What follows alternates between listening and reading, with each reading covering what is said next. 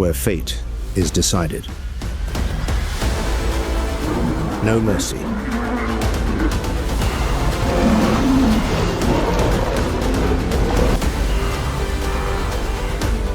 No second chances.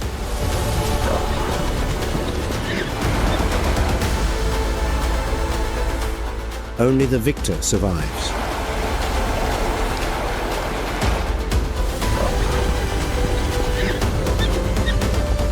Welcome to WildVerse, where we explore the most extraordinary stories of the natural world.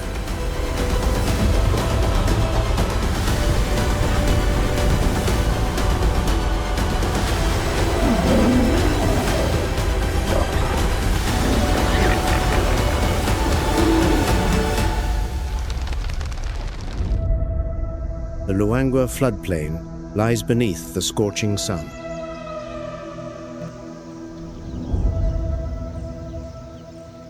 A lioness presses flat against the ground.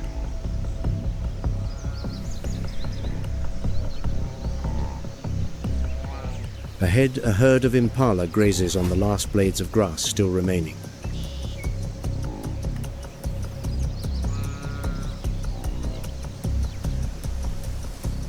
The lioness inches forward, belly pressed low, eyes locked on the herd. Muscles taut beneath short fur caked in red dust. Caked in red dust.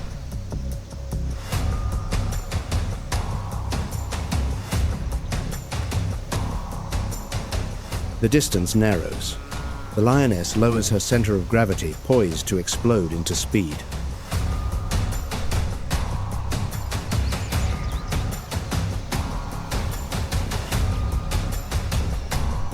The impala raise their heads in unison. A beat of stillness, then the herd scatters. The lioness launches forward 35 miles per hour. Dust billows into a thick cloud behind her.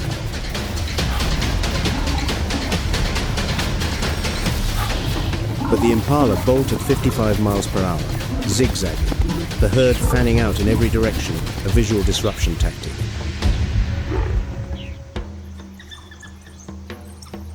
The lioness stops, chest heaving, tongue hanging long. The heat has defeated hunger.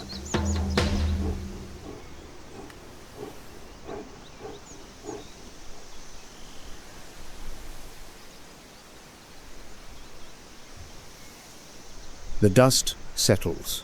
The herd has vanished beyond a distant line of acacia trees, safe, at least until the next attack.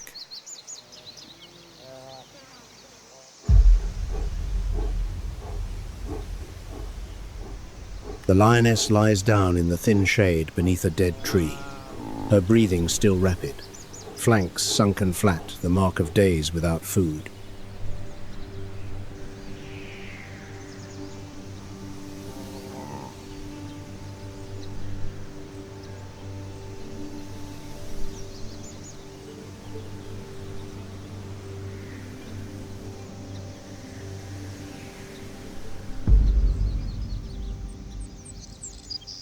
It has been more than 6 months since the last rain fell on this valley.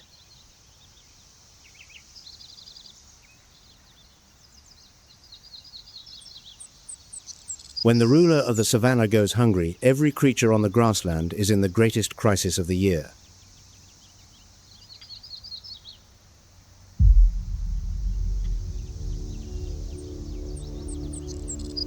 The Luangwa Valley stretches 435 miles across eastern Zambia.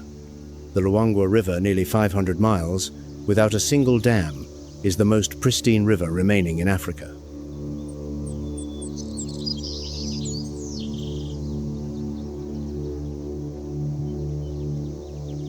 The dry season drags on. The river level has dropped more than 20 feet, many stretches reduced to isolated pools amid white sand.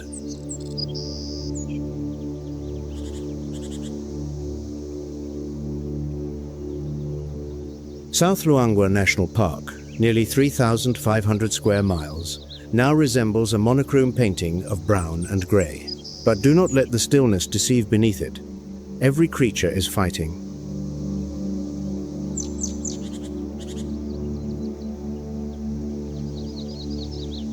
Water becomes the only currency on the grassland. Every decision, where to go, what to eat, fight or flee, revolves around one question: where is the water?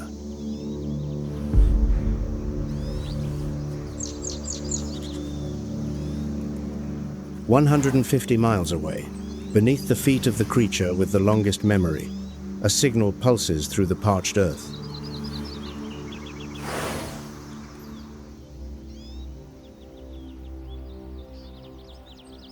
The river continues to retreat, and on the cracked plains to the north, a herd of African elephants is on the move, not aimlessly, but following something no one else can hear.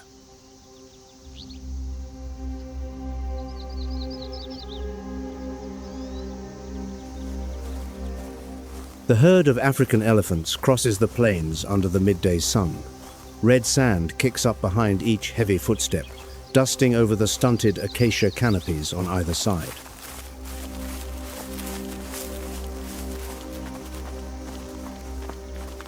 Ahead, the horizon blurs in heat waves. Not a trace of water, not a single cloud, only sun and earth, stretching endlessly.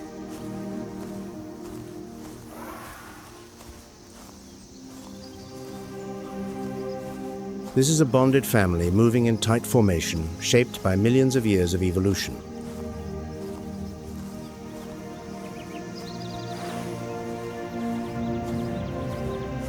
A calf struggles to keep pace.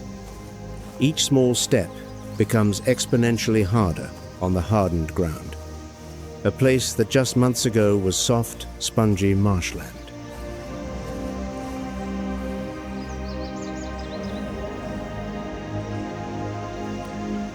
But the herd never abandons its weakest member.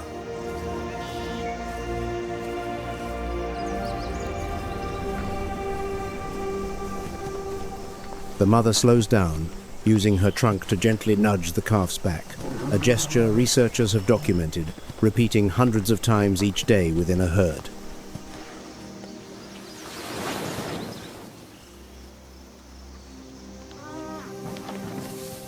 The herd pauses.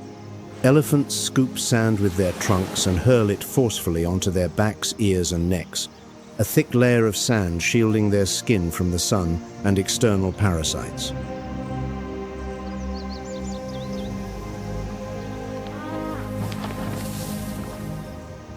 The calf imitates, using its small trunk to toss sand onto its head, but most of it falls right back down. The skill will come after a few thousand practice attempts.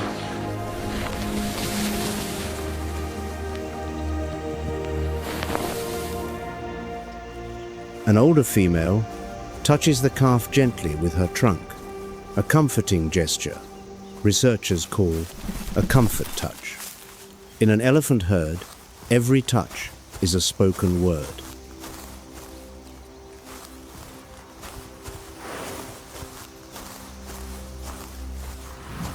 The calf trails behind, steps still heavy, but now each step has purpose.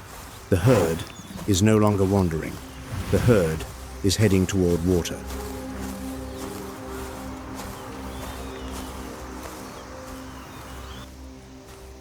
The elephant herd gradually disappears into the red haze of sand, following the promise of rain, a promise the earth whispers through every tremor below.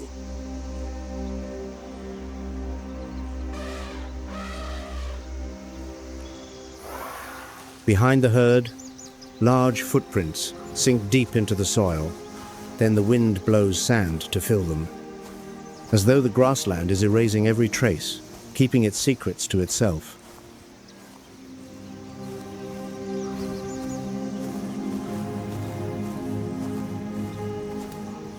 But the elephants have left behind something more important than footprints knowledge.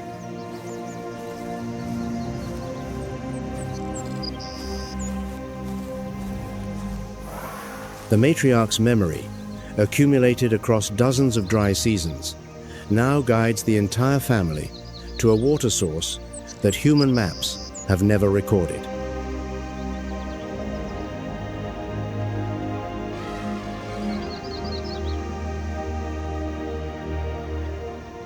While the elephants depart, smaller creatures must face a far more brutal reality because they lack the ability to leave.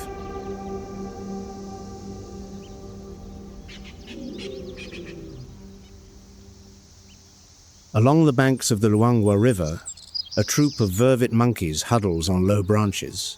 Their territory shrinks with the water level. Each day the river recedes further, their living boundary contracts.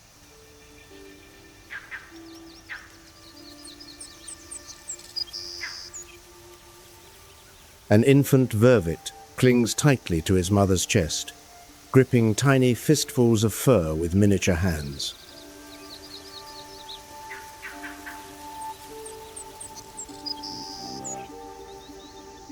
On the ground, the mother vervet flips small rocks, searching for beetles.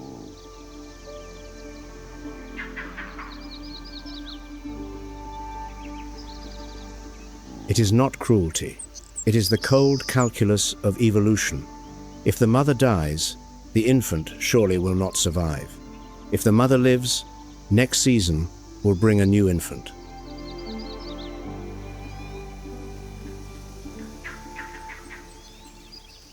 The vervet troop contracts around the last remaining permanent water source.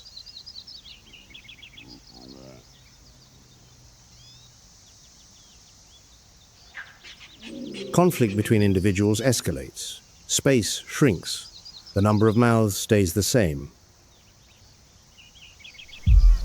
Male vervets defend territory more fiercely, baring teeth, chasing unfamiliar males away from the water. Every sip is now a resource worth defending at all costs.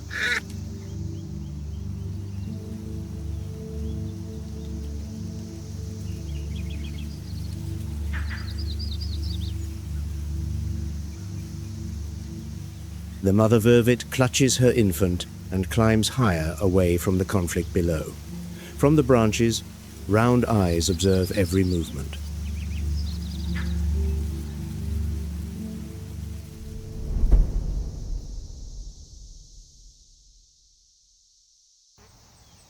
Each day, the river retreats.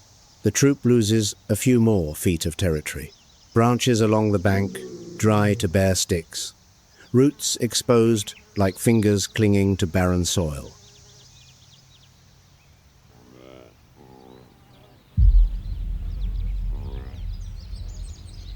In the shade of the dry riverbed, a leopard blends into the palette of cracked earth, a silhouette waiting, and patience is the only weapon it needs.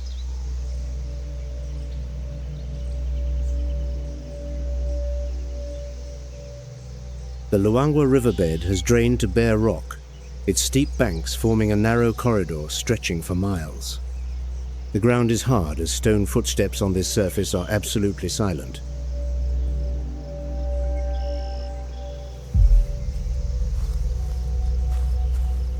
Africa's finest ambush predator now has a pathway with no sound, no trace, with earthen walls concealing every angle from above.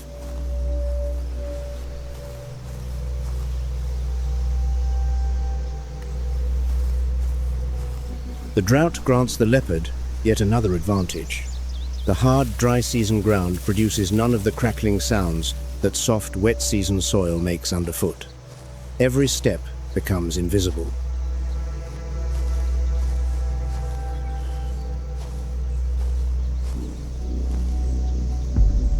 Near the riverbed, a herd of impala grazes along the bank.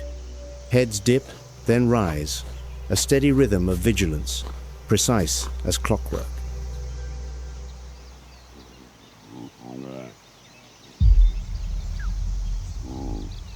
The leopard crawls along the riverbed, belly flat against the ground, each step deliberate, the dappled golden brown of its coat blending into the grey-brown tones of cracked earth.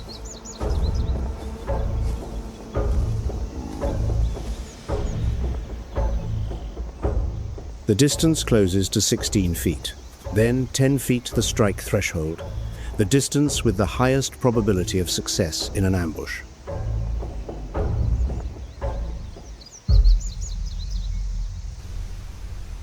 An impala raises its head. The leopard freezes. Not a single muscle on its body moves. Absolute silence. The impala scans, then lowers its head to feed again.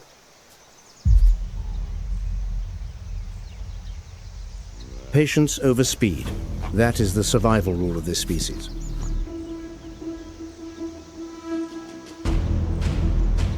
This time, the element of surprise holds. The leopard launches from the riverbed like a coiled spring. The thrust from its hind legs tears through the distance in an instant. The leopard is in the middle of the impala herd.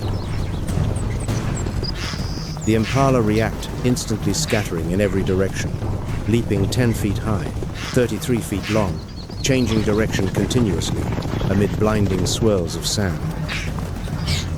An impala reaches 55 miles per hour within the first few strides. The leopard catches its prey.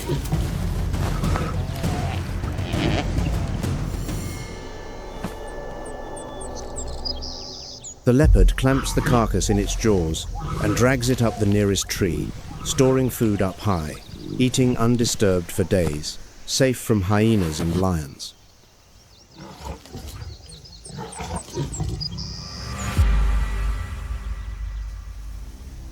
From the branches, it need not worry about losing its kill to lurking rivals.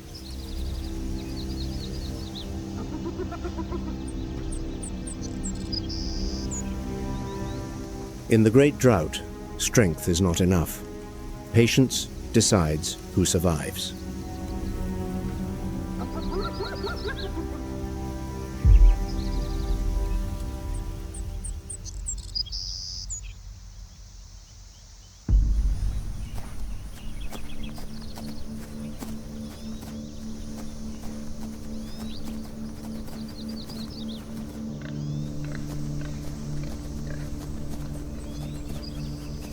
On the other side of the plains, a sounder of warthogs feeds on the grassland, but their feeding method differs from every other species, kneeling on their front knees.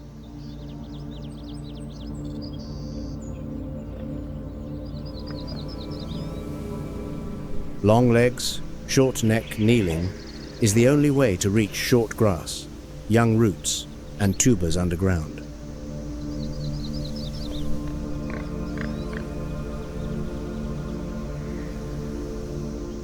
Thick, calloused pads protect their knees, developed naturally through a lifetime of repeated kneeling. The savanna crafts its own padding for its warriors.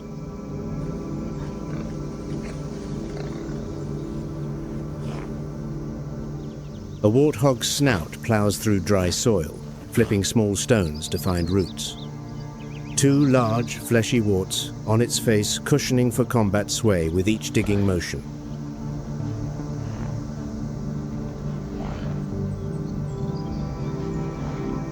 Male warthogs carry 2 pairs of tusks.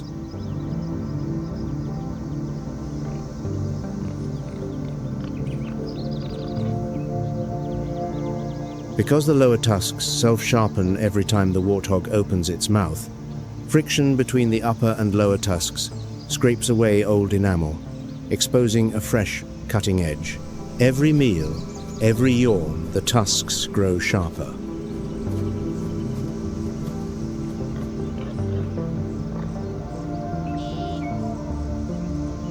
Warthogs have no sweat glands. In the heat, warthogs wallow in mud. Mud regulates body temperature, blocks the sun, and repels parasites.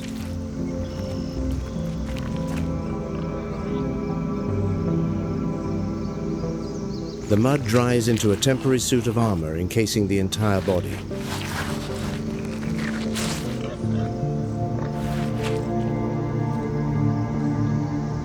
A male warthog weighs 130 to 330 pounds, runs up to 30 miles per hour, small on the savanna but carrying the sharpest weapons.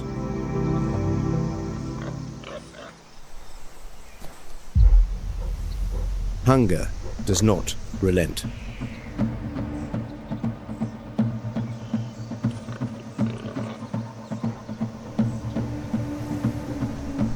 The lioness, who failed this morning with the impala herd, now returns in broad daylight, targeting a different sounder of warthogs kneeling on the open grassland.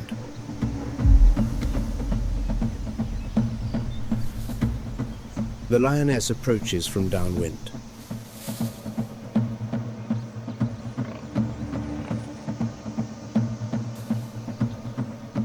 Body pressed against the yellow grass, each step deliberate. The dry grass just tall enough to conceal a crouching lioness.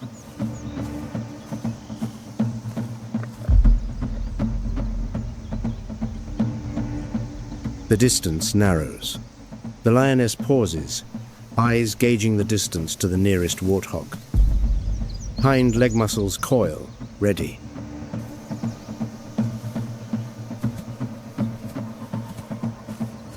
The wind shifts.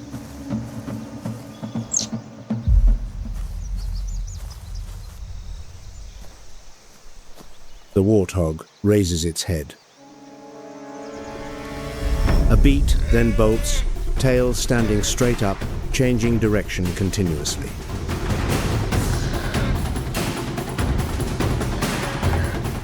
The sow runs tails, standing rigid, forming a chain of signals through the dust cloud. The distance closes to just a few feet. But the warthog still escapes the lioness.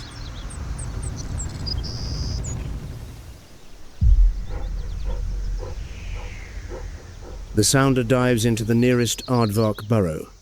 The adult warthog backs in last tusks facing the entrance. The lioness lowers her center of gravity, stalking close to the burrow entrance.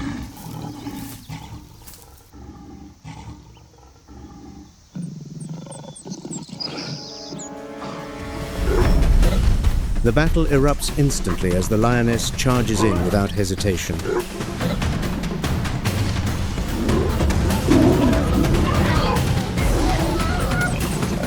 At that very moment, other members of the sounder bravely rush out to mount a rescue.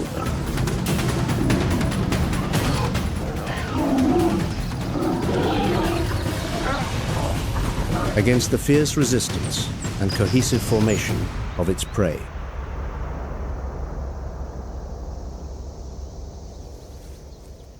The exhausted lioness accepts defeat and retreats once again. The lioness has failed.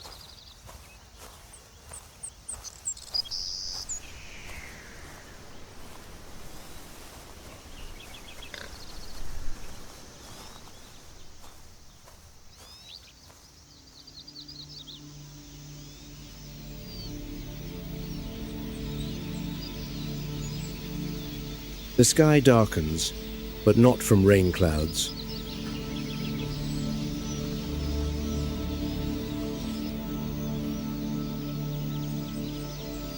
Millions of red-billed quelea take flight simultaneously, blanketing the entire sky.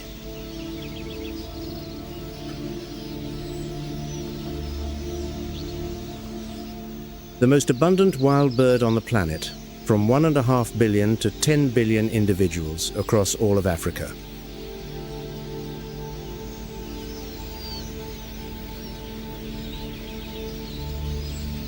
Each one weighs less than 1 ounce, yet a quelea flock weighs more than 50 tons.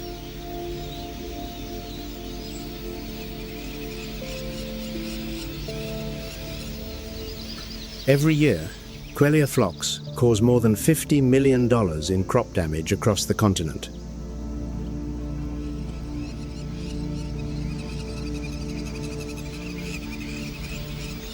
From above, the quelea flock moves like a single organism, undulating, expanding, contracting, shifting shape continuously.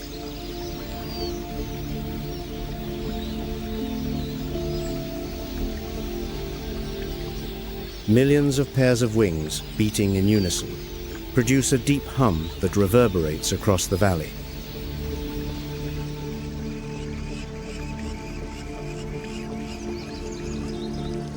The shadow of the flock sweeps across the ground like a colossal cloud, shading every creature below for a few seconds before vanishing.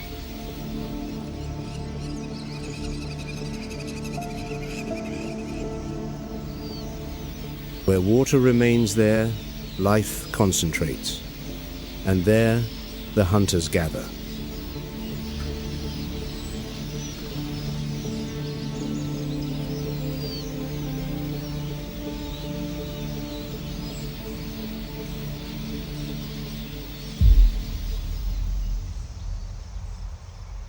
The Luangwa River, home to the highest density of Nile crocodiles in Africa, has now shrunk into scattered short stretches of water. Large crocodiles claim the best positions, lying motionless like dark brown logs amid the remaining pools.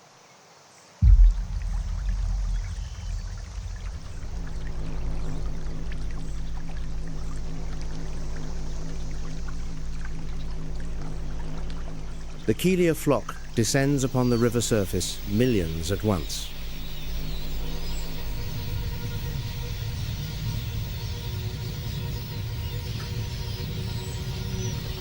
The crocodiles need not ambush. The prey comes to them.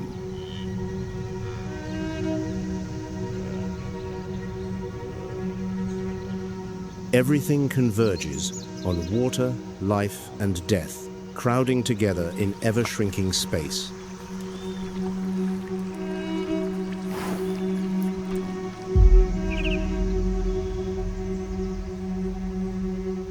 But to the southwest, the situation has surpassed every limit of endurance.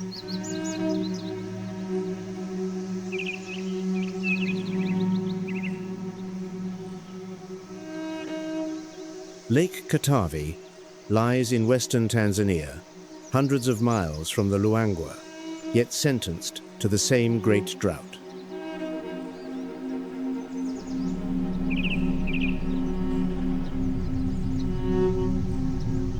Each day, the lake contracts further, the waterline retreats, leaving behind an ever-widening belt of cracked mud.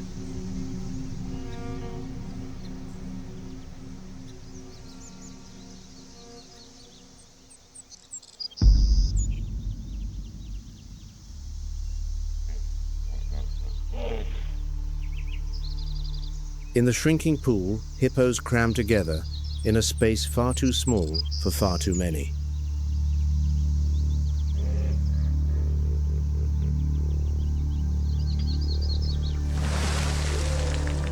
Katavi, one of the densest hippo populations in Tanzania.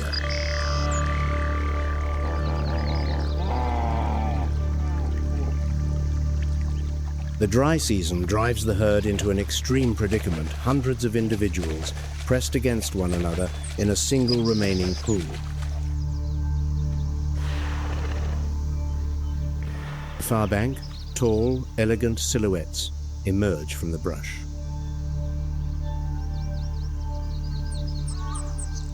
Giraffes, the tallest animals on the planet, are quietly confronting the great drought in their own way.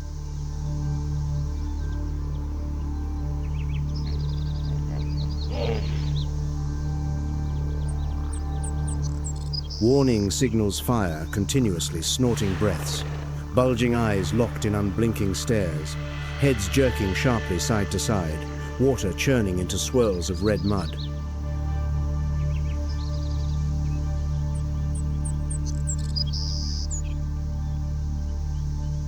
Every gesture is a warning. Do not come closer. But in this cramped space, no one can back away.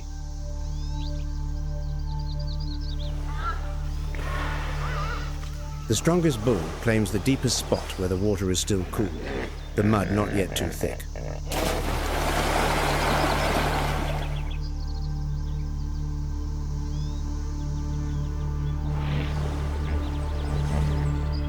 Weaker males are pushed to the sun-scorched banks, where even thick skin cannot withstand the direct heat.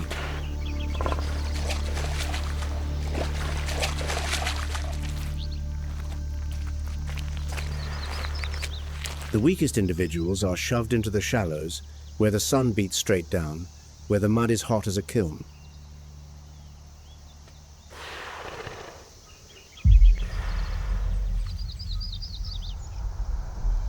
The stagnant water holds feces, urine, decomposing, remains a breeding ground for anthrax outbreaks.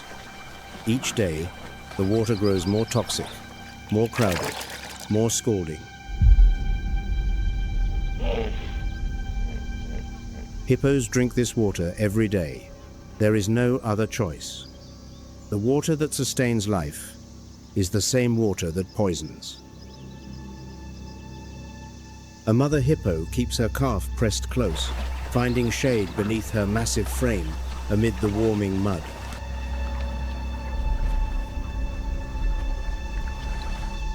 The only shade left for the calf is the mother's own body. But hippos are not the only species trapped here.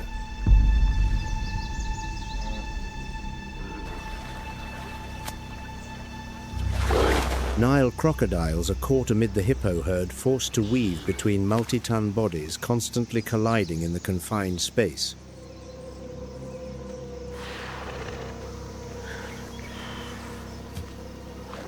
The zebra's life is spared.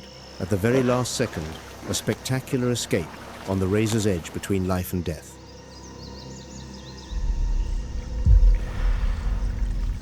Just as the zebra barely escapes that razor's edge between life and death,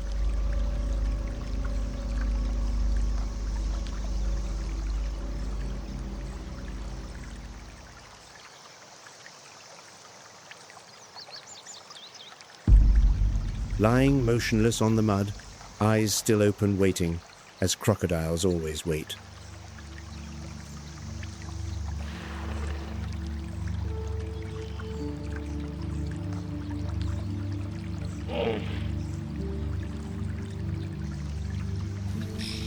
Oxpeckers perch on hippo skin, hopping between thick folds, pecking at ticks, cleaning wounds, calling their distinctive alarm when a threat approaches.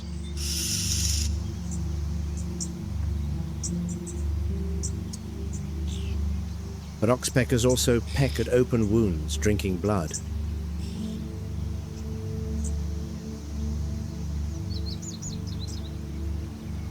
A symbiotic relationship with a dark side that neither party abandons in the Great Drought. Even an imperfect alliance is better than solitude.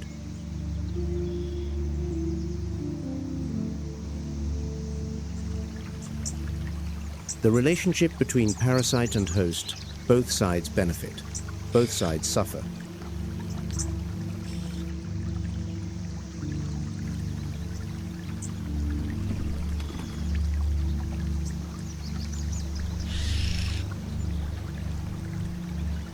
Like everything on the Savanna, no relationship is perfect.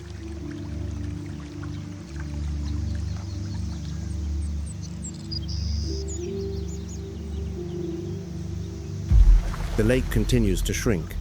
Large hippos begin to get stuck in the mud legs, sinking deep, unable to turn. Deep groans rumble across the murky surface, but no one comes to rescue.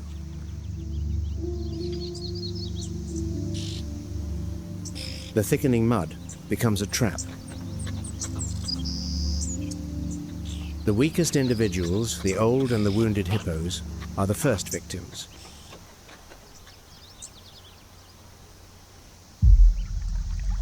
And then, what the entire valley fears arrives.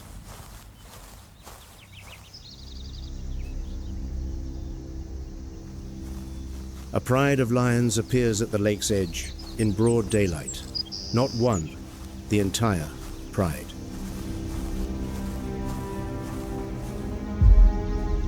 Hunger has driven the lion pride to the most dangerous territory on the Savanna, the last remaining pool where hippos reign.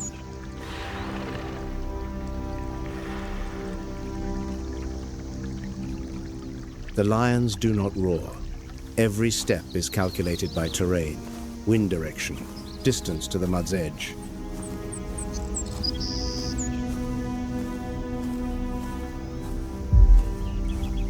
This is not a chase. This is a slow siege.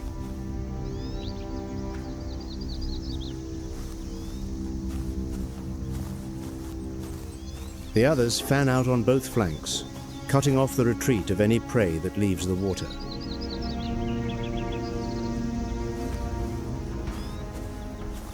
The The hippo herd senses it. The herd retreats to deeper water, but the deep water barely exists anymore.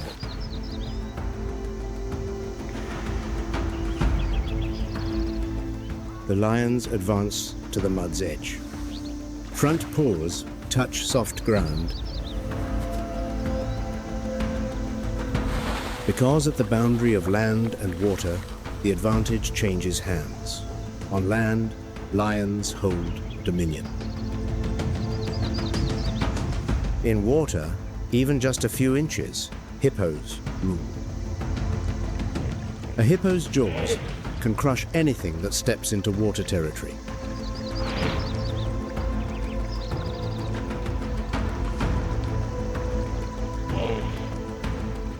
Hippos need no speed.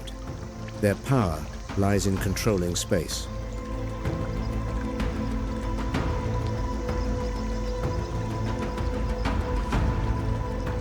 But this time, ferocious hunger overpowers fear.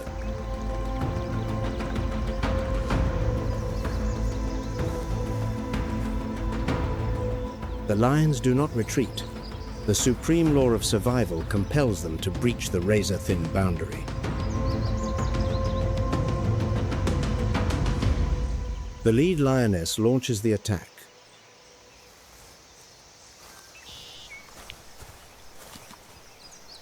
The entire pride pounces in unison.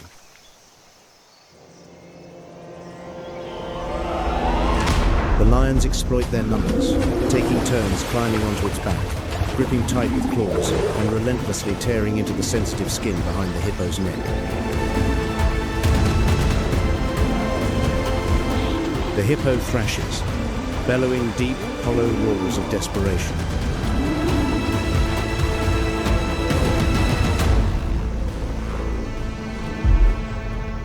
Failed with the impala in the morning, and failed with the warthogs at midday. But on the third attempt, the patience and brutality of the lion pride has been rewarded.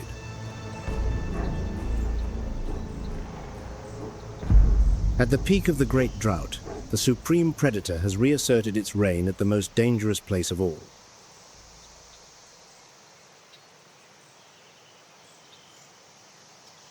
A prize of thousands of pounds guarantees the survival of the entire pride for weeks to come.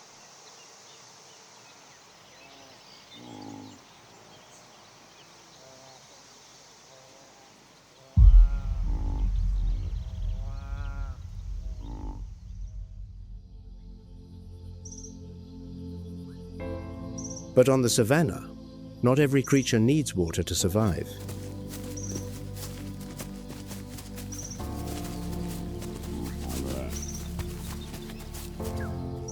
As dusk falls, a strange silhouette emerges from the dry leaves, a creature wearing armor older than the dinosaurs.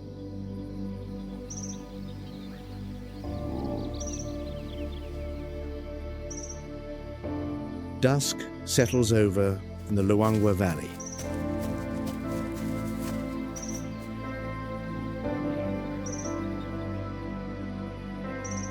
The last light of day paints the plains in coppery red, stretching the shadow of every tree trunk across the cracked earth.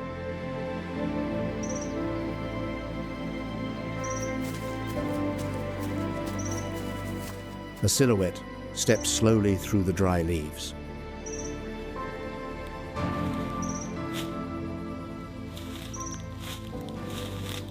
Two hind legs, a thick tail for counterbalance, a distinctive swaying gait that no other species on the savanna possesses.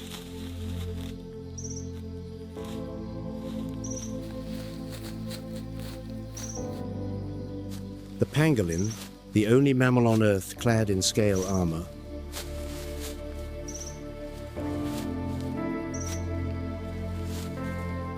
scales composed of keratin, the same protein as human hair and nails, making up 20% of its body weight.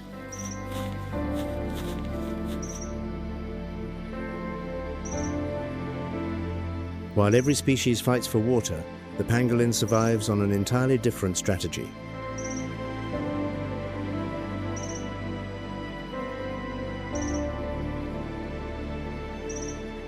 Termites thrive in the cracked, dry-season soil food lies right underfoot.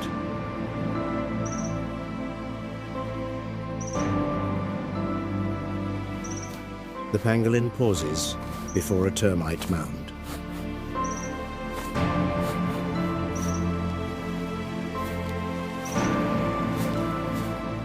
Long front claws scrape through the hardened earth, opening the termite tunnels below.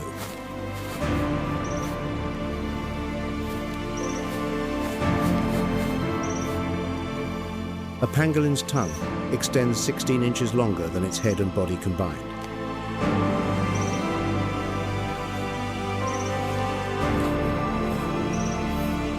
The tongue does not attach to the hyoid bone, it anchors deep in the chest cavity, between the sternum and the trachea.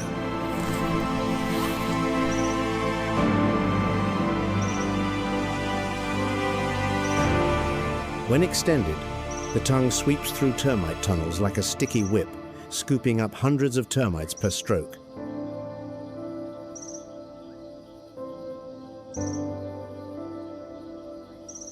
Pangolins have no teeth. The stomach functions like a gizzard swallowing small stones to grind food.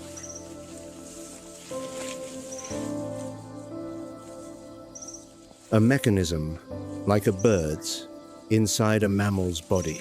200,000 termites per day, 70 million per year.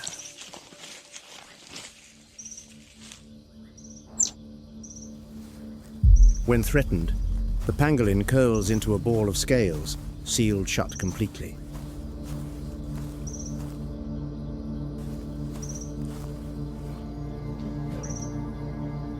Lions cannot pry it open. Leopards cannot bite through. Millions of years of evolved armor protects against every natural predator.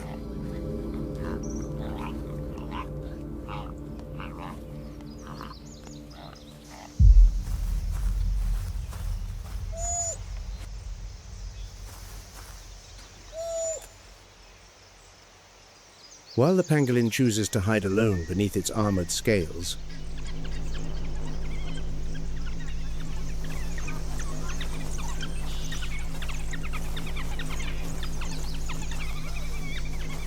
the phantoms of the savanna defy the laws of survival through the power of the pack.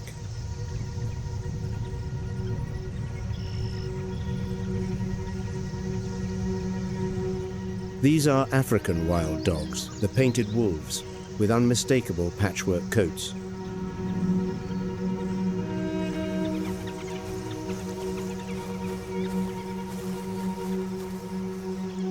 The pack of African wild dogs sets off, tirelessly crossing the vast plains.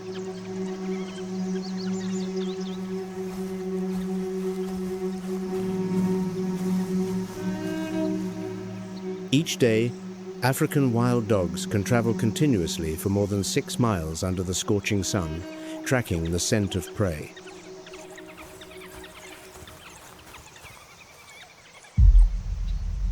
A target has entered their sights.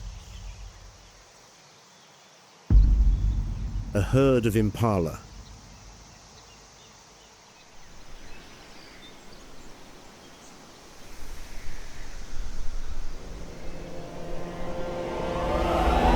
Precision coordination, the pack drives the prey toward the waterhole. When every escape route on land is completely sealed off, the exhausted impala hurls itself into the water.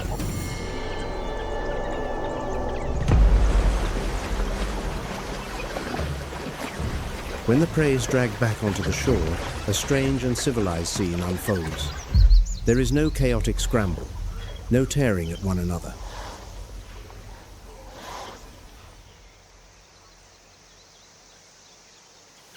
They are phantom warriors, standing as living proof of the power of kinship.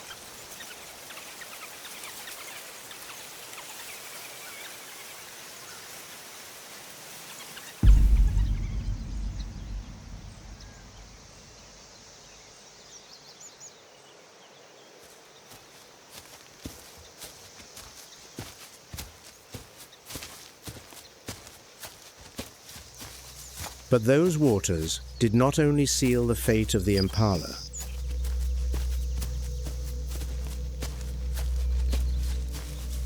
On the far bank, tall, elegant silhouettes emerge from the brush.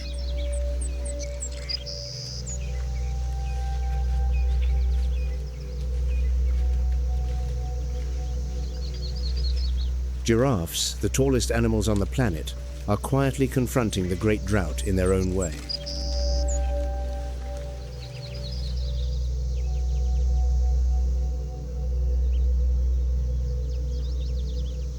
With their towering height, they hold an exclusive monopoly on the highest canopy leaves.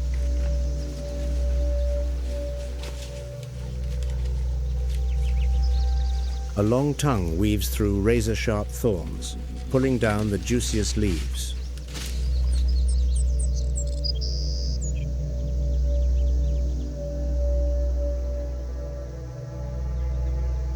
But when forced to drink, the gentle giant must confront a perilous biological limitation.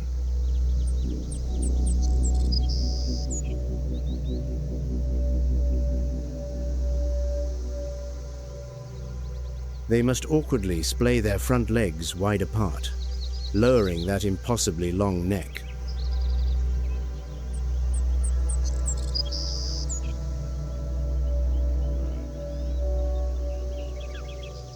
A moment of stillness from creatures perfectly adapted to the upper reaches of the savanna.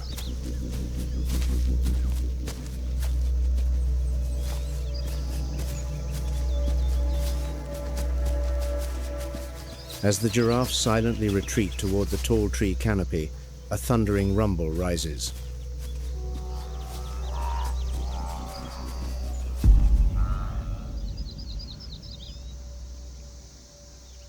Emerging from the brush, a herd of zebras.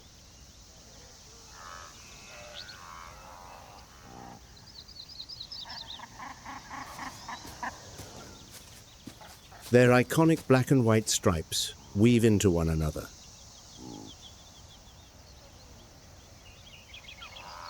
The lead zebra guides the entire herd across the water.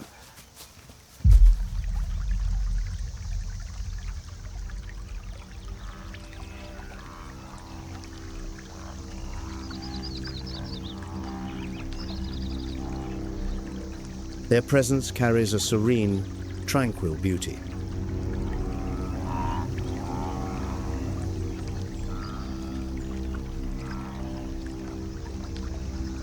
But the peace of the zebra herd never lasts long when opportunists appear.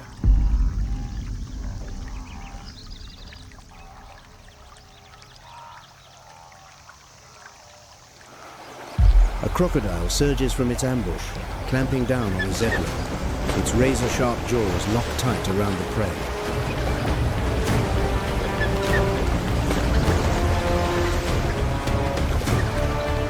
The zebra, by some miracle of final strength, breaks free from the crocodile.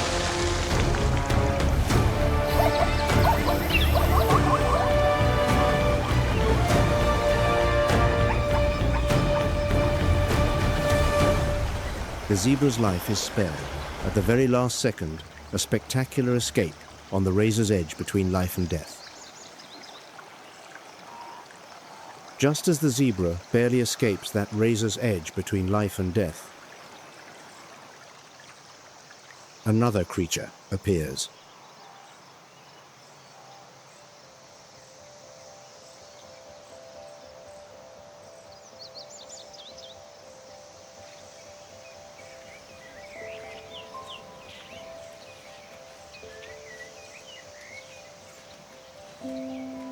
It is the kudu, one of the most graceful herbivores of the plains.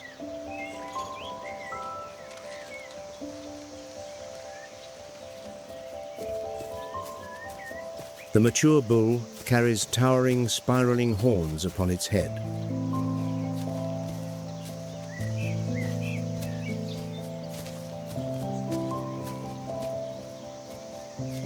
To endure the stifling heat and the scarcity of the great drought,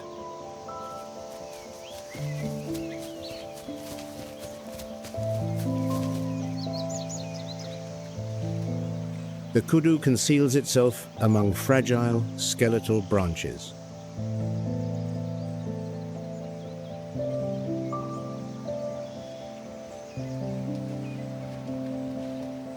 Its grayish-brown coat, accented by slender white stripes draped across its back, gives the kudu flawless camouflage.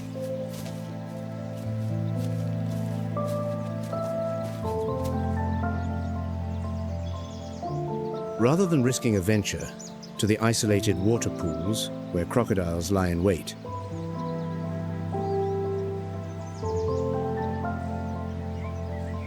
the kudu stands motionless.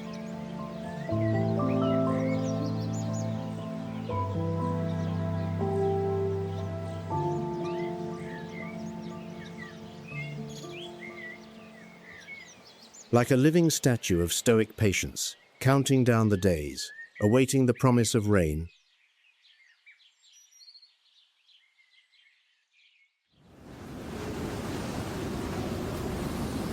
But the dry season does not last forever.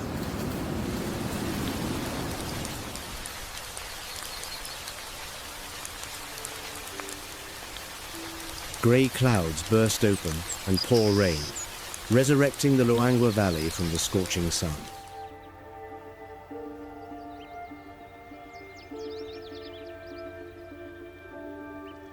Cracked earth seals shut, the river rises high, the savanna transforms from the hue of death brown to tender green.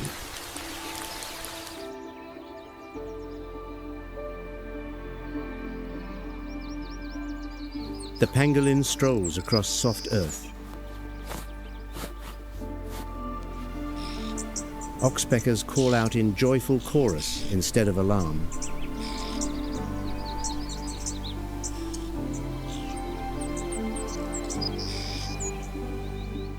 Lake Katavi fills with water.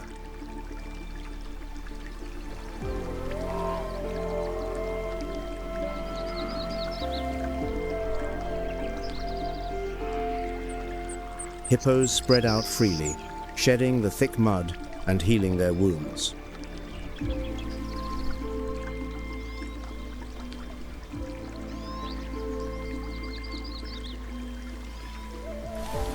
Memory and feet that know how to listen have guided the elephant herd across hundreds of miles to the exact place where the rain falls. Warthogs feast on green grass.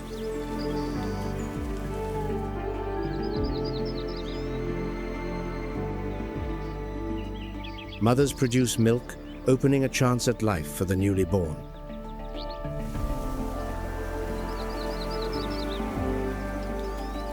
Impala dance across the soft ground.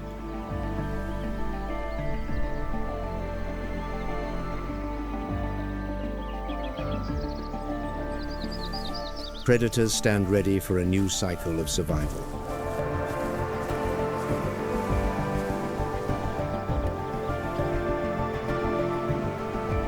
Drought tests, rain redeems. Nature honors those creatures who know patience and adaptation.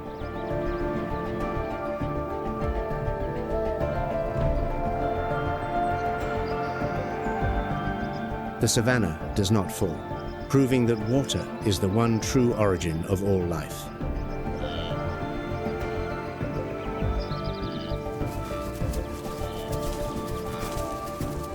Thank you for journeying with WildVerse.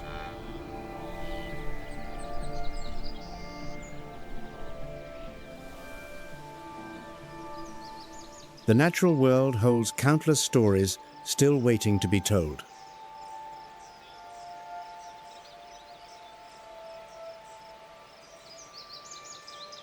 See you on the next adventure.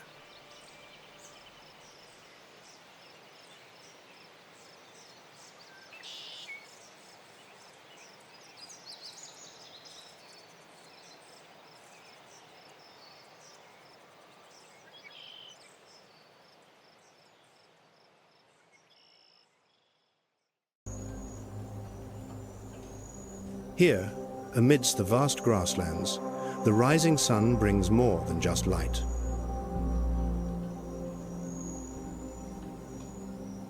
It delivers an unforgiving challenge to every creature that calls this wilderness home.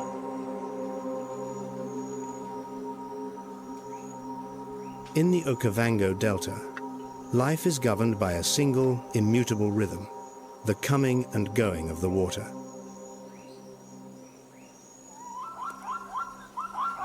For predator and prey alike, the line between triumph and tragedy is etched into the savanna dust.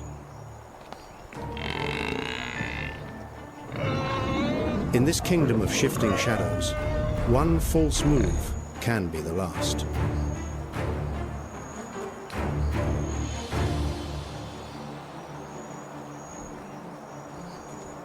But as the morning heat begins to build, the savanna's deceptive peace is broken by a rare and desperate opportunity. An old buffalo bull, separated from the herd by infirmity, becomes an ambitious but necessary target.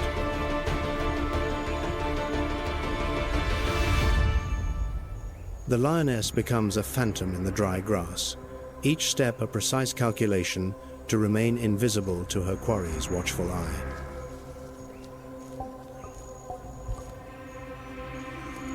She uses every acacia tree, every termite mound, closing the distance with the chilling patience of a consummate assassin.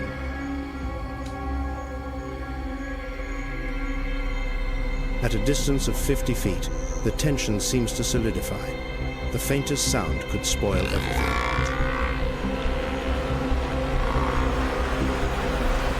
A fatal bite, not to tear flesh, but to sever the very source of life, a suffocating technique perfected over millions of years of evolution.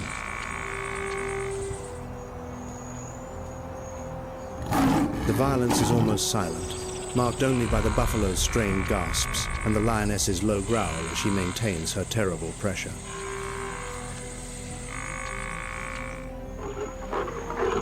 The buffalo's muscles tense and then, finally, yield, its immense strength dissolving under the sovereign's cold resolve.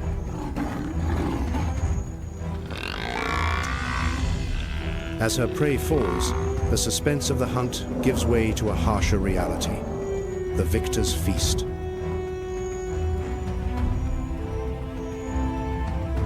With powerful tearing bites, she begins to breach the thick hide to reach the flesh within an act driven not by cruelty, but by the urgent necessity of survival.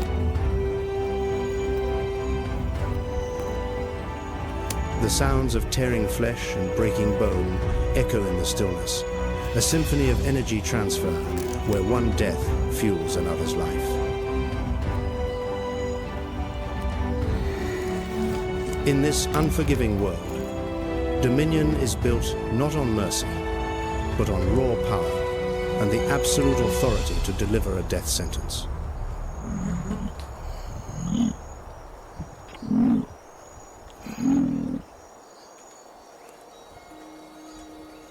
As the lioness's form fades into the heat haze, the air loses none of its tension.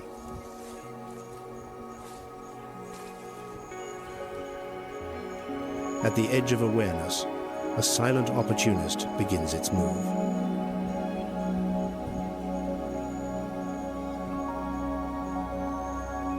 The black-backed jackal, its namesake saddle of dark fur running down his spine, is one of the savanna's master observers.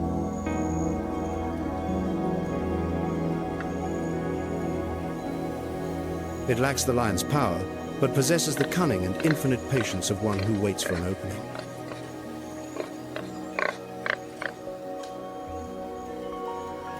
Nearby, a herd of impala stand like russet statues against the scorched grass.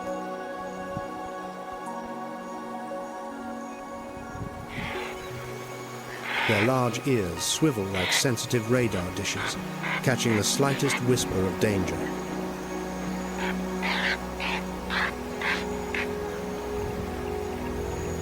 These antelope possess a remarkable alarm system. Scent glands in their rear heels release chemical signals to the herd the moment they leap into flight.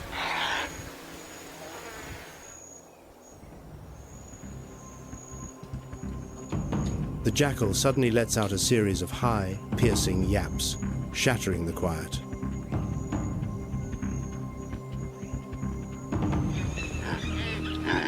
This call is no act of benevolence. It is the jackal's way of announcing that a predator's position has been compromised.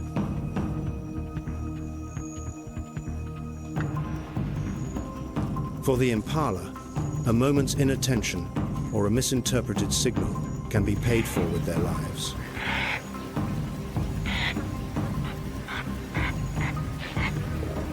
Survival here demands absolute focus, where even a humble scavenger can hold the key to life and death.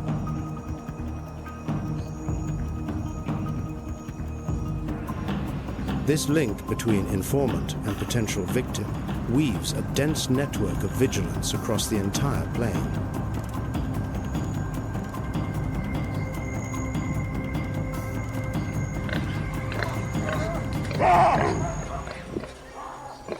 But as the sun climbs higher, another master of concealment is at work, entirely separate from the world below.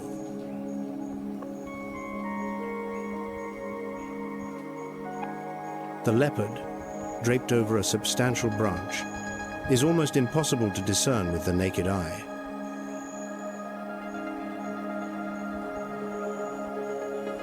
The iconic rosettes of its coat break up its outline, blending it perfectly with the dappled light filtering through the acacia canopy.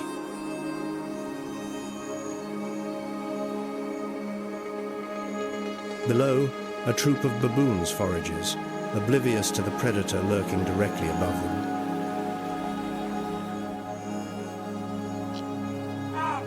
Baboons are among the savanna's most intelligent and socially organized residents. They leave nothing to chance.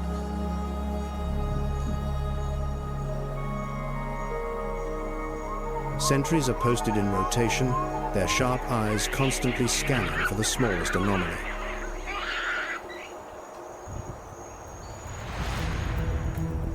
The leopard shifts its weight in preparation for an aerial ambush, a movement as subtle as a whisper of wind through the leaves.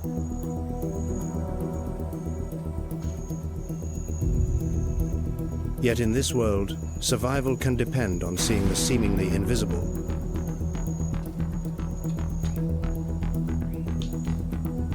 A large male, a seasoned guardian of the troop, catches the glint of an eye or the faintest twitch of a tail.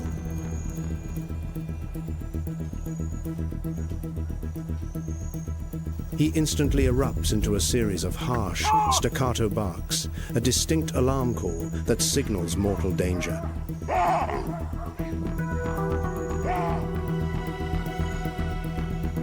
The troop immediately switches to defense, the most powerful males advancing to display their long, sharp canines.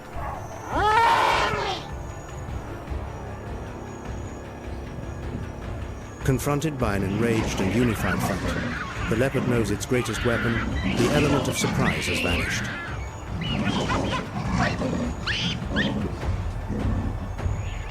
In this high-stakes battle of wits, sensory acuity is as potent a weapon as any sharp claw.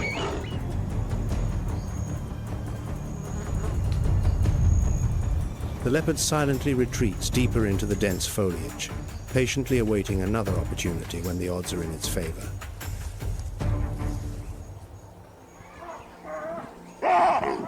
The confrontation ends without a drop of blood being spilt, but it is a victory, nonetheless, a triumph of intelligence and absolute vigilance.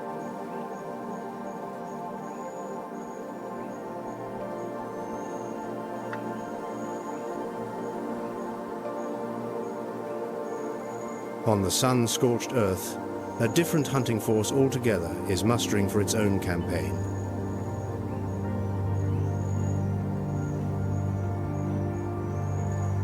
African wild dogs, or Lycaon pictus, the painted wolf, are the most efficient killers on the continent.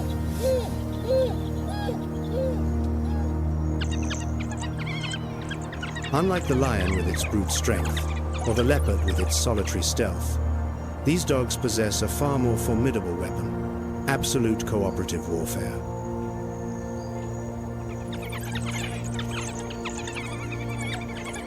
Before the hunt, the pack engages in an exhilarating greeting ceremony of bird-like chirps and frantic tail wags.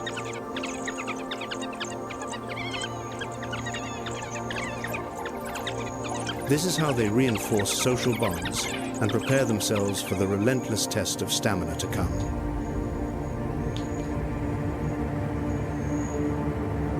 The target is identified a lone impala lingering near the edge of the scrubland.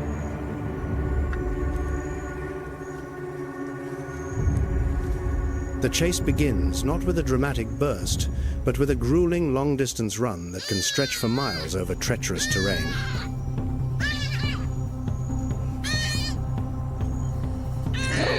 The impala, for all its powerful leaps, begins to falter against the sheer persistence of its mottled pursuers.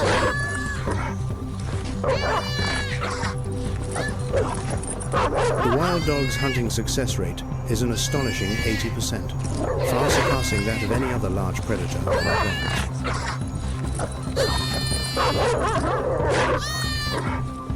plains. Once the prey is done, something rare in the natural world unfolds: the peaceful and selfless sharing of the meal.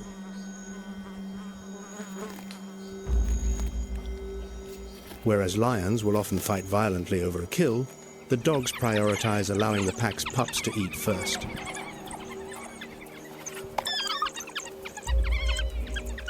They must act quickly, for the scent of blood and the sounds of the chase will soon attract formidable kleptoparasites, like hyenas, or indeed, the lions themselves.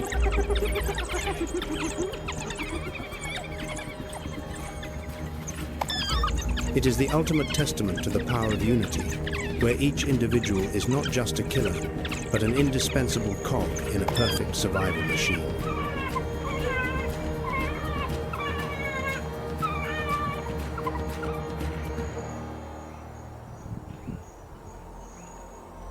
As the sun begins to sink below the horizon, the brilliant gold of the savanna gives way to the deep violet of dusk.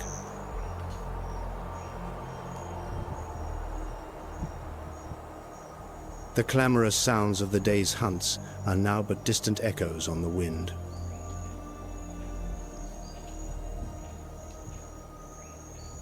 From the smallest jackal to the sovereign lion, every creature has played its part in this ancient drama of survival.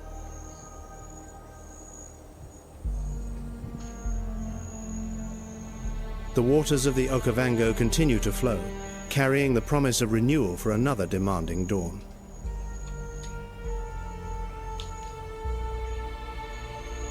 In this kingdom of shadows, death is never the end, but the lifeblood for the generations that follow.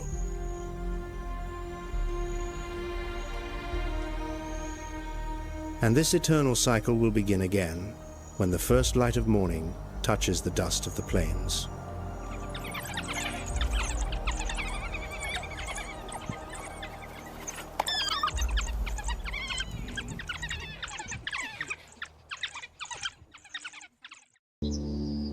High noon on the Serengeti Plains, the sun casts short shadows across golden grasslands stretching to the horizon.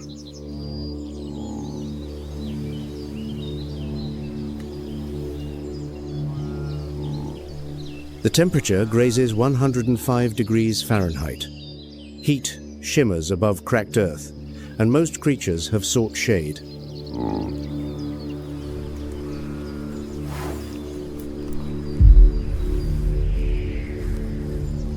But not all. A pride of lionesses lies motionless in grass tall enough to reach a person's waist.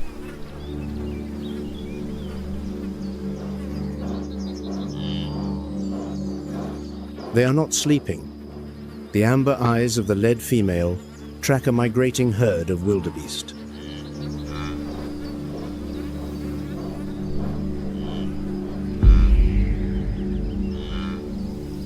The lead lioness signals with a dip of her head so subtle it is nearly imperceptible. A flanking group peels away to either side.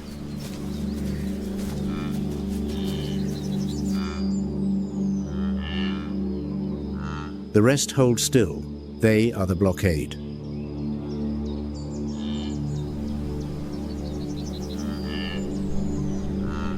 The wildebeest press forward, oblivious to the trap already drawn around them.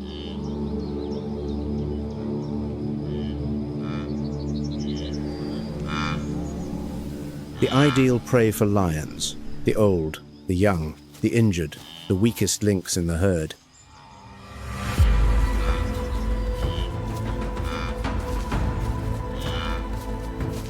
A wildebeest calf, under 6 months old, weighing roughly 80 pounds, drifts behind the column. It lacks the experience to sense danger. 40 feet, 30 feet, 20 feet. The lead lioness explodes from the grass.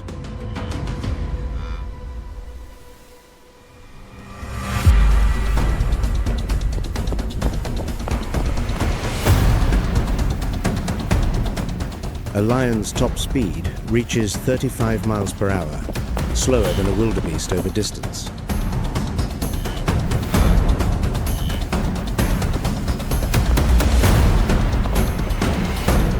But within the first 50 feet, no prey reacts in time.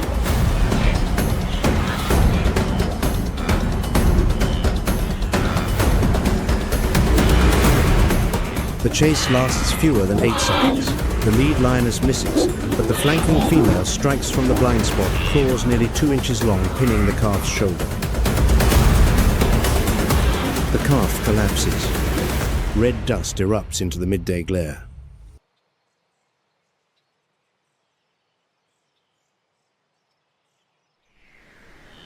A kill. Yet lions succeed only about 25% of the time. 3 of every 4 hunts end in failure.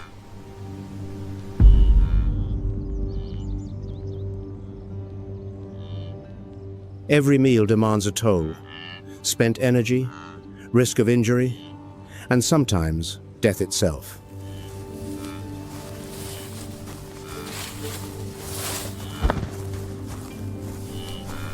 Wildebeest, the longest distance land migrants among large mammals, are far from easy quarry.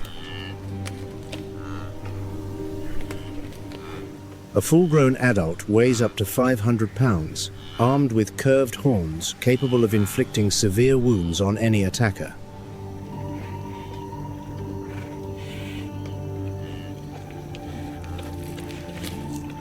Yet that very strength makes them the prime target.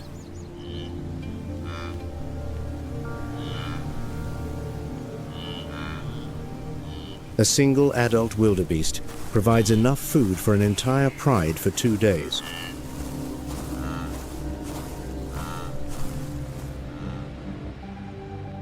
No side claims permanent victory.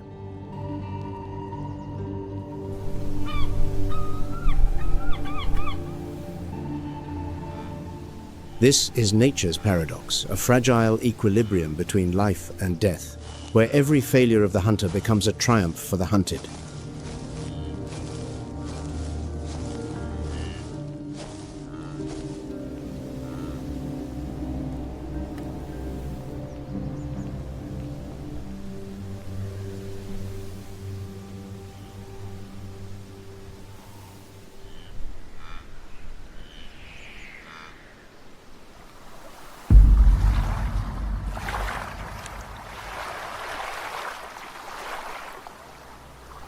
But the arms race on the African savanna is merely one chapter in a far longer story.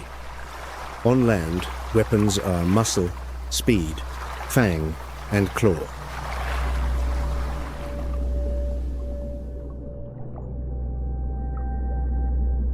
Beneath the ocean, the rules change entirely.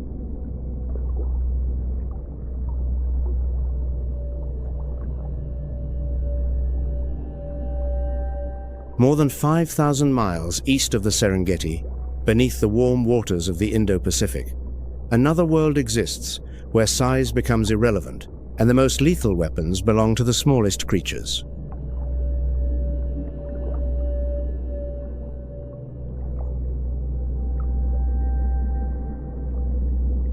The Coral Triangle, spanning seas from Indonesia through the Philippines to Papua New Guinea, harbors more than 75% of all coral species on Earth.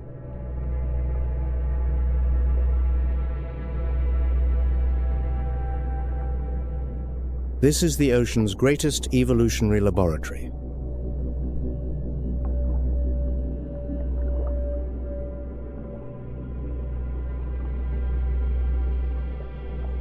And among these luminous reefs, a different arms race has unfolded, waged not with muscle or speed, but with venom, camouflage, and biological traps.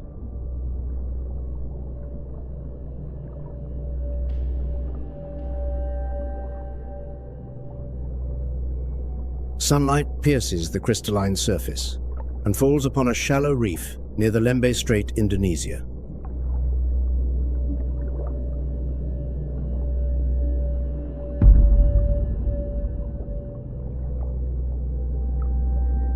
Among staghorn coral branches and multicolored sponges, a creature smaller than a golf ball creeps through a crevice.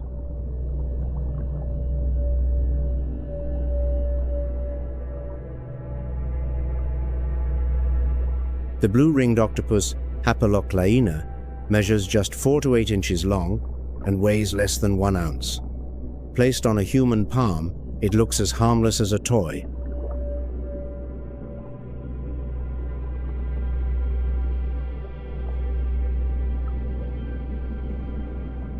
Yet within that diminutive body lies enough venom to kill 26 adults.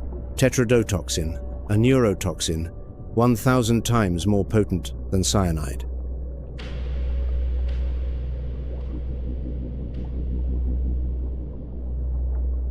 And there is no antidote. Stranger still, the blue-ringed octopus does not manufacture its own venom. Symbiotic bacteria, Vibrio and Pseudomonas, dwelling in its salivary glands, are the true chemists.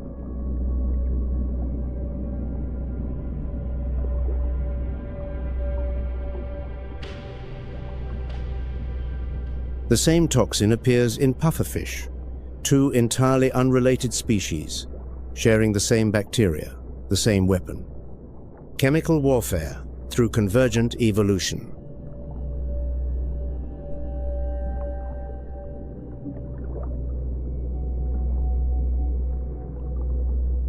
When threatened, neon rings across its skin ignite in under half a second, the ocean's most unmistakable warning signal.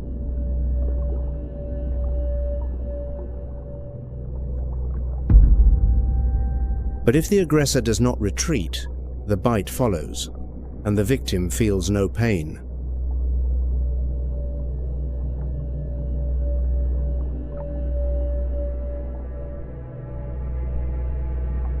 No pain. That is what makes it terrifying.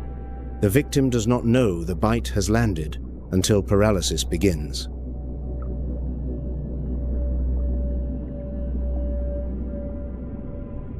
The lethal dose, a single milligram lighter than a grain of salt.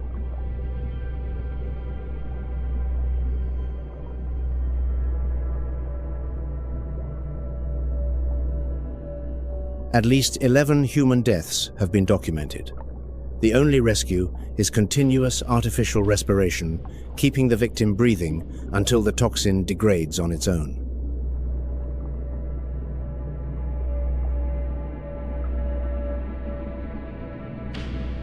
This lethal creature possesses a remarkably brief lifespan, lasting a mere 1 to 2 years.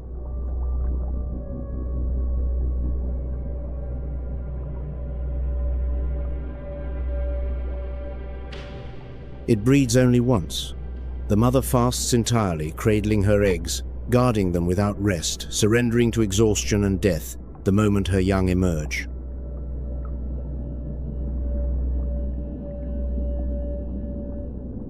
A short life, an eternal weapon.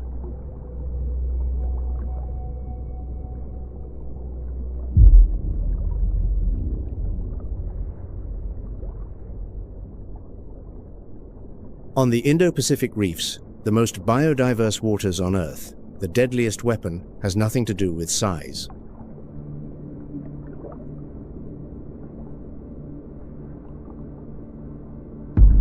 Here, venom kills within 5 minutes. Camouflage turns a hunter to stone, and a mouth engulfs prey in 6/1000ths of a second.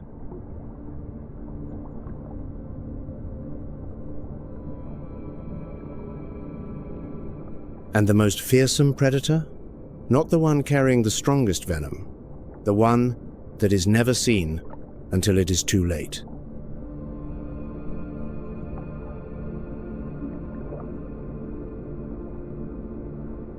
From the blue-ringed octopus, a miniature assassin armed with neurotoxin, the story draws deeper into the coral reef, where two opposing schools of combat have persisted for millions of years.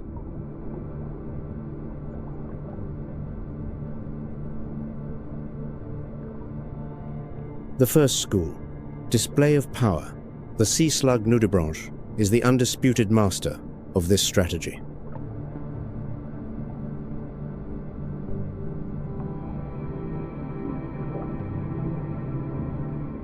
More than 3,000 nudibranch species have been identified across the world's oceans, and scientists believe the true number far exceeds that count.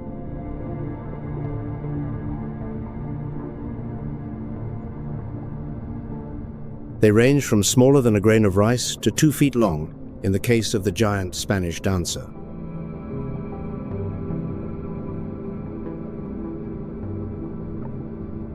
Their colors defy belief. Neon pink, blazing orange, deep violet, electric blue like living candy scattered across the reef.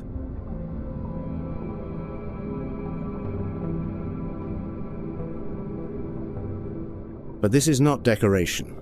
This is a warning.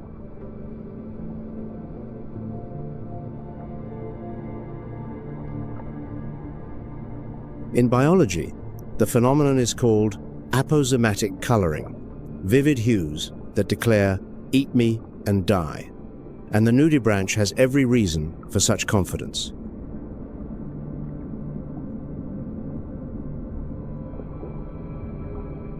They are the ocean's most sophisticated weapons thieves. When feeding on sea anemones or hydroids, organisms armed with stinging nematocyst cells, the nudibranch does not trigger those cells.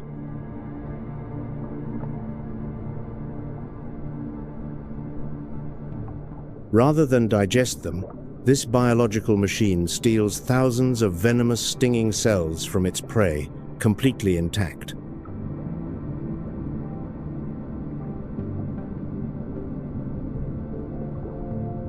It routes the toxic capsules through its digestive tract, channeling them directly into the serrata, transforming the fleshy appendages on its back into a lethal defensive arsenal.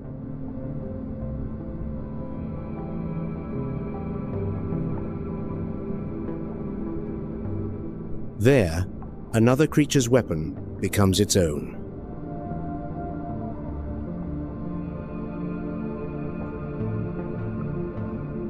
Science calls this process kleptocnidae, stealing stinging cells. No other species on Earth accomplishes this with such precision.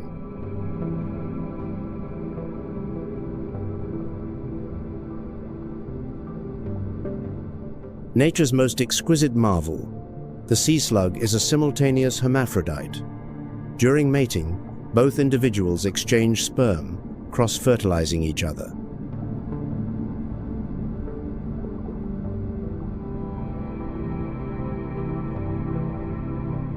This mechanism ensures that not a single reproductive opportunity goes to waste across the vastness of the open ocean.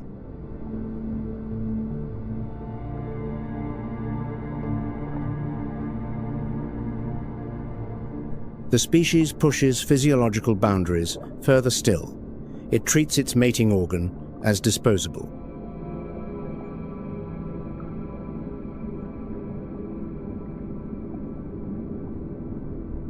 Through autotomy, the nudibranch detaches its penis immediately after copulation, then regenerates a fully functional replacement in just 24 hours.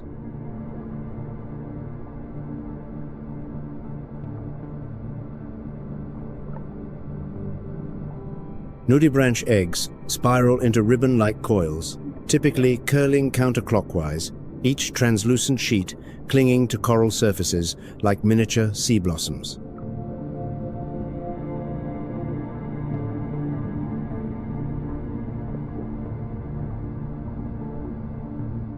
Among thousands of species, the Spanish dancer Hexabranchus sanguineus stands apart.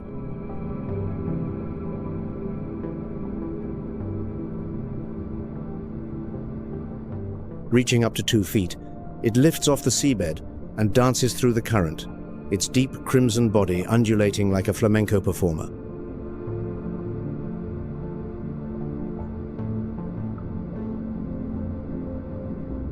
But behind that beauty lies a vital ecological role. Nudibranchs serve as reef health indicators. Where they flourish, the coral thrives.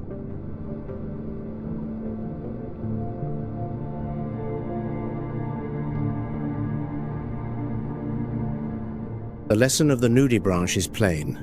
No need to forge weapons. Simply steal them from others and flaunt them loudly enough that no one dares test the claim.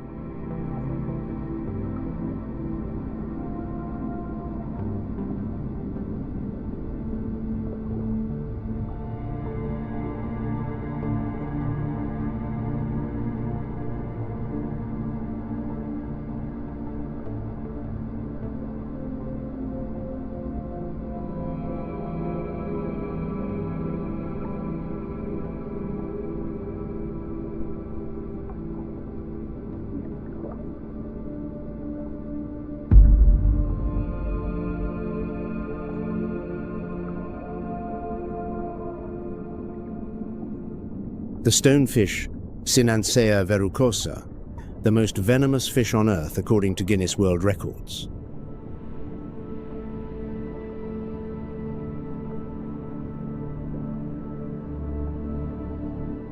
Its camouflage is so flawless that it becomes indistinguishable from a moss-covered rock on the seabed.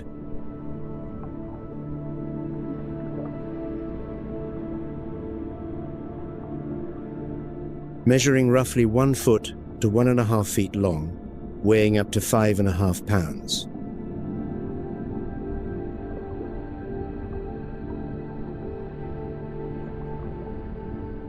It lies motionless for hours, patience embodied, merging seamlessly into the coral rubble beneath it.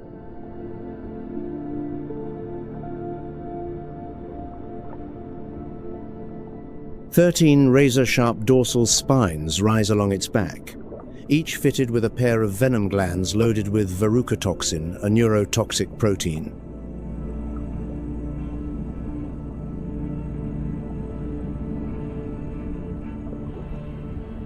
Yet these are defensive weapons, a fact widely misunderstood. The stonefish does not use venom to hunt.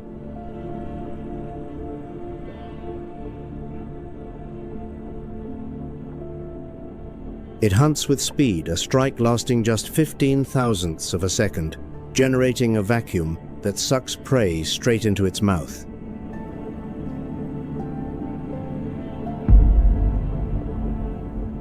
The prey never registers what has happened.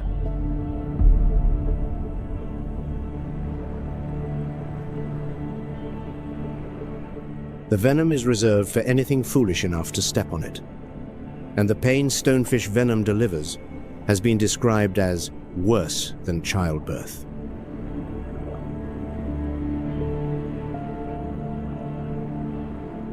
Ranging from the Red Sea to French Polynesia, from Australia through Southeast Asia to Japan, the stonefish inhabits nearly every shallow Indo-Pacific water.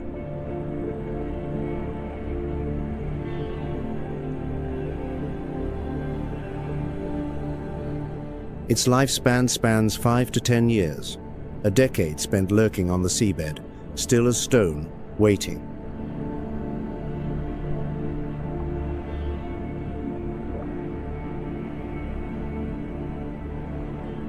Patience, in every literal sense, is its primal instinct.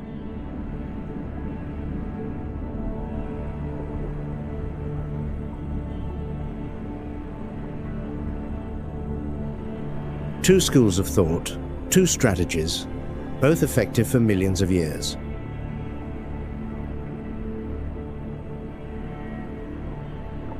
But both of these strategies, display and concealment, pale before a tiny phantom lurking beneath the water's surface.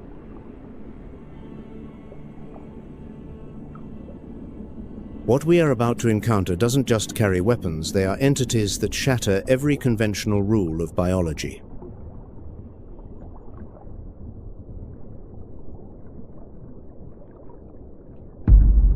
box, jellyfish, cubozoa genus Charybdea, a creature with no brain, no bones, no blood, a living structure of near perfection, forged from nothing.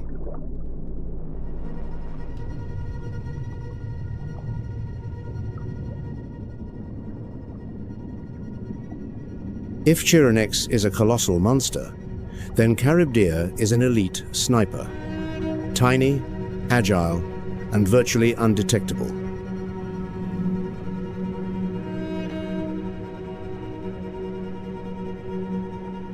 Their bodies are as transparent as crystal, shimmering under the sunlight.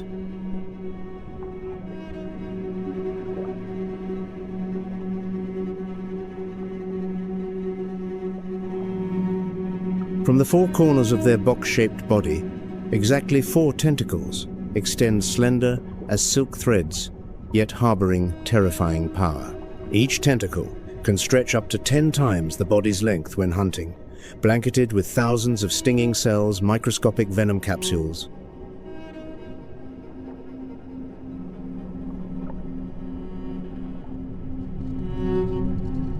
Each stinging capsule is a biological micro-bullet. Upon contact with prey, they fire venom-tipped barbs with acceleration faster than an actual bullet.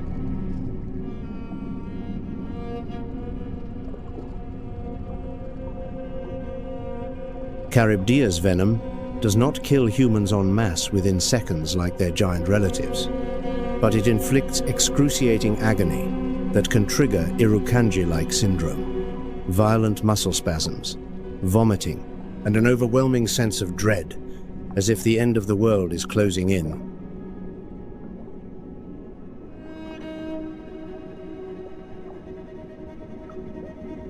What transforms this genus of jellyfish into a superior active predator lies in their visual system. They possess up to 24 eyes.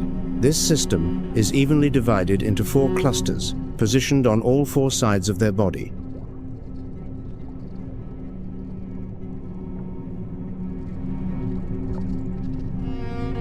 More terrifyingly, each cluster contains 2 complex lens eyes, equipped with a fully developed cornea, crystalline lens, and retina every bit as sophisticated as a human eye.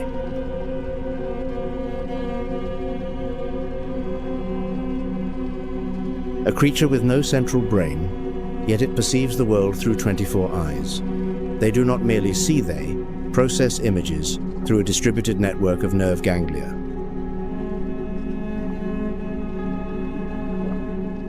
And unlike most jellyfish that simply drift aimlessly, Charybdea are masterful swimmers.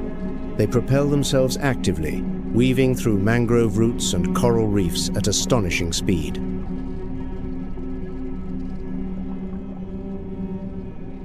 They are drawn to light a peculiar behavior known as phototaxis. They surge toward light sources like transparent arrows, hunting small shrimp and juvenile fish with absolute precision.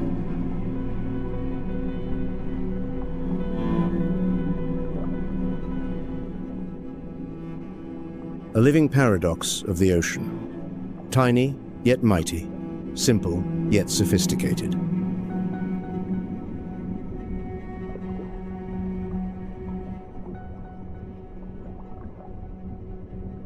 That is Charybdea, the phantom that commands the light.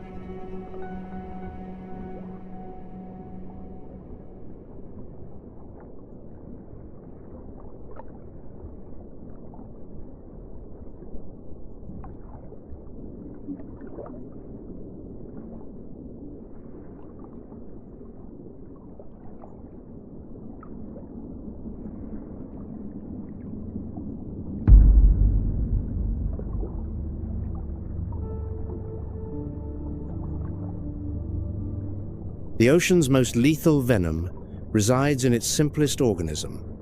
No brain, no skeleton, no consciousness.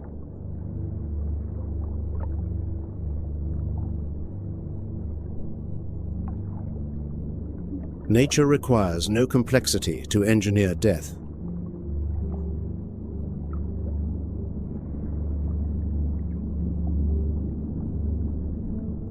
The next invader represents a far more insidious threat: systematic destruction from within.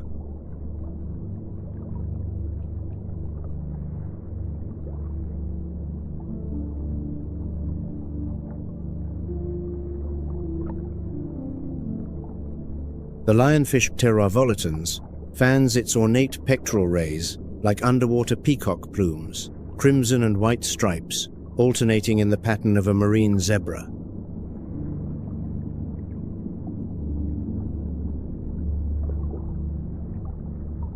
Perhaps the most beautiful fish on the reef, but that beauty is a trap.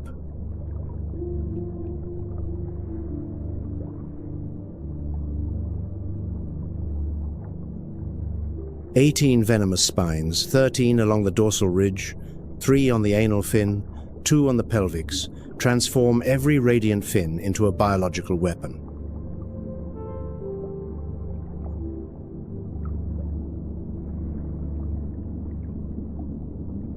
The lionfish is venomous, not poisonous, a distinction that matters profoundly. Remove the spines, and the flesh is perfectly edible.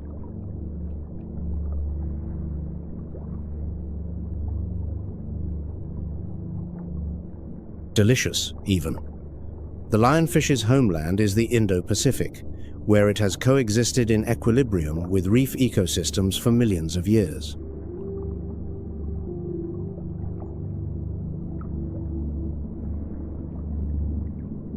But around 1985, everything changed.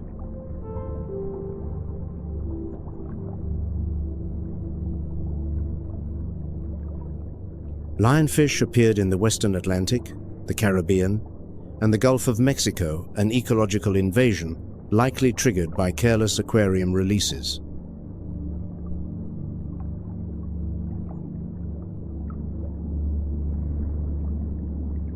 In these new waters, the lionfish faces no natural predators, nothing hunts them, and they consume everything.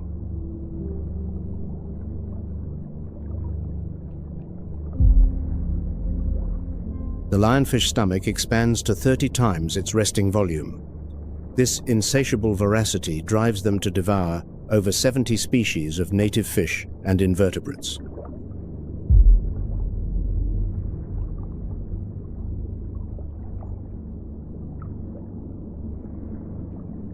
A single female releases roughly 2 million eggs per year, spawning ceaselessly across every season. Sexual maturity arrives in under 12 months.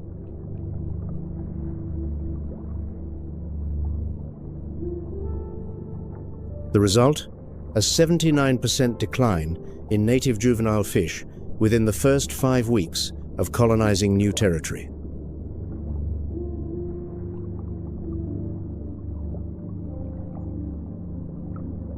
Nearly an entire generation of juvenile fish erased in fewer than 6 weeks.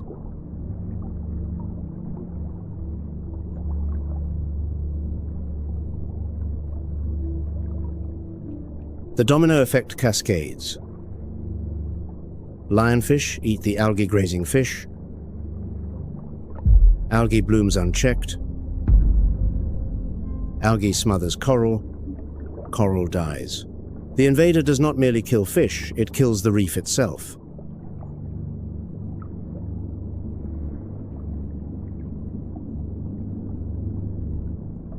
But in its Indo-Pacific homeland, the lionfish is not invincible.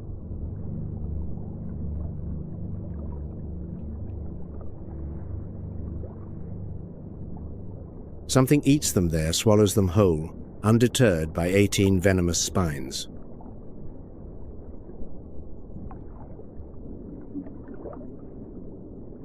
That predator will emerge later in this story.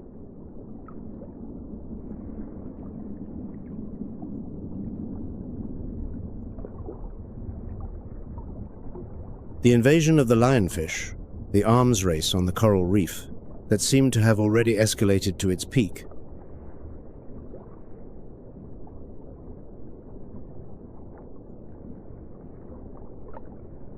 But nature always holds one final trump card, one that wields neither venom nor silence, but pure kinetic force.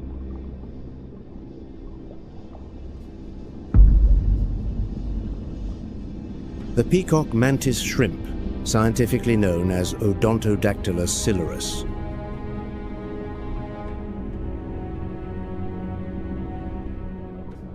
A warrior clad in the armor of an alien creature, wielding a weapon that defies every conventional law of physics.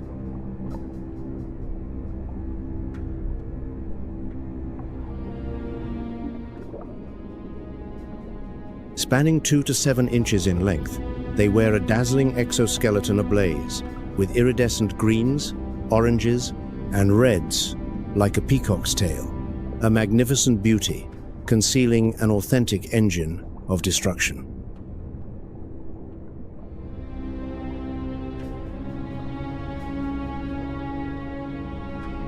Their hunting targets are not schools of soft-bodied fish, but the most heavily armored creatures on the seafloor: rock crabs, hermit crabs, and hard-shelled mollusks sealed tight within their fortified casings.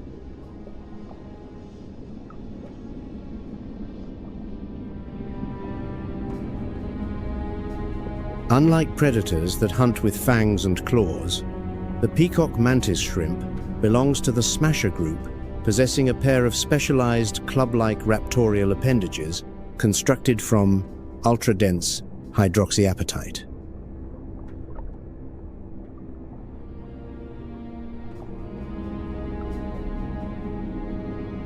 When a rock crab unwittingly wanders into the strike zone, the biological safety latch is released, and the clubs swing forward with acceleration equivalent to a .22 caliber rifle bullet.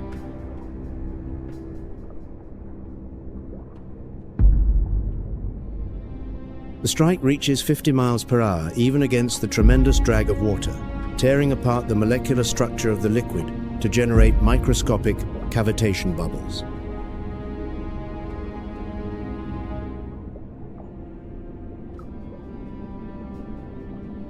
The instant this vacuum bubble collapses, it unleashes a flash of light and temperatures soaring to nearly 8,500 degrees Fahrenheit, roughly the temperature of the sun's surface.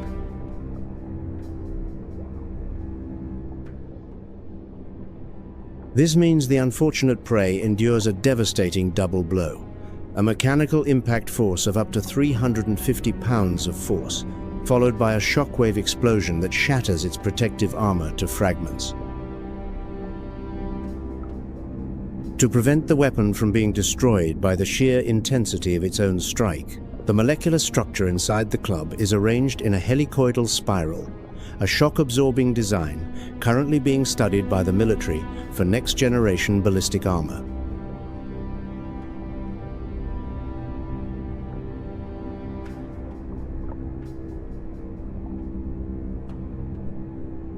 But this heavy-duty weapon only reaches its full potential thanks to the most complex visual system in the entire animal kingdom: 16 types of color photoreceptor cells, combined with independent trinocular depth perception in each eye.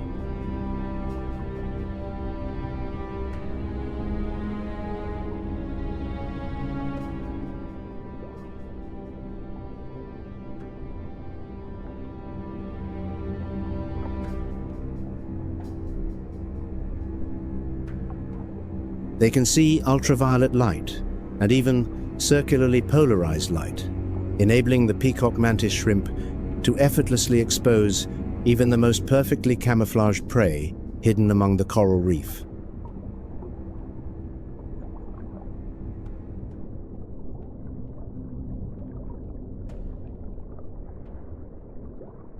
These eyes function as an integrated microprocessing camera system, automatically analyzing data on site and locking onto targets with zero latency before delivering the killing blow.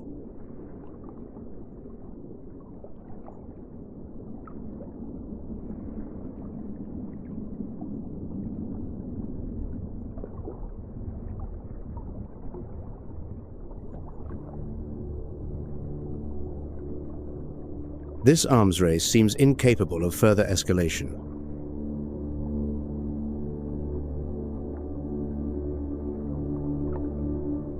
But the final two contestants prove otherwise, one through the ocean's most flawless individual deception, the other through an unprecedented cross-species alliance.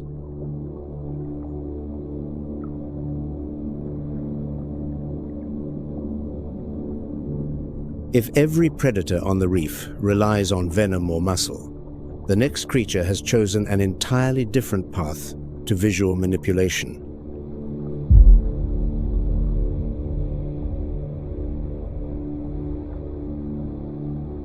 The cuttlefish family Sepiidae, living optical computers that patrol the intricate reefs of the Indo-Pacific.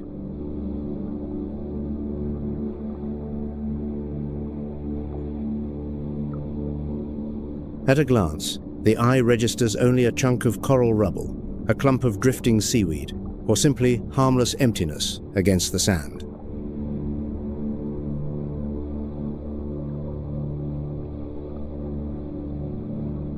Because the camouflage of this cephalopod represents the pinnacle of biological disguise.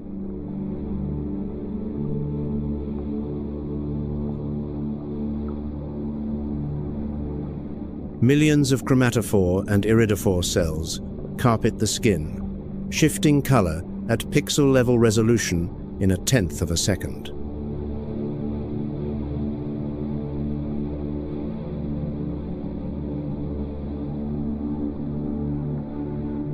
It mimics not merely color, but manipulates tiny muscle bundles beneath the skin to replicate the precise three-dimensional texture of jagged coral branches.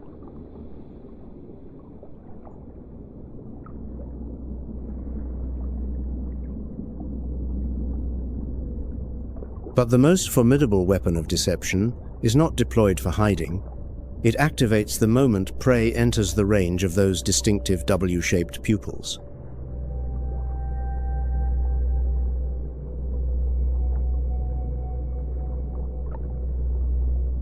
The soft mantle erupts in pulsing bands of black and white that ripple continuously like electric waves, an irresistible visual hypnosis.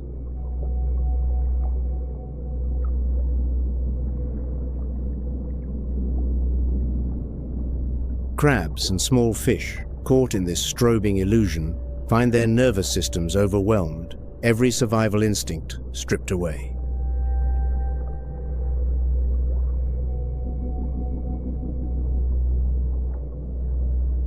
In that frozen instant of sensory overload, the invisible assassin strikes with devastating precision.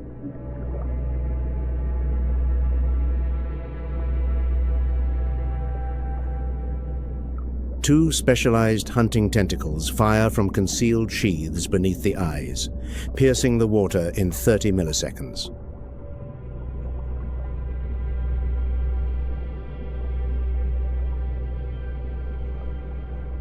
The strike carries immense kinetic force, micro-hooked suckers locking onto the prey before any reflex can trigger.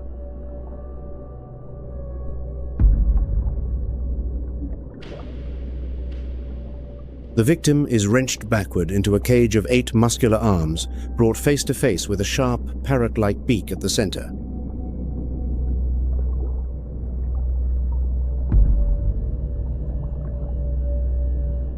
That beak crushes the hardest crustacean armor with ease, while simultaneously injecting cephalotoxin, a neurotoxin that extinguishes all resistance.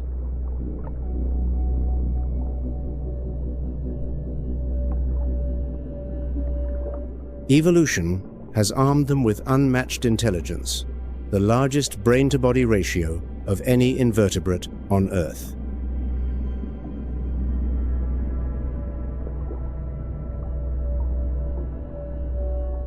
They calculate light angles, memorize reef topography, and optimize each deception scenario with the precision of seasoned strategists.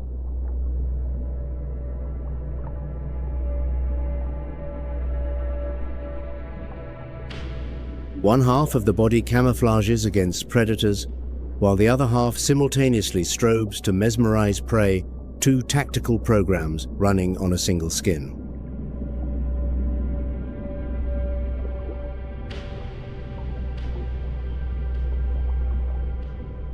Through optical illusion and cold intelligence, the cuttlefish ascends to the apex of solitary killing, a lethal mirage that needs no allies.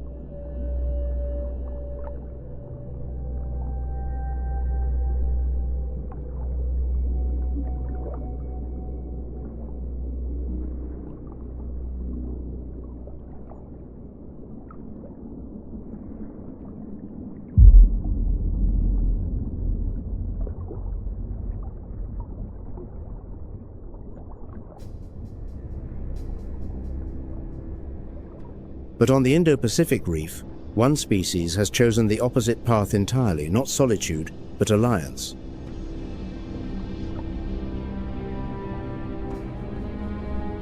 Not individual traps, but collective tactics that cross the boundaries of species.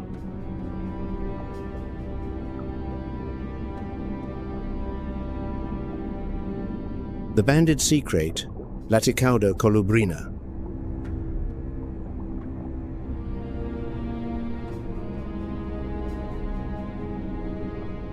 A sea snake whose venom strikes 10 times more potent than a rattlesnake's LD, 50 below 0.05 mils, kg, of body weight.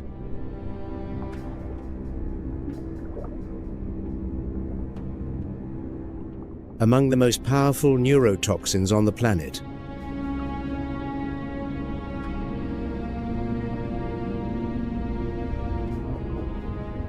But here lies the most astonishing paradox. It is docile, extraordinarily docile.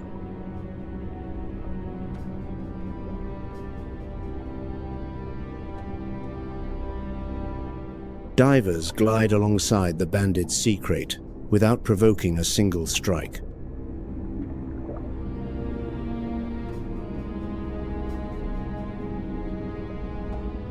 Many defensive bites are dry, delivering no venom at all.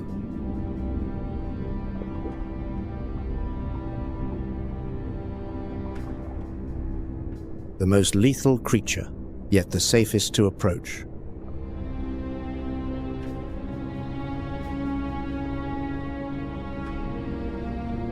Venom sufficient to kill dozens of humans, yet almost never deployed against them.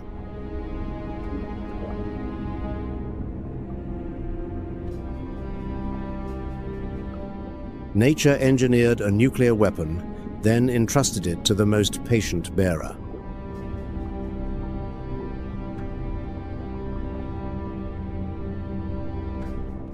Females stretch to 5 feet, weighing roughly 4 pounds.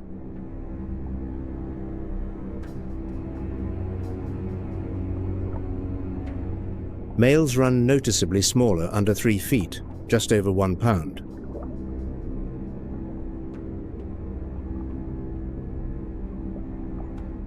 Alternating black and white bands aposematic coloring broadcast a warning signal identical to the nudibranchs.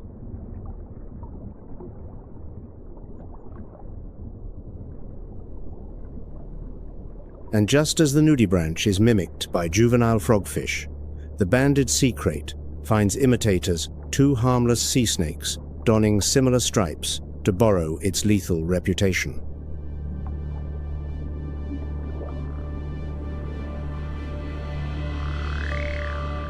Batesian mimicry, once again.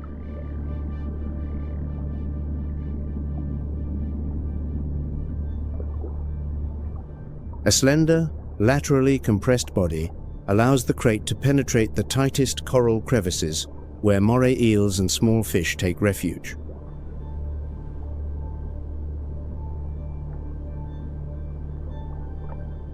It specializes in hunting moray eels, a quarry few predators dare confront inside their own dens.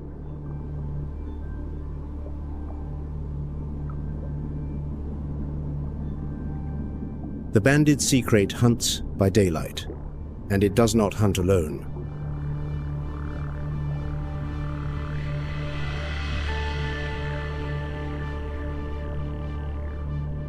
This is among the most remarkable spectacles marine biology has documented. Banded sea crates, coordinating hunts alongside giant trevallies and goatfish.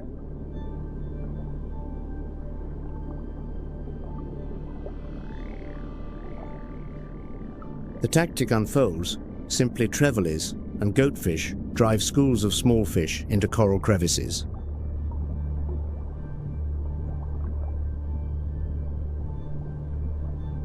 The kraits slip inside, sweeping every crevice with their compressed bodies, flushing prey back into the open.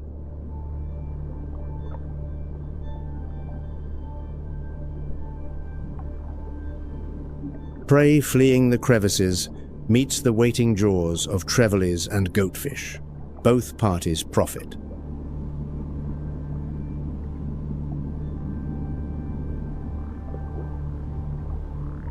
Cross-species cooperative hunting between reptiles and bony fish.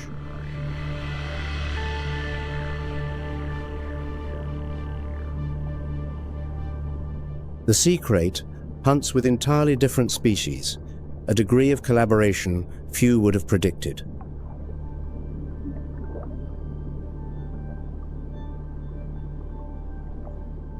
But the banded sea krait does not live exclusively underwater.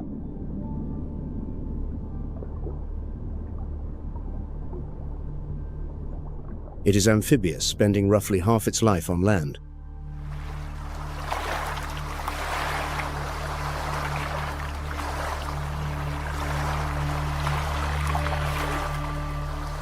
After each hunt, it swims ashore to digest, shed its skin, and rest. And most critically, it lays its eggs on land. The banded sea krait is the only sea snake on Earth that lays eggs ashore, oviparous, while every other sea snake gives live birth in the water. A creature suspended between two worlds. Hunting beneath the waves, resting on solid ground, armed with venom potent enough to kill, yet almost never wielding it.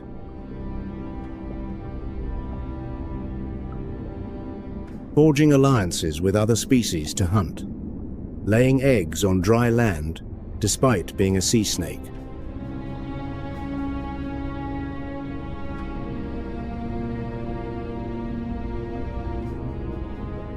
Equipped with specialized nasal valves that seal automatically under water pressure, this hunter sustains each deep dive for 15 to 30 minutes before it must surface to replenish its oxygen.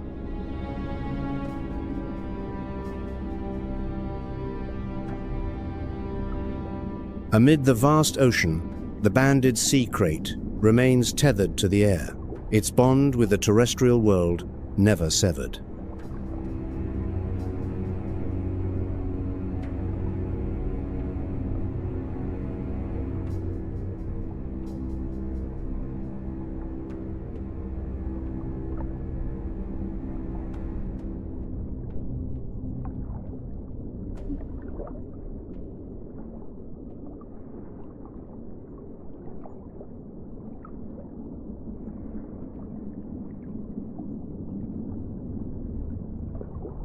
Across the reef, from solitary traps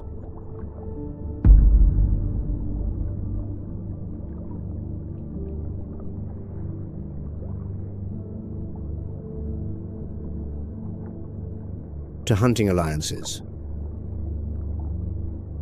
one truth emerges: size does not determine survival. This fierce arms race compels the smallest creatures to forge the most singular tactics and weapons.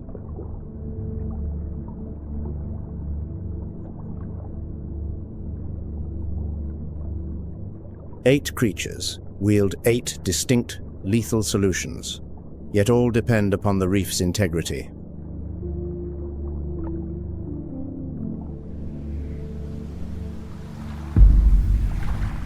Yet this 400 million year evolutionary laboratory is collapsing under climate change, pollution, and greed.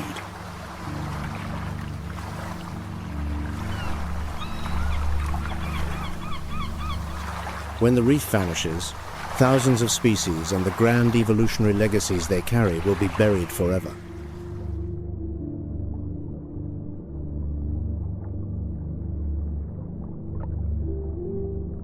Unlike the clamor of the savanna, the battle for survival on the seafloor unfolds in a silence that chills the blood.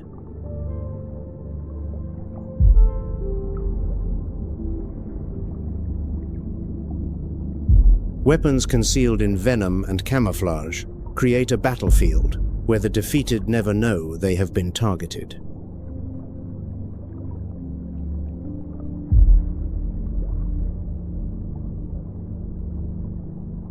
The ocean's most dangerous weapon is not brute force but invisibility, claiming lives in the span of a heartbeat.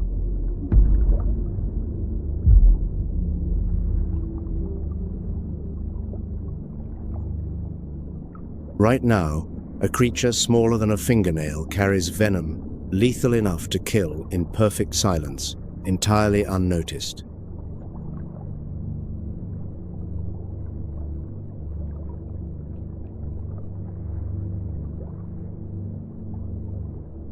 Thank you for joining us on WildVerse. Subscribe now to continue exploring the untold stories of survival.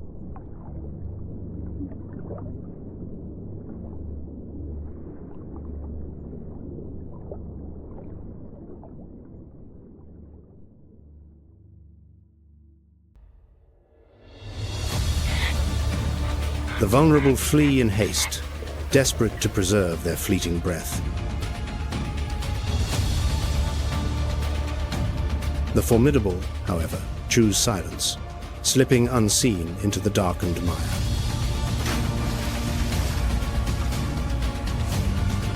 For that is how true terror is masterfully sown.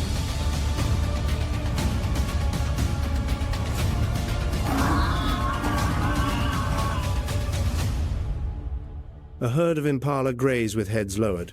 Their ears swivel ceaselessly, scanning every direction, yet their eyes see nothing but grass.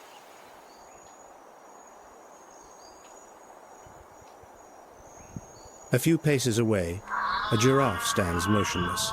Its head rises above the treetops, its gaze sweeping nearly 1.25 miles of open ground, a living watchtower on the savanna.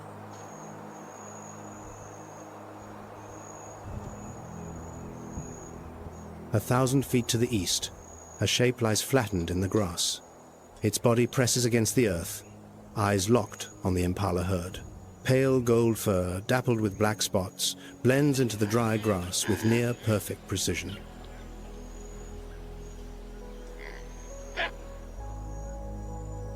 Farther still, concealed in thick scrub, a male lion lies frozen. His dark mane dissolves into shadow, his amber eyes half closed against the rising heat.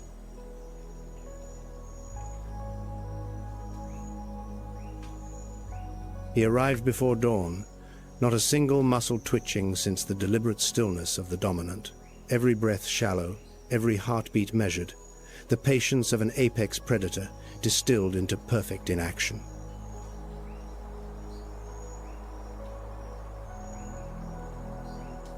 Four species, one savanna. Before the sun reaches its peak, at least one of them will pay the price of sharing this unforgiving ground.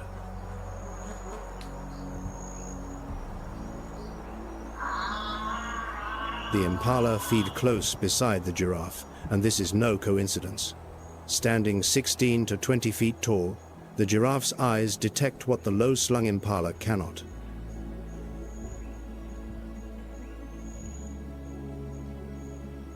This is a cross-species survival pact, refined across millennia of coexistence. The impala borrow the eyes of the gentle giant to compensate for their own modest height, trading proximity for protection.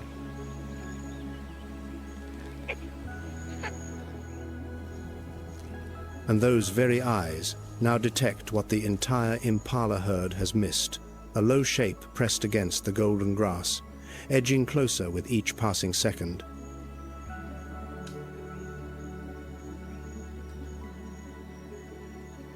The giraffe spots the cheetah in the grass. It stands rigid, head aimed directly at the stalker, gaze fixed and unblinking.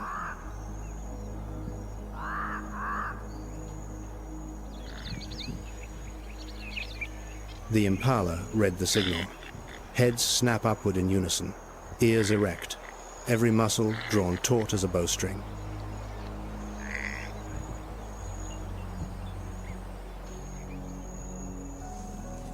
The cheetah's body is a masterpiece that 40 million years of evolution sculpted for a single purpose: speed. Every sinew, every bone, every hollow chamber of its oversized lungs exists to serve velocity.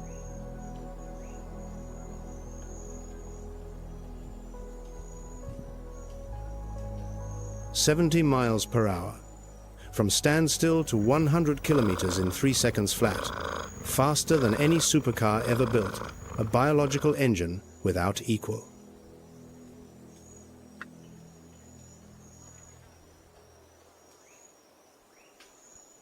But that speed lasts no more than 20 seconds. After that, the cheetah's body overheats to its physiological limit, core temperature spiking past 40 degrees. Stop or die.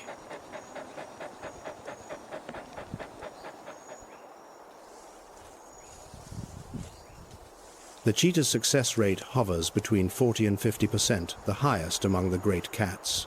But catching prey is one matter. Keeping it is another entirely.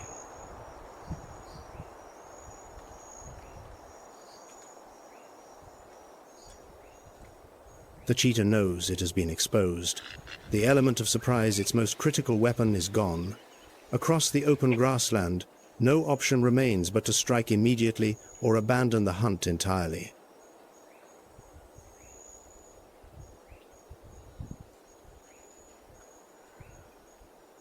Its eyes lock onto a young impala that has drifted from the herd, isolated, hesitant, still learning the rhythms of danger. A fatal mistake.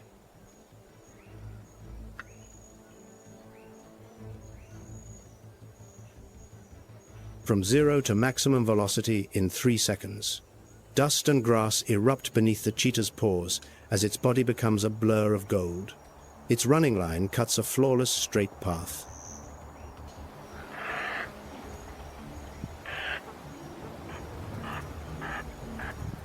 The young impala zigzags in desperation, the only tactic against raw speed, because the cheetah's spine-flexing stride changes direction far less nimbly than its agile quarry.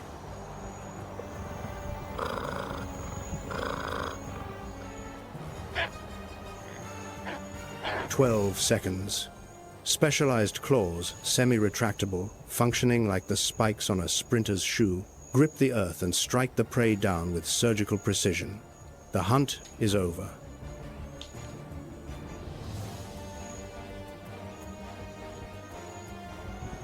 The cheetah begins to feed in frantic haste, breath still ragged, body trembling with exhaustion. But it is not the only one hungry this morning.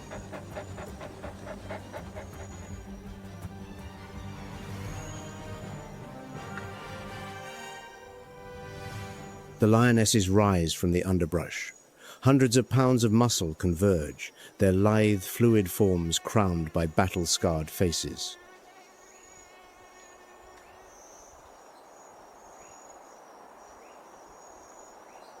They have rested motionless all morning, not from indolence, but because steadfast patience remains the greatest weapon of the Savanna's elite hunters.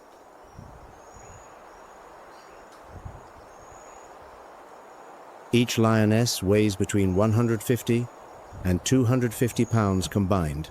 They constitute Africa's supreme apex predator.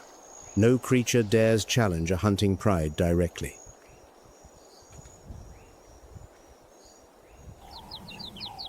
Yet today, they ignore the cheetahs and impala herds. The pride's gaze locks onto a substantially more formidable quarry.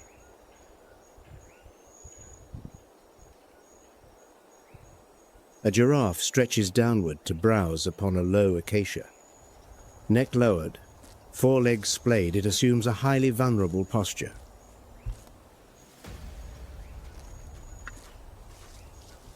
The pride advances, 164 feet, 98 feet, 49 feet. Each footfall lands in absolute silence. They fan out and charge. Yet, the giraffe holds its ground.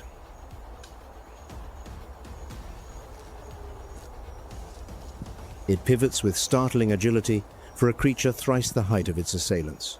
a hind leg strikes with an estimated 2,000 pounds of force.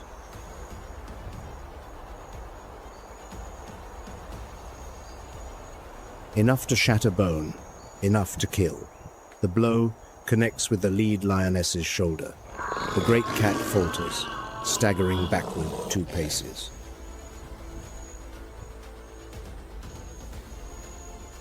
The giraffe stands resolute, confronting them. 4 pillar-like legs planted firmly, head held high, entirely devoid of panic.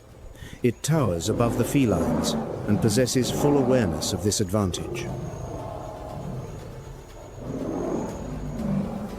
The pride retreats, not in defeat, but because the potential cost is simply too steep. A crippled limb renders a huntress useless, transforming her into a liability. An inability to hunt guarantees starvation.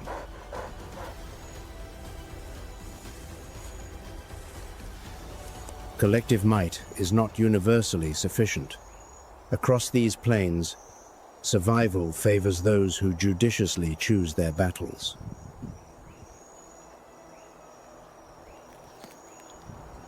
Nearby, a cheetah finishes its meal, resting beneath an acacia canopy as temporary peace falls. The impala herd resumes, grazing 1 lost, 39 remain. The giraffe ambles away, its elevated vantage revealing everything: the satiated predator, the ravenous pride, and the oblivious prey grazing as though nothing had occurred.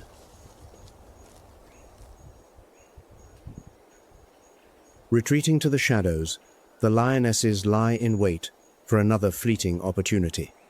Patience. Eternal patience. These formidable females govern the African savanna through unyielding collective strength and absolute fortitude.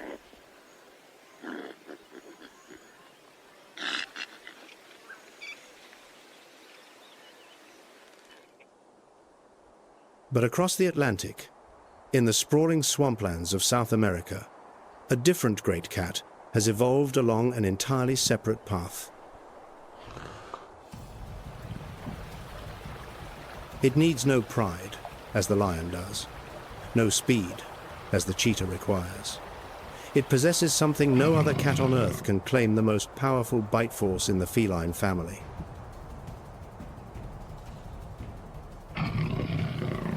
A single bite clean through a caiman's skull. The jaguar, South America's apex cat, built for the swamp and answerable to nothing.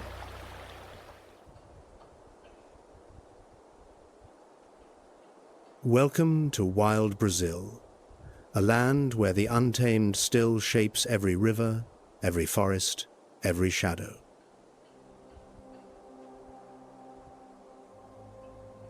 The 5th largest nation on Earth, 8.5 million square kilometers stretching from equatorial rainforest down to tropical savanna, from flooded marshland across to white desert.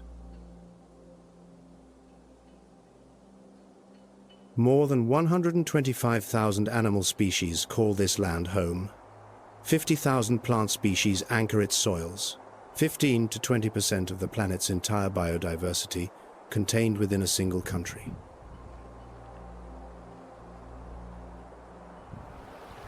Each year, scientists identify approximately 700 new species within Brazil's borders.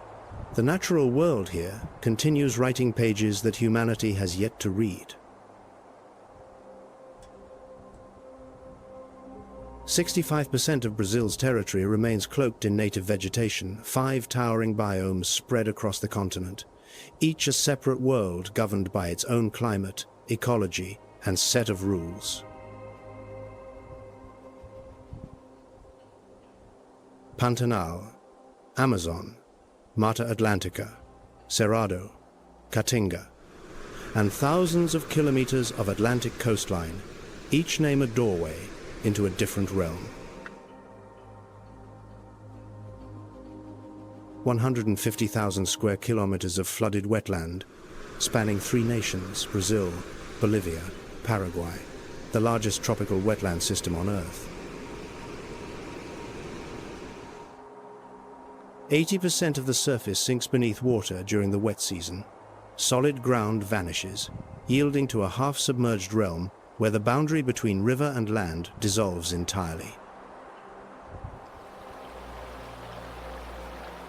Unlike most major rivers in South America, the Paraguay River, the lifeblood of the Pantanal, remains entirely unobstructed by any dam along its main channel. That free-flowing current is the reason the Pantanal still breathes an unbroken pulse of water that sustains millions of lives across the floodplain. But more than 40 hydroelectric dams are being planned along its tributaries, and every single dam poses a direct, measurable threat to the wetland's delicate seasonal pulse. And across that boundless marshland, a solitary ruler presides in the shadows between water and earth. The jaguar requires nothing more than darkness and patience. The third largest cat in the world after the tiger and the lion, weighing between 90 and 120 pounds. A compact, muscular frame coiled beneath golden fur marked with black rosettes. A male jaguar can measure just over 6 feet in length, with a 28-inch tail, yet its build is engineered for tangled jungle and swampland rather than open plains.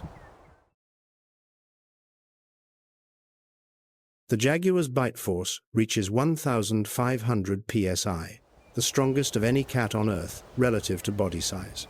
Bone, shell, and skull yield alike beneath those jaws. The jaguar deploys that jaw power to pierce through armor. Its bite can puncture a turtle's shell. It can crush a caiman's skull. No other great cat on the planet hunts this way. Jaguar density in the Pantanal reaches 6 to 12 individuals per 100 square kilometers, the highest concentration anywhere in the world. At the Tayama Ecological Station, GPS telemetry has recorded peak densities of 12.4 individuals, a figure that every other habitat on Earth can only envy.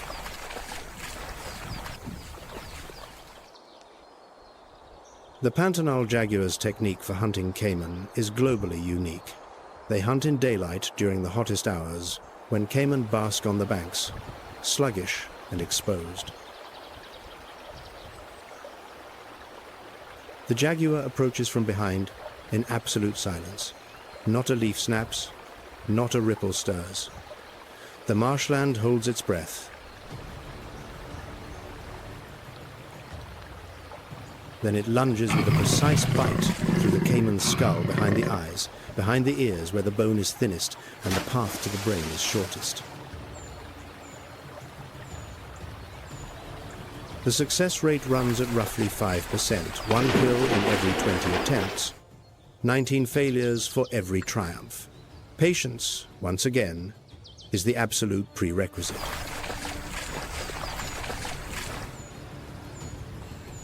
"5% sounds low, but when each successful hunt ends with a meal weighing dozens of pounds, a single kill sustains the jaguar for days. Even so, with a ratio of 2,000 caiman for every 1 jaguar in the Pantanal, the odds are stacked generously in the predator's favor. Opportunity never runs dry. At times, the jaguar probes the bankside vegetation with its forepaw feeling for hidden caiman beneath the cover, a technique that no other predator on Earth employs. The jaguar's menu encompasses more than 85 species, from caiman to capybara, turtles to deer, snakes to fish, the most versatile hunter among the great cats. But the jaguar is not the only creature searching for a meal in the Pantanal. Other eyes watch, other appetites stir beneath the waterline.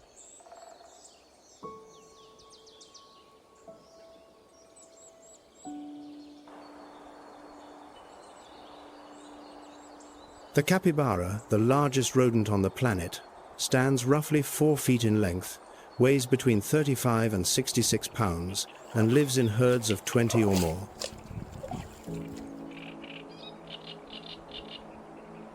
They graze along the water's edge in tight clusters, ears permanently raised, nostrils twitching without pause. A capybara's life is measured not in years, but in seconds of vigilance. During the dry season, as water levels drop, capybara herds can swell to over 100 individuals, clustering around the last remaining pools, a feast laid out for every predator.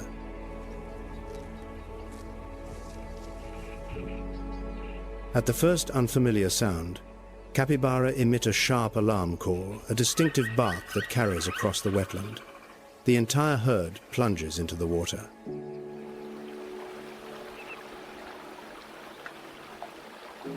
But this is a mistake. That instinct compels them to repeat a fatal loop encoded deep in their survival programming. Because beneath the surface lies the caiman's domain.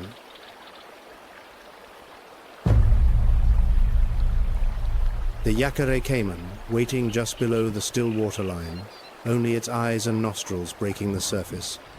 A reptilian patience older than any mammal on these banks.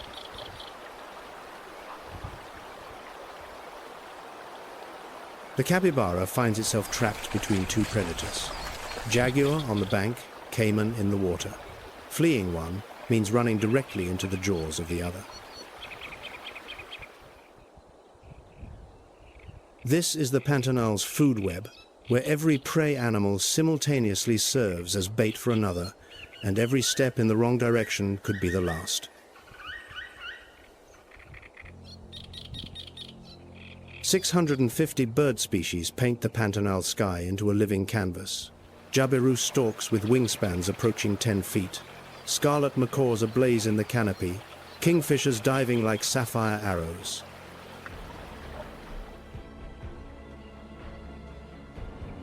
The Pantanal is not ruled by any single predator.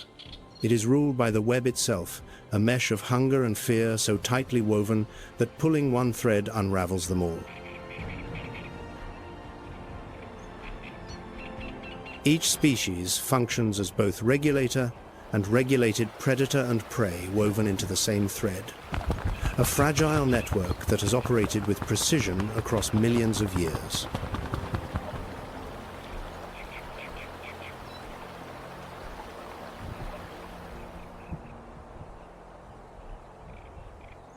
But this sanctuary is wounded. Beneath its shimmering surface, scars run deep, and the damage grows with each passing season.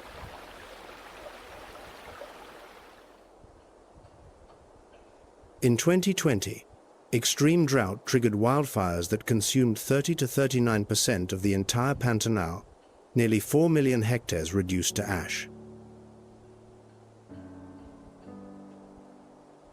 In 2024, another 2,600,000 hectares burned, the second catastrophic blaze in 4 years, devastating the Pantanal at a staggering scale.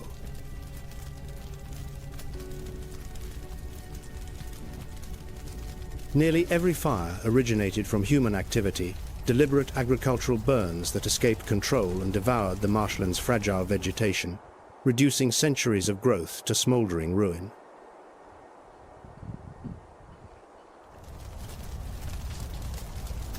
Yet research revealed something striking. After the 2020 catastrophe, resident jaguars held their territories and refused to flee.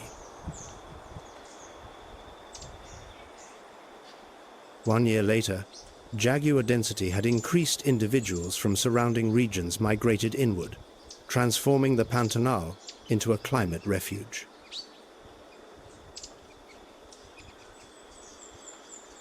The patient do not run, they wait, and the Pantanal recovers slowly, stubbornly, as it has done for millennia before.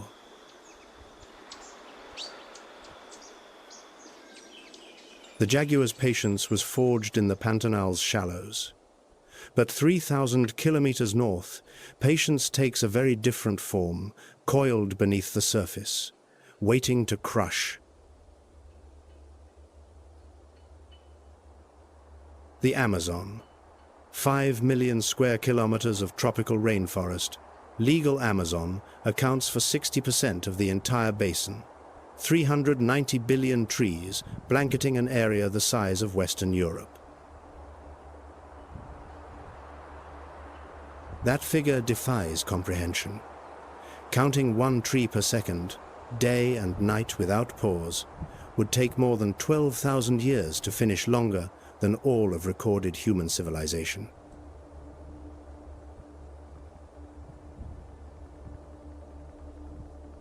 The Amazon River discharges 209,000 cubic meters of water per second into the Atlantic, more than the next 7 largest rivers combined. 20% of all fresh water flowing into the world's oceans originates from this single river, a hydrological force unmatched anywhere on the planet.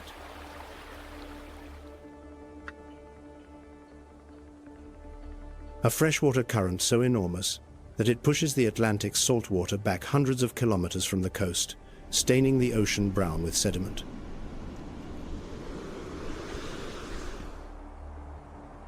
Beneath the canopy, the richest ecosystem on the planet operates by its own laws. More than 430 reptile species, 1,300 bird species, over 430 mammal species.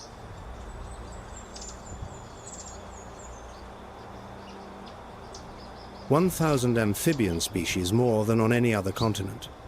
Each species a thread in a web so intricate that science has yet to unravel it fully.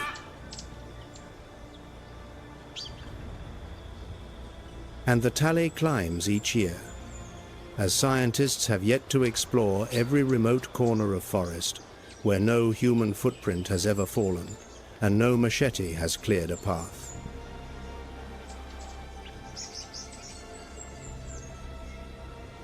In 2025, scientists described a stunning turquoise poison dart frog in the Jurua River basin and a miniature vivid orange toad in the Serra do Quiriri.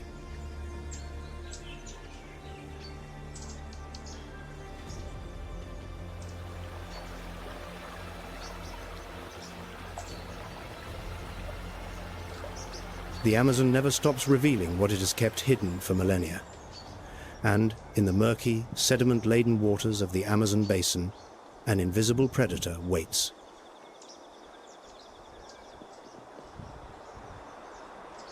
The green anaconda, a consummate ambush specialist, nearly vanishing into the reddish-brown waters of flooded forest rivers. Its mottled olive-green scales mirror the murky current with uncanny precision.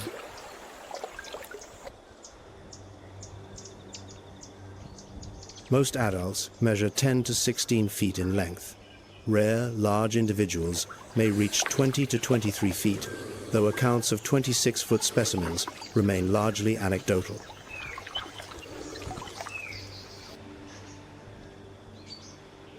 The anaconda can hold its breath for close to an hour underwater, not 10 minutes, as many mistakenly assume. Its physiology is built for sustained aquatic ambush beyond ordinary reptilian limits.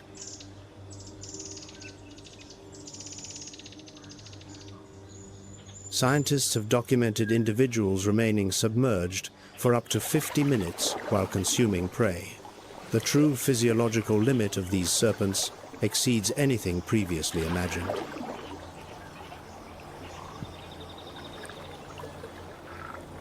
And here, science has overturned a myth that persisted for centuries. The anaconda does not kill its prey through suffocation. It kills by circulatory arrest.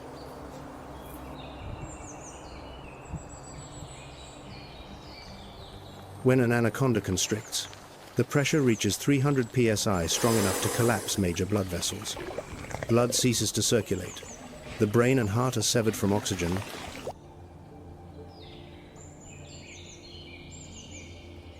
The prey loses consciousness in seconds, not minutes. Death arrives far more swiftly and more mercifully than anyone once believed, a clinical efficiency refined over millions of years. The anaconda hunts the same categories of prey as the jaguar, capybara, caiman, deer, but in an entirely different arena. The water is its ambush chamber.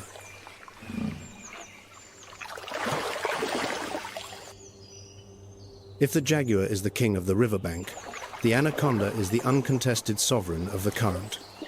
Two rulers, two overlapping kingdoms, sharing territory yet rarely coming into direct conflict. Above the waterline, 4 tiers of Amazon canopy create a world wholly apart where sunlight must battle through layer upon layer of foliage to reach the forest floor. 90% of the light is blocked before it reaches the lowest level. The world below exists in near perpetual darkness, heavy with moisture and the scent of decay.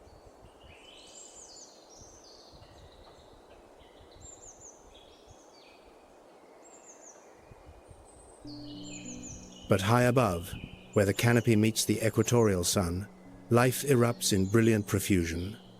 And within that elevated realm, one creature has pushed the strategy of concealment to its absolute extreme.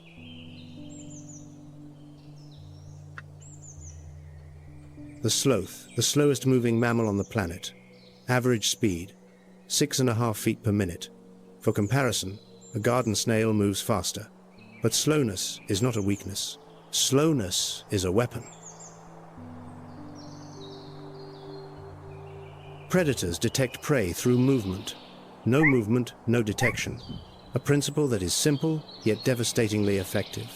The sloth has built its entire survival strategy on this single truth.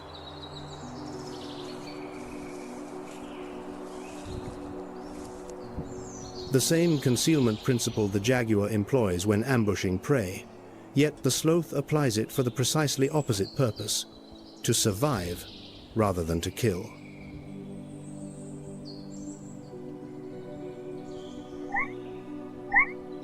Green algae growing across its fur creates a seamless camouflage amid the canopy. Viewed from below, the sloth appears as nothing more than a motionless clump of moss.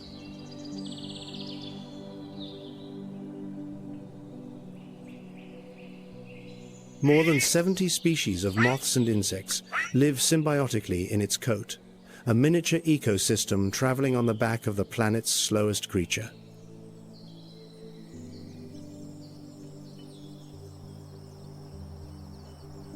An exceptionally low metabolic rate allows the sloth to subsist on a quantity of food that would starve any other mammal. Evolution does not favor the strongest or the fastest. It favors the most adapted.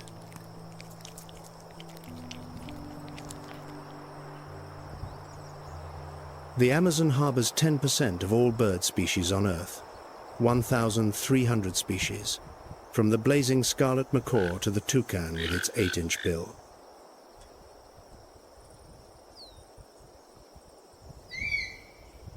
The harpy eagle, armed with talons 5 inches long, rivaling those of a grizzly bear, perches motionless in the upper canopy for hours on end, patiently awaiting a sloth or monkey to reveal itself.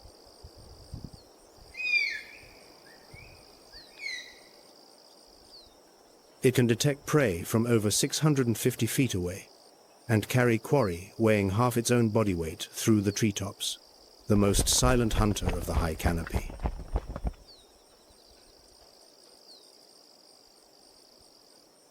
If Brazil's remarkable biodiversity captivates you, share your thoughts in the comments below.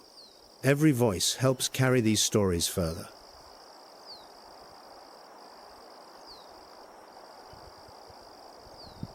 Yet this expansive forest now approaches a threshold that science calls the tipping point, a line beyond which recovery may become impossible.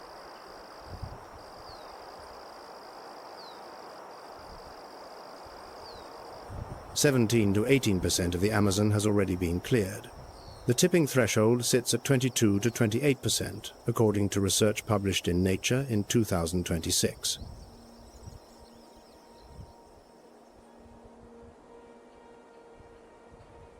The gap between the present and the point of no return stands at just 4 to 10%, a margin so thin it could vanish within a few decades, perhaps fewer.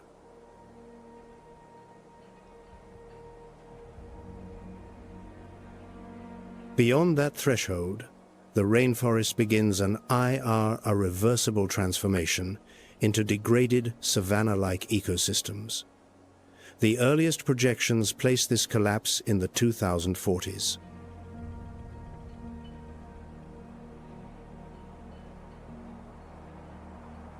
The southeastern Amazon has already become a net carbon emitter, releasing more than it absorbs. A paradox this forest has never faced in millions of years of existence.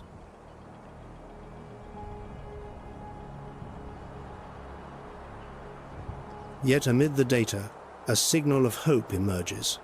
For 3 consecutive years, Amazon deforestation rates have declined a fragile but unmistakable shift.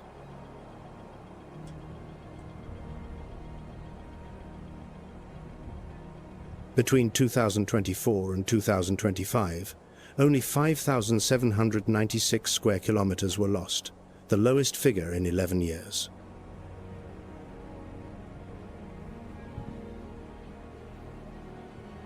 An 11% reduction from the previous monitoring cycle. The trajectory bends in the right direction, but the race against time remains far from won.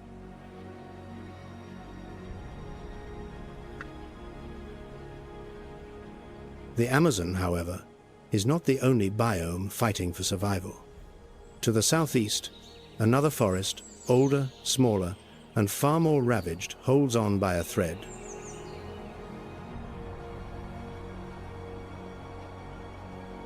Along the southeastern coast of Brazil, where mountains meet the sea, and year-round mist cloaks the steep slopes, an ancient forest once stretched like a green ocean, now only fragments remain.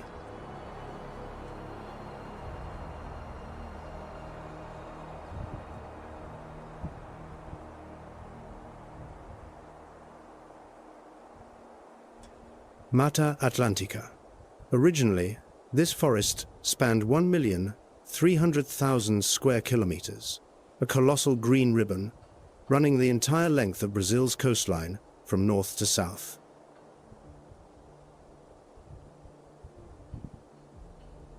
Today, roughly 24% still stands a fraction of its former grandeur. Most of it is secondary or regenerating forest, and undisturbed primary growth accounts for just 7 to 12%.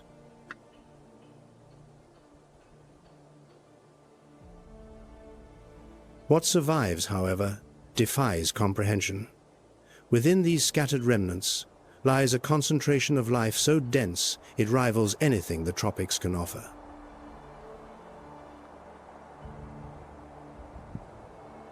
In southern Bahia, scientists have counted up to 450 tree species in a single hectare, a world record for woody plant density.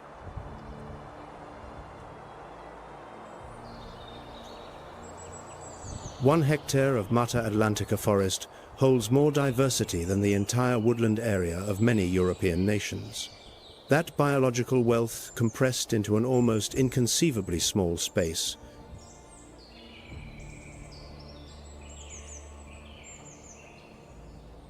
"20,000 plant species, 2,000 vertebrate species, 854 endemic amphibians, 71% found exclusively in Brazil and nowhere else on the face of the earth."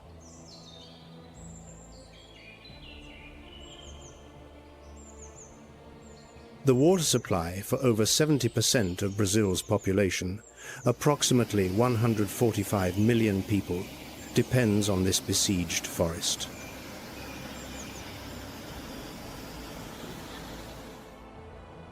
In the heart of Rio de Janeiro, the Tijuca forest, 4,000 hectares, replanted from 1861 by order of Emperor Pedro II, stands as living proof that Mata Atlantica can regenerate when given the chance.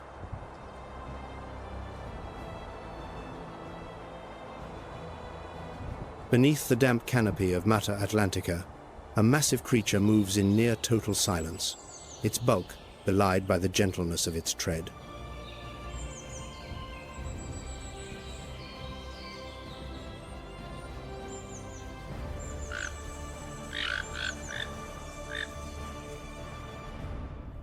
The tapir, up to 6.5 feet long, weighing 150 to 300 pounds. The largest land mammal in South America, its short, flexible trunk sweeping through the undergrowth.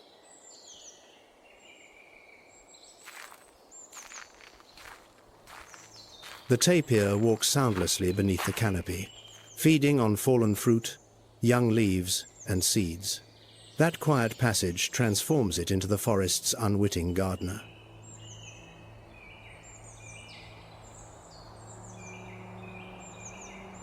The tapir swallows seeds in one location and deposits them kilometers away, dispersing new growth across sweeping distances.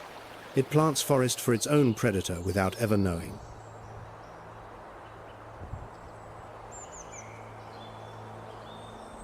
That predator, the jaguar in Mata Atlantica, now teeters on the edge of extinction, its numbers dwindling with every hectare of forest lost.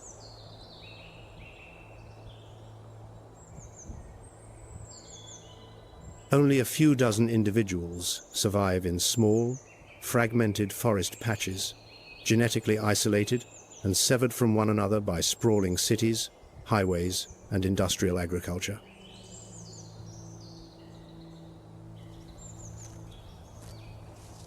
The tapir plants forest. The jaguar needs forest to survive, but the forest vanishes faster than the tapir can scatter its seeds, an ecological equation tilting toward collapse.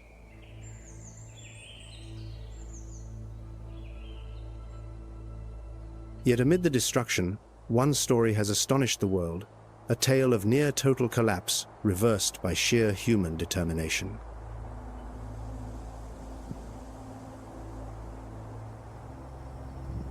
The golden lion tamarin, a diminutive primate, cloaked in fur the color of flame, weighing less than a single pound.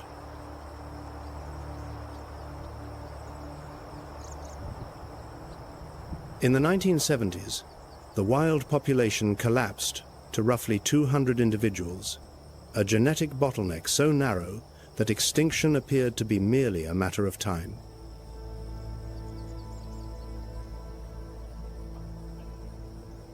Humans intervened.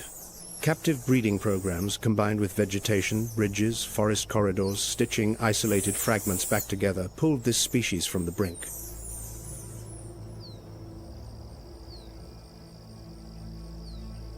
Today, the golden lion tamarin population has climbed to several thousand. Every member of the group shares in rearing the young, the father, notably carries the infants more than the mother does.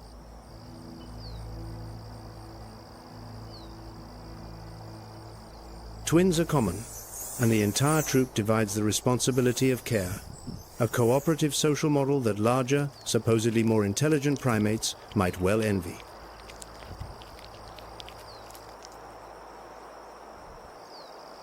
Where Mata Atlantica's canopy ends, a different kind of wild begins. One that hides its greatest secrets, not above, but below the surface.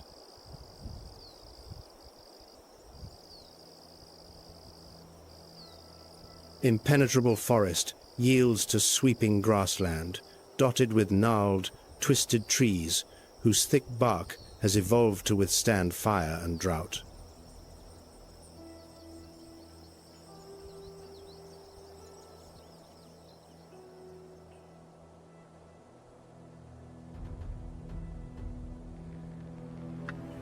Cerrado, a name that few outside Brazil have heard, yet one that shelters a staggering share of the planet's living wealth.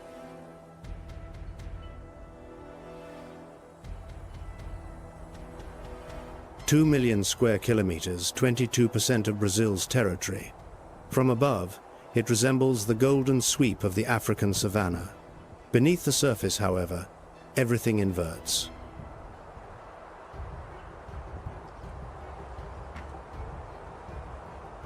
Two-thirds of the Cerrado's plant biomass lies underground, a far-reaching root network, plunging many feet deep, forming an upside-down forest invisible to the naked eye.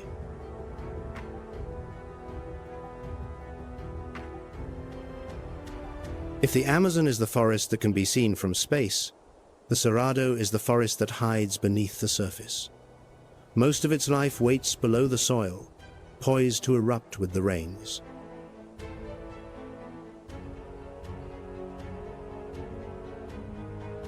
The most biodiverse savanna on the planet. 5% of all species worldwide. 30% of Brazil's total biodiversity contained within an ecosystem most of the world cannot even name.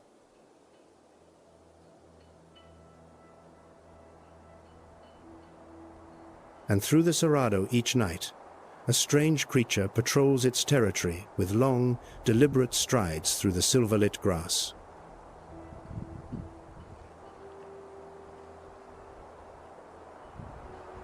The maned wolf, South America's largest canid, resembles a fox mounted on stilts. Those abnormally long legs lift its gaze above the tall grass, scanning for prey and for danger.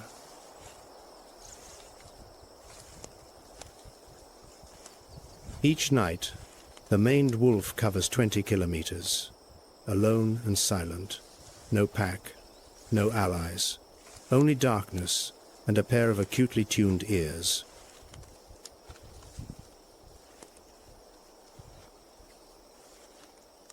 The maned wolf is the sole member of the genus Crocodiles, sharing no close kinship with any wolf or fox, a solitary evolutionary branch adrift in the grasslands.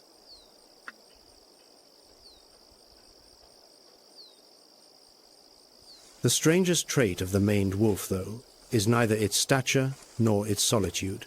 50% of its diet is fruit lobera, the so-called wolf apple, the most omnivorous canid on Earth.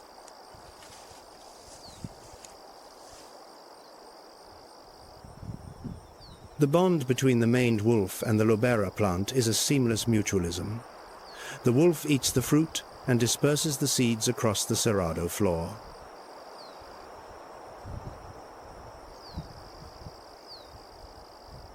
The fruit may shield the wolf from a devastating giant kidney parasite, a predator that cultivates its own medicine, a pharmacist of the grasslands.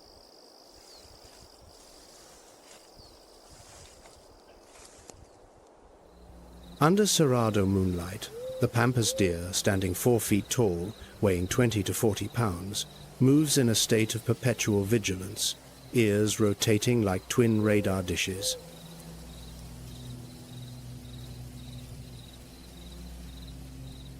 Speed is their sole defense against jaguar and maned wolf. Each step is a survival calculation. Stand still too long and die. Bolt too early and squander precious energy.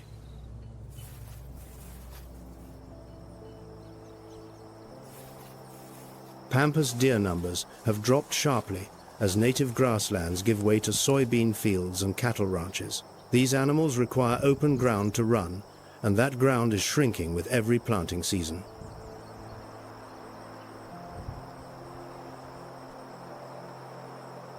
The Cerrado, however, faces devastation faster than any other biome in Brazil. Its grasslands are being consumed at a pace that outstrips even the Amazon's losses.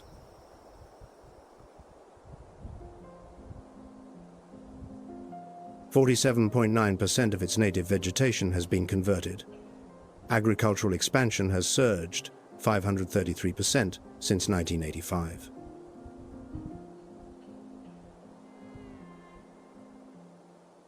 A legal loophole deepens the crisis. Brazil's forest code permits private landowners to clear up to 80% of native vegetation on their property, a provision that has accelerated the Cerrado's decline.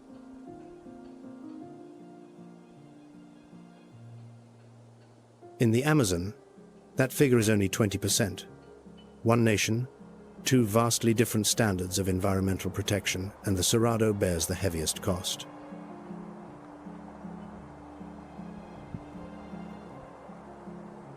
In 2024, the Cerrado accounted for 52.5% of ALL native vegetation loss across Brazil, more than the Amazon itself.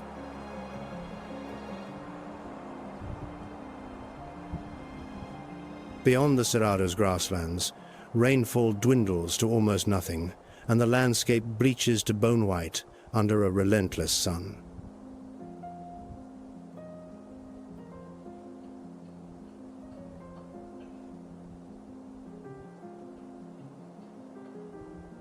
Caatinga.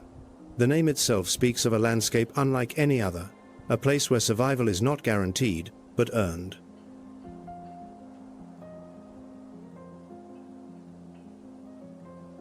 (844,000 square kilometers, 10% of Brazil's territory. The only biome on the planet that exists exclusively within Brazilian borders.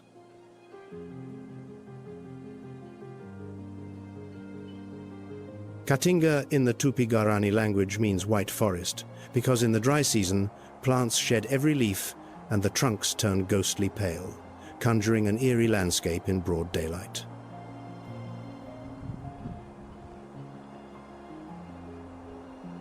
"900 vertebrate species have adapted to these harsh, semi-arid conditions where daytime temperatures can exceed 40 degrees Celsius and rain falls for only a few months each year.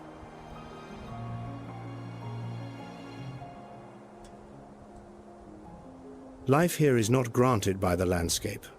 It is wrested drop by drop from the dust, earned through adaptation. Yet one species among them nearly vanished altogether.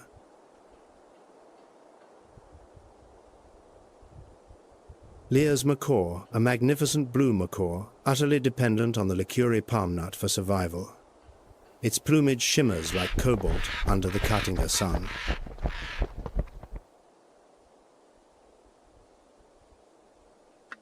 In the 1980s, only about 60 individuals remained worldwide. 60. The entire species stood at the threshold of oblivion.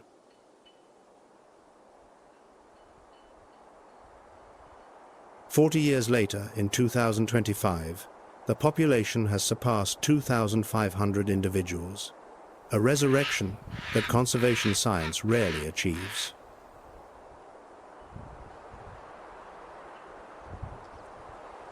Conservation succeeded through a deceptively simple formula, compensating local farmers for crop damage and planting additional licuri palms across the arid landscape of the region.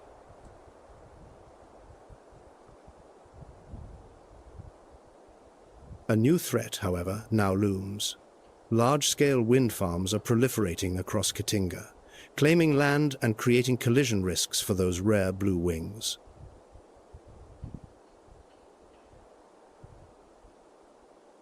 From the white desert of Caatinga, the final passage leads to the coast where the continent meets the Atlantic Ocean and a new chapter of biodiversity begins.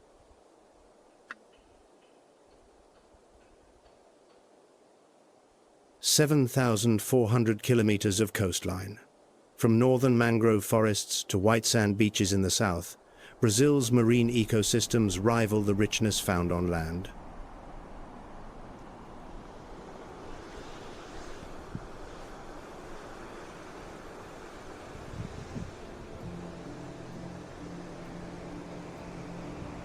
Beneath the surface, sharks, hammerhead, tiger, bull shark patrol like silent phantoms, apex predators of the open ocean, holding the entire marine food web in equilibrium.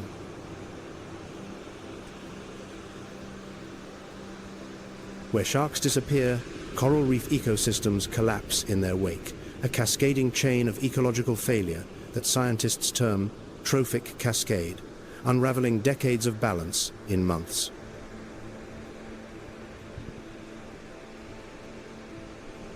And each year, from the frigid waters near Antarctica, enormous visitors arrive, crossing half the globe on a journey that has endured for millennia. The humpback whale, 14 to 18 meters long, weighing 40 tons, migrates 8,000 kilometers from feeding grounds near Antarctica to breed in Brazil's warm coastal waters.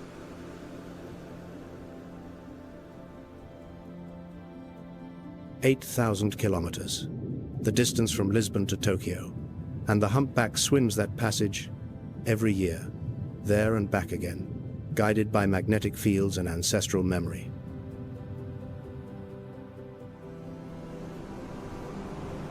Pectoral fins stretching up to 16 feet, the longest of any whale species, trace graceful arcs through crystalline water.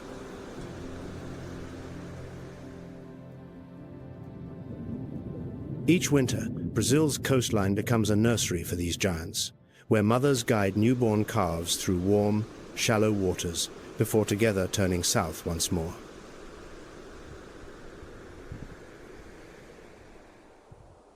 From the wetlands of Pantanal to the Amazon rainforest, from besieged Mata Atlantica to the inverted Cerrado, from the white desert of Caatinga to the deep blue Atlantic, each biome is a chapter in the story of life.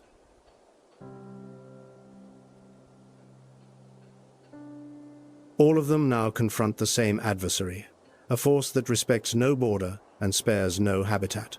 2024 was the hottest year in recorded history since measurements began in 1850.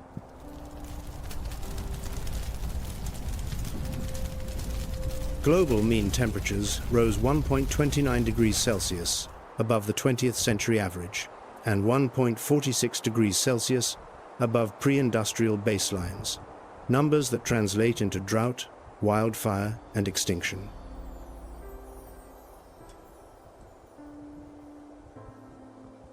Southeastern Amazon has turned from carbon sink into carbon source.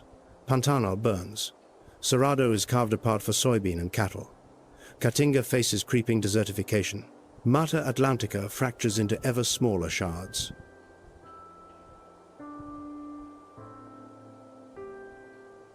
Every predator encountered across this land — jaguar, green anaconda, maned wolf, shark — faces a common enemy that cannot be ambushed, cannot be outrun, and cannot be outlasted.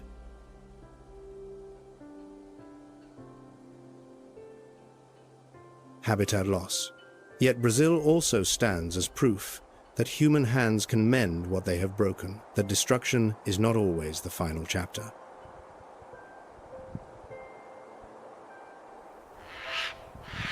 Lear's macaw, from 60 individuals to more than 2,500. A species that stared into oblivion and returned, one fledgling at a time.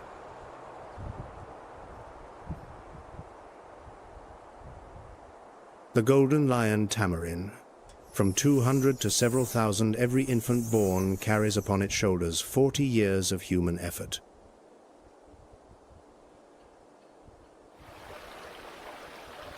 The Yacaré caiman, from the edge of extinction to 10 million individuals after the poaching ban of 1992. Evidence that the natural world stands ready to forgive if humanity agrees to stop.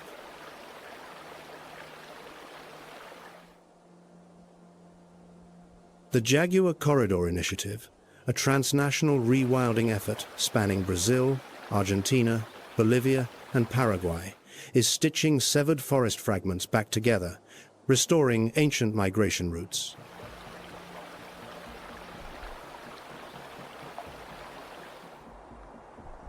AI-powered identification technology has catalogued more than 450 individual jaguars across multiple reserves, enabling researchers to monitor population health and protect each animal.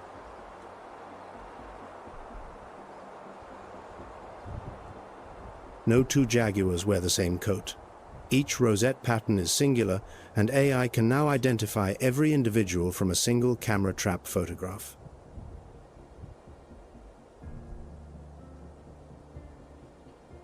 For 3 consecutive years, Amazon deforestation has fallen. Indigenous communities, recognized as the most effective forest stewards on the planet, are reclaiming the right to protect their ancestral territories.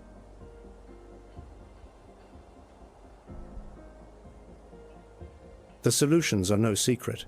Halt illegal deforestation, restore degraded land, enforce existing protections, and above all, respect the territories of communities that have safeguarded these forests for thousands of years.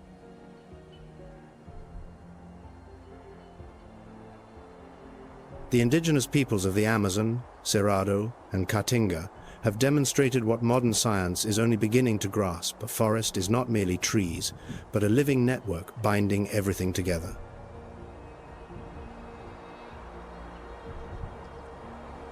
Wild Brazil serves as a reminder that nature is not an inexhaustible resource, but a living system that breathes, that responds, that remembers.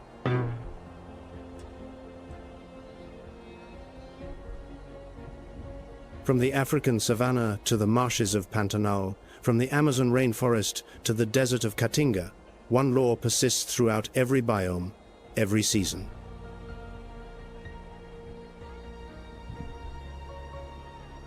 Life endures through equilibrium, a calibration refined across geological time. Break it, and the collapse is not slow. It is sudden, total, and it does not wait for permission.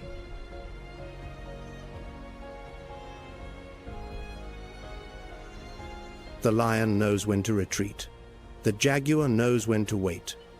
The question remains whether humankind possesses the wisdom to learn the same lesson.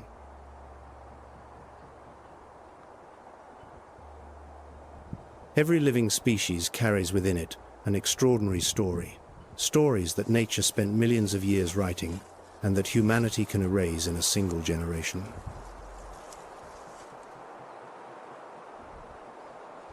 Thank you for joining us on WildVerse. The natural world still holds countless stories waiting to be told. If you haven't subscribed yet, now is the perfect time. We'll see you on the next journey.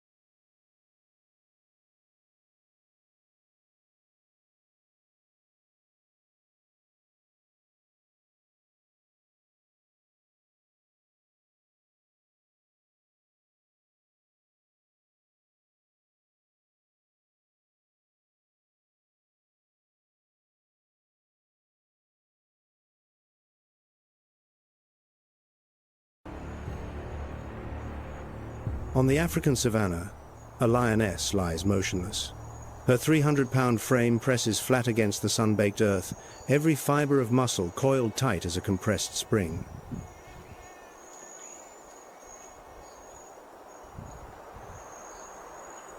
She has not eaten in 4 days. Ribs press sharp ridges beneath her faded, tawny coat. Her eyes, twin ambers, cold and unblinking, never leave the target ahead.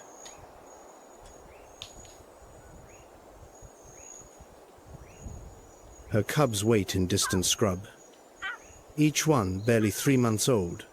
Today she must bring back food, or they will not survive the week.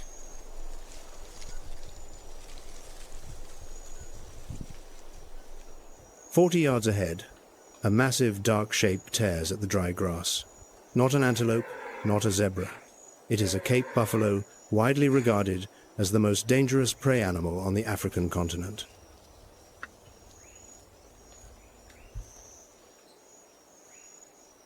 Each adult Cape buffalo tips the scales at close to 2,000 pounds.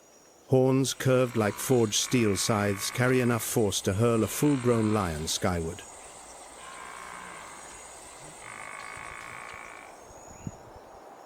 She has chosen her target with care, but this time the chosen prey can kill the hunter.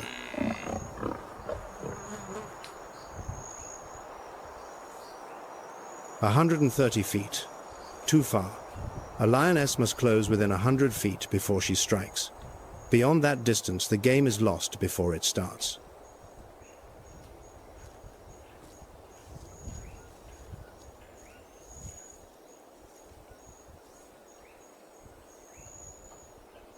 "115 feet. The wind shifts. Dry grass mingles with the scent of buffalo dung. If the breeze reverses, her scent will betray everything.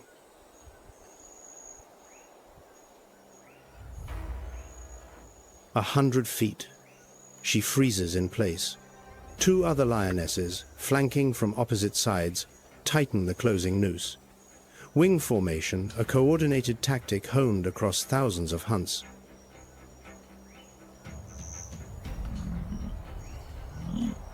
One second of stillness. Then she launches.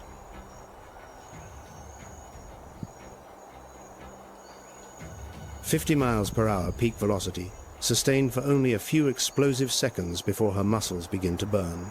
Dust erupts in blinding clouds. The herd detonates into panic. Hooves pound the hardpan like rolling thunder.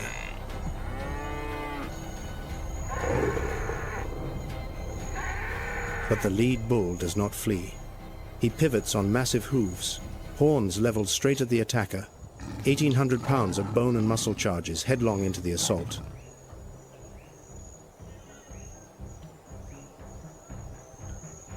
The lioness swerves a half-beat too slow.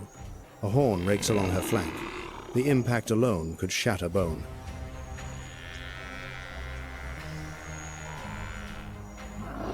Seven of every 10 hunts end precisely this way. In failure, in hunger, in blood and wounds. The buffalo survives. The lioness may not.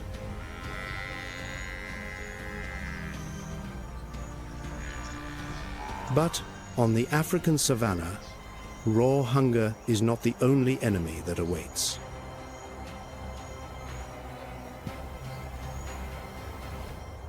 From the east, a chorus of whooping calls slices through the twilight air. Not one voice. 6, 7, perhaps 8 low-slung shadowy figures advance with deliberate purpose.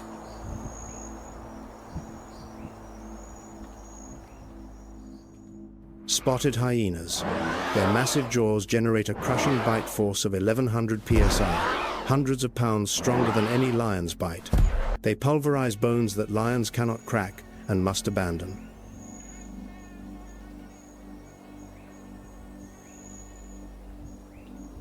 This is no fleeting skirmish over a single carcass. This is a war that has raged for 2 million years across the grasslands of Africa, and neither side has ever claimed absolute victory.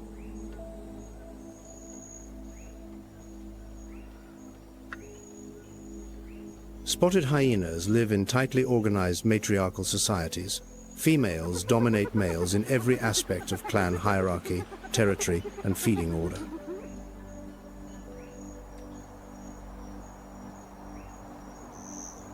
They communicate through more than 11 distinct vocalizations, ranging from deep, guttural moans to shrill, piercing laughter that echoes for miles across the open plains.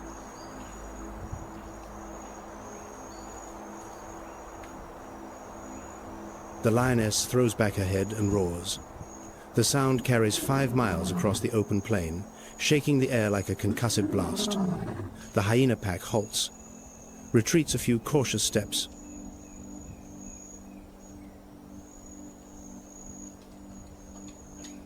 But they do not leave, they simply wait. The lioness must try again. This time she selects different prey, a herd of wildebeest drifting along the western ridge.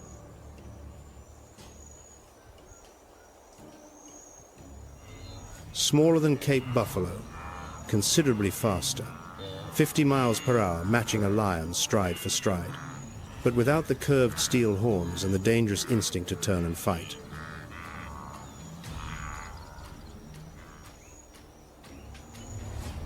She closes the distance. The wing formation draws tighter. One young wildebeest drifts half a beat behind the rest of the herd, slower by a fraction. A fatal mistake.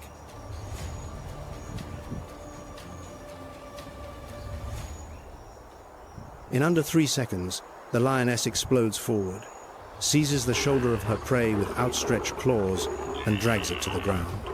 Dust billows skyward, obscuring everything. When it settles, the struggle is over.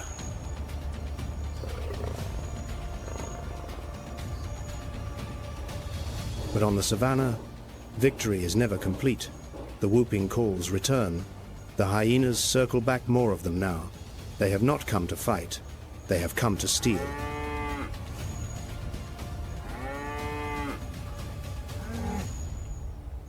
The lioness eats with desperate haste, tearing flesh in ragged strips.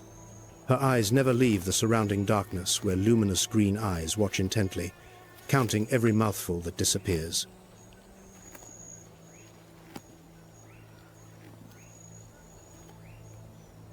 That is the iron law of the savanna. A kill does not guarantee a meal. Defending the prize against all comers, that is true survival.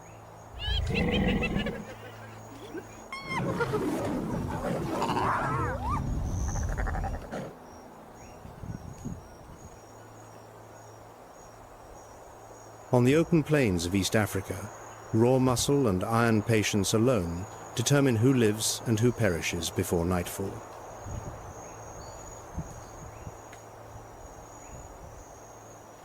The lioness has been shaped across millions of years of natural selection into the most refined terrestrial hunting machine on Earth, and even she fails 7 times out of 10.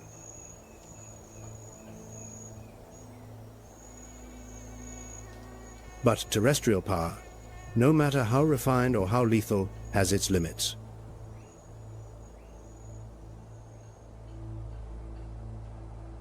There exist kingdoms on this planet where no roar can reach and no claw can threaten, where the hunter needs no muscle but something deeper, something far more ancient.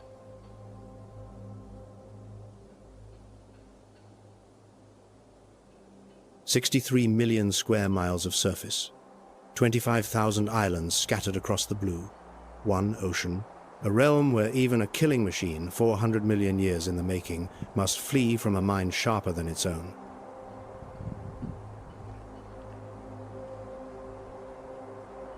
If, on the Savanna, power belongs to the strongest body, then beneath the ocean, power belongs to the most intelligent mind.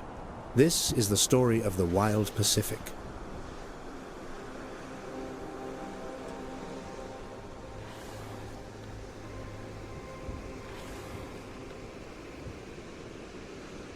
The Pacific Ocean, the single largest body of water on Earth, stretches from the frozen Arctic to the windswept Antarctic, covering nearly 1/3 of the planet's entire surface.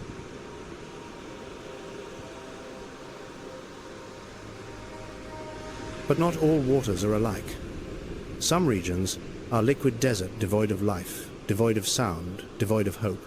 Others erupt with biological force that defies easy explanation.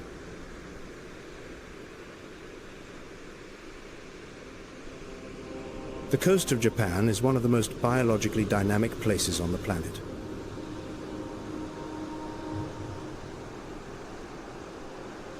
From the south, the Kuroshio Current carries warm tropical water along the archipelago with staggering speed and heat temperatures between 68 and 77 degrees Fahrenheit.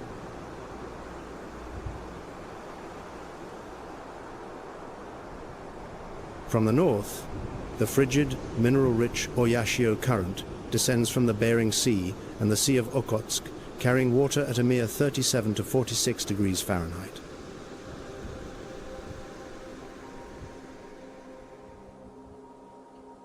Where these two great currents collide, something wondrous occurs.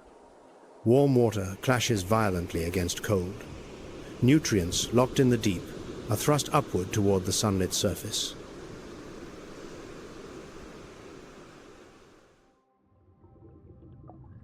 Algae bloom in vast emerald clouds.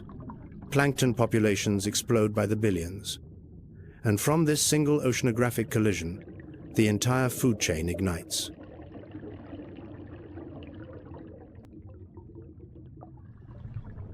The Kuroshio-Oyashio convergence zone, where biological productivity runs 2 to 5 times higher than surrounding waters, stands as one of Earth's greatest oceanographic phenomena.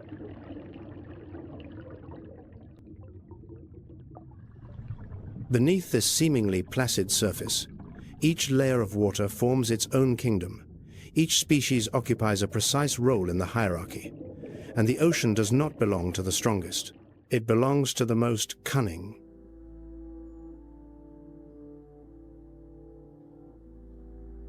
But to understand who truly commands the apex of the ocean's hierarchy, one must first descend to the lowest tier, where the smallest creatures guard the greatest secrets.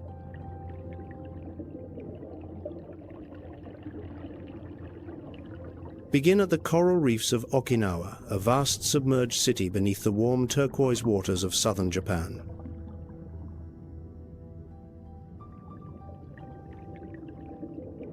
Here, a creature smaller than a human finger holds the key to one of the most spectacular transformations in the entire natural world.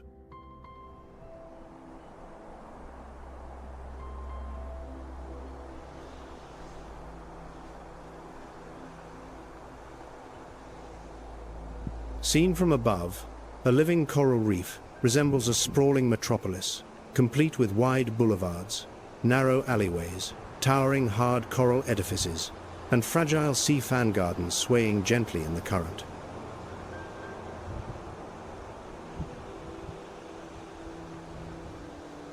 Okinawa harbors roughly 400 coral species, a level of diversity that ranks among the highest anywhere on Earth. The Sekisei Lagoon, stretching between Iriomote and Ishigaki, is the largest coral reef system in all of Japan.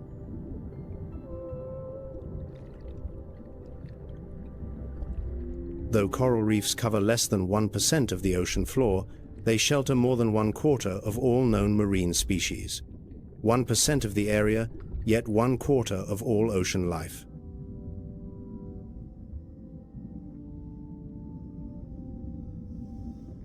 No structure built by human hands has ever achieved such an arresting ratio.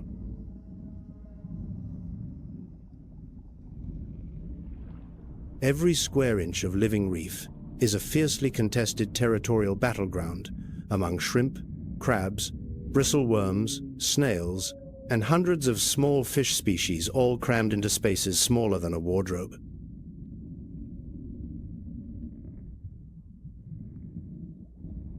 And amid this densely populated coral metropolis, one tiny resident glides effortlessly through the lethal tentacles of a sea anemone entirely unharmed.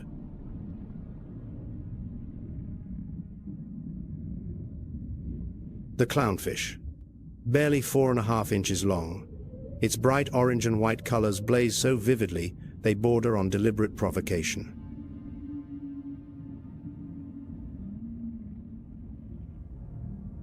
Any other creature foolish enough to brush against an anemone's tentacles suffers instant and devastating paralysis.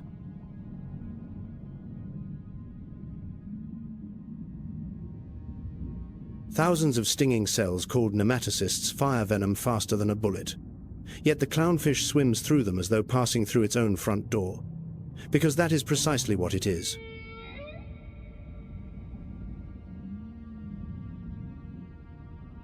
A specialized glycoprotein mucus layer coats the clownfish's entire body, functioning as an invisible chemical shield, preventing the nematocysts from recognizing it as a viable target.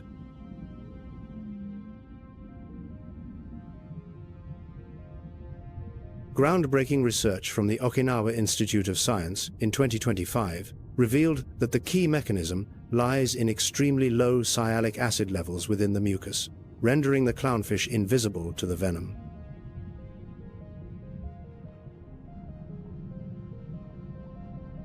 In return, the clownfish diligently removes parasites and dead tissue from the anemone's tentacles, earning its shelter through constant service.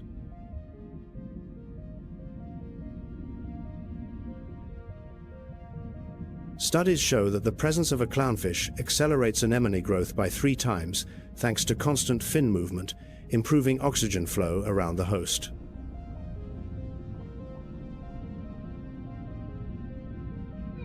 A flawless symbiotic pact written in the language of chemistry, requiring no words and no negotiation. But the clownfish's most stunning secret does not reside in its mucus coating. It resides in its sex.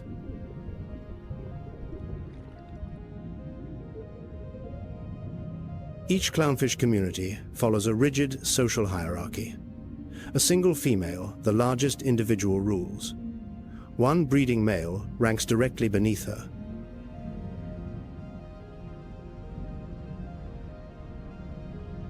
The remaining fish are non-breeding males, lined up in strict hierarchical order. Every single clownfish is born male, no exceptions.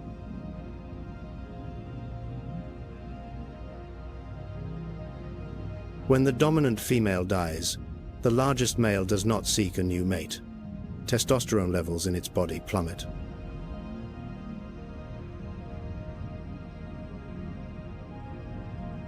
Estrogen surges through its bloodstream. Testicular tissue undergoes a complete metamorphosis into functional ovarian tissue. Within weeks, the male becomes a fully reproductive female, permanently and irreversibly.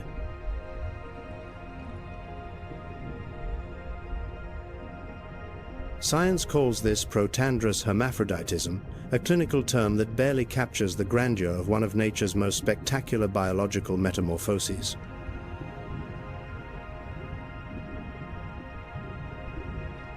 The next male in the hierarchy automatically ascends to breeding status.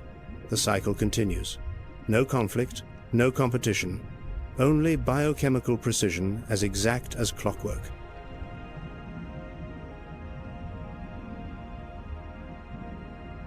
A creature smaller than a finger, living in the deadly embrace of a killer, possesses the extraordinary ability to rewrite its own biological design.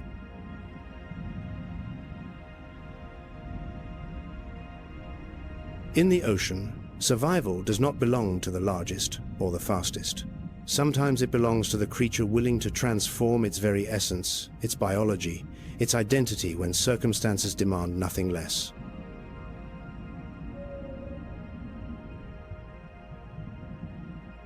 The clownfish understood this truth long before Darwin ever wrote his first line. But the lowest tier of the ocean is not safe. Nowhere in the ocean is ever safe.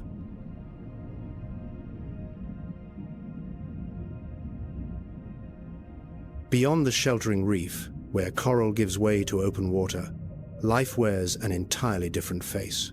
Here, a reptile of immense antiquity carries on its armored back an instinct 200 million years old.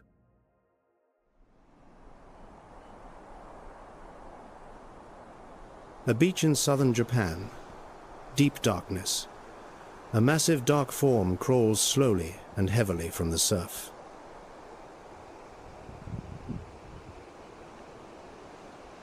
Every step across the sand demands tremendous effort. A body engineered to glide through water now battles gravity on land.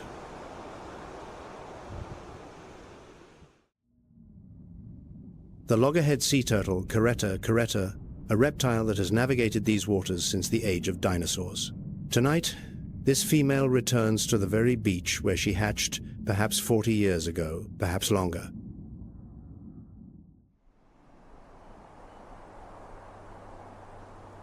Yakushima Island, Japan's largest and most vital loggerhead nesting ground, receives between 2,000 and 7,000 nests each breeding season.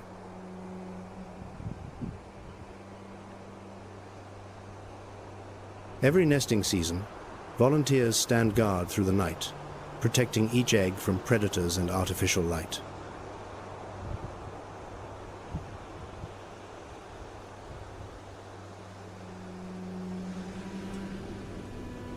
The mother excavates her nest slowly with both hind flippers like two patient spoons. She lays her eggs, covers them with sand, erases her tracks, and returns to the sea without looking back.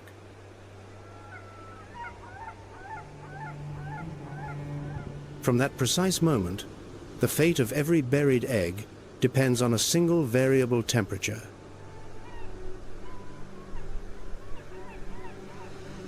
"45 to 70 days later, the sand begins to stir with movement from below. Dozens of hatchlings, each no larger than a human palm, claw their way upward and emerge from the nest.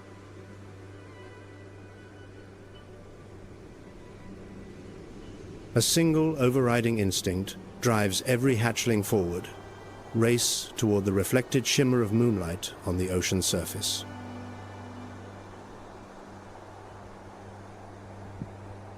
They scramble toward the water, if one can call the desperate flailing of a tiny, fragile body across open sand scrambling.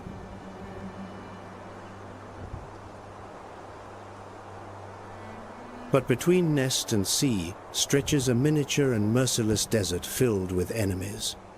Seabirds dive from above. Ghost crabs lurk in the moonlit shadows.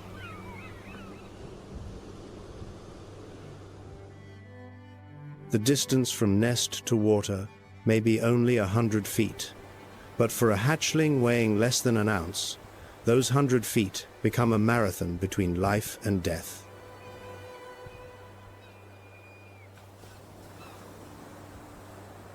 Of every 1,000 hatchlings that claw their way to the surface, perhaps only one will survive long enough to reach adulthood.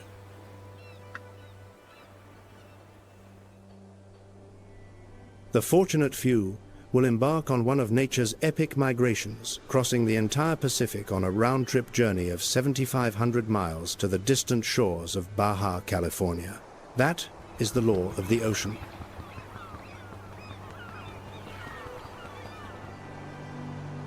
But this cycle faces a growing threat, and the greatest danger comes not from birds or crabs.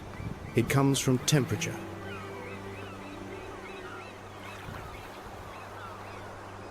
Sea turtles determine sex through incubation temperature.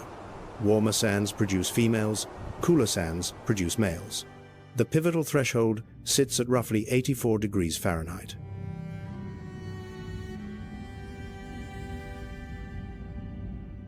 If temperatures rise by just a few degrees, entire generations will skew more than 90% female.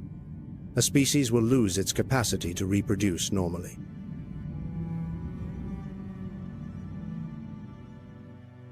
The equation is terrifying precisely because it is so simple.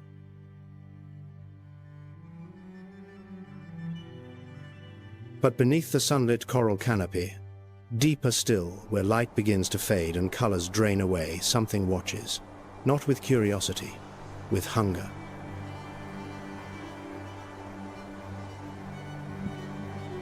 And even the most finely tuned predator harbors a fear of its own.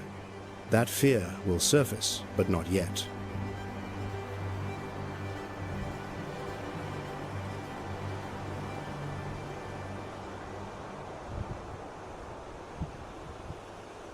A single dorsal fin slices the waterline, slow, steady, like a blade drawn deliberately across silk.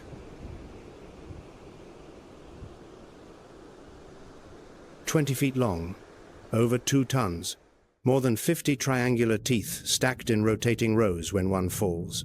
Another slides forward to replace it. A conveyor belt of weaponry that never stops."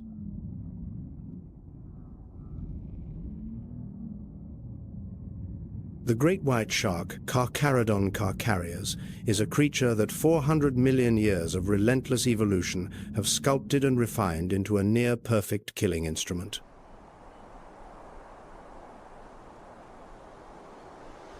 "400 million years before the first dinosaurs appeared, before trees had even colonized the barren land, the ancestors of modern sharks already prowled the dark primordial oceans.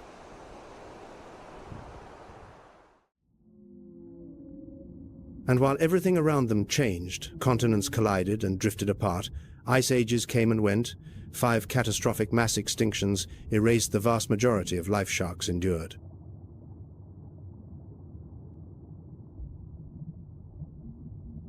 The great white itself is only about 16 million years old, but its lineage is the legacy of 400 million years of natural selection.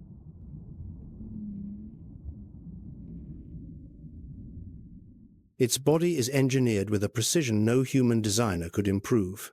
The jaw holds roughly 300 teeth in total, with 50 always active in the front row, triangular, scalpel sharp.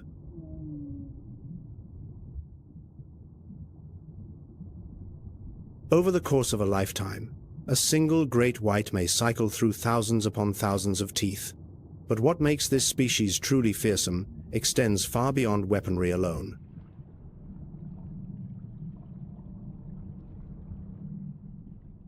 The great white is endothermic warm-blooded, an exceedingly rare trait among fish. A complex network of blood vessels called the rete mirabile keeps its body warmer than the surrounding water.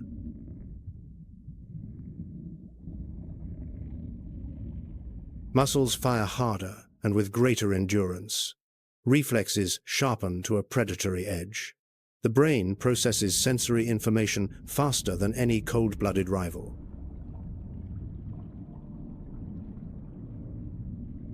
In the frigid waters surrounding Hokkaido, where winter temperatures routinely drop below 50 degrees Fahrenheit, the great white's body remains an engine heated and sustained from within.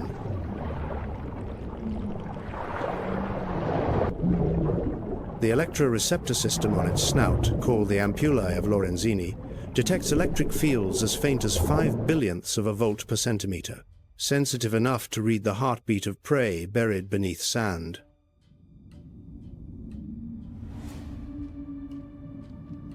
But the most formidable weapon in the great white's arsenal is not the sensor array. It is the tactic.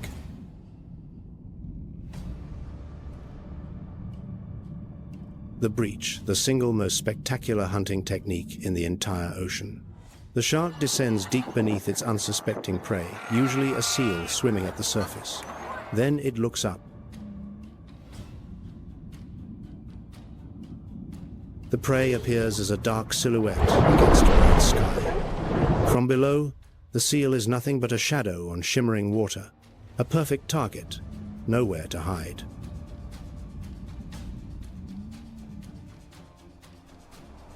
Then the shark accelerates vertically 25 miles per hour. 2 tons of muscle launch upward like a living torpedo.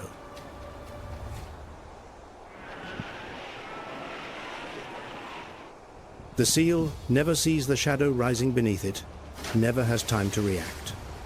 Jaws slam shut. Gravity seizes both bodies and pulls them back into the deep.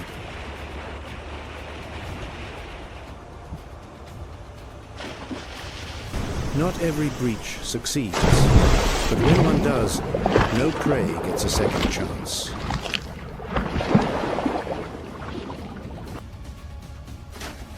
A great white's natural lifespan can exceed 70 years, spanning longer than most chapters of recorded human history.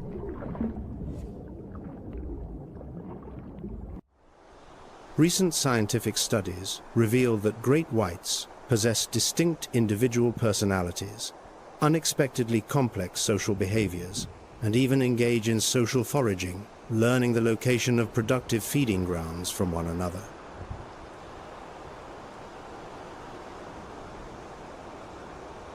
If an engineer were tasked with designing the perfect underwater killing machine, optimal hydrodynamics,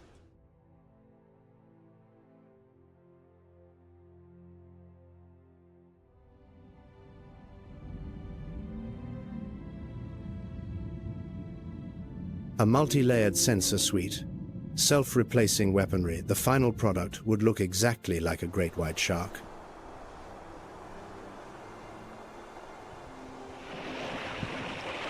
But not every ocean predator chooses to single out one target at a time.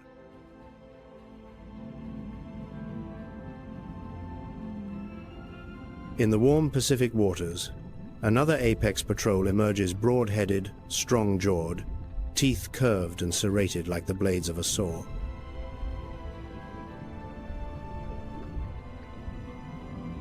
The tiger shark. 16 feet of raw power and length. The predator with the widest dietary menu in the entire shark world.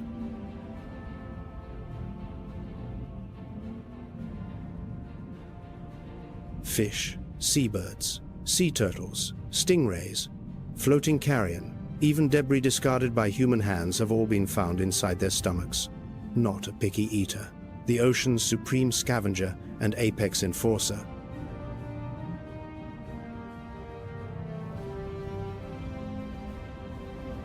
The tiger shark's constant presence creates a pervasive landscape of fear, preventing sea turtles and mugongs from overgrazing vulnerable seagrass beds, thereby shielding entire coastal ecosystems.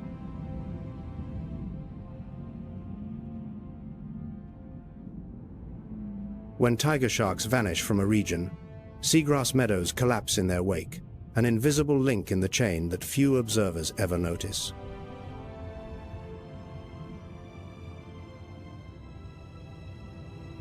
But even a predator refined across 400 million years harbors something to fear.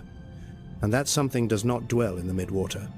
It lives far deeper, then rises to the surface.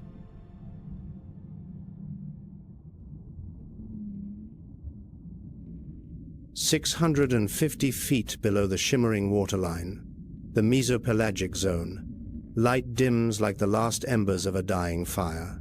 1,600 feet darkness begins swallowing everything whole.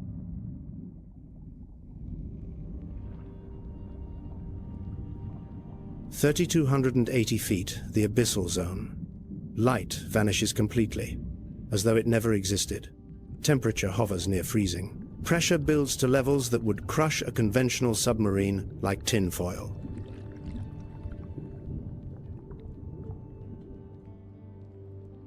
The Japan Trench does not stop at 3,000 feet. It keeps descending 6,000, 9,000, 16,000 to over 26,000 feet, just off the coast of Honshu.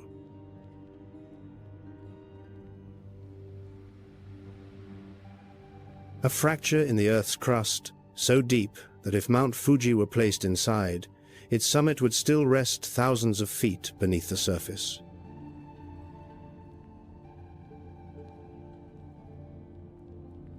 Not far away lies the Mariana Trench, nearly 36,000 feet at the Challenger Deep, the deepest point on the planet.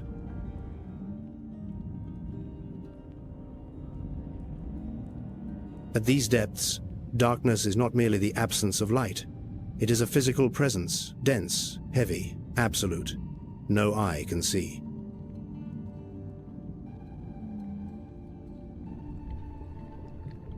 No ear can hear in the conventional sense. Yet, the abyss is far from empty. It has a master.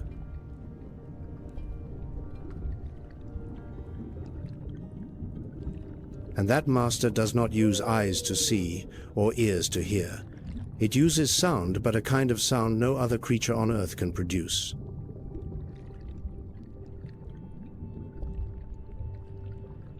"236 decibels, the loudest sound generated by any living organism on the face of this planet.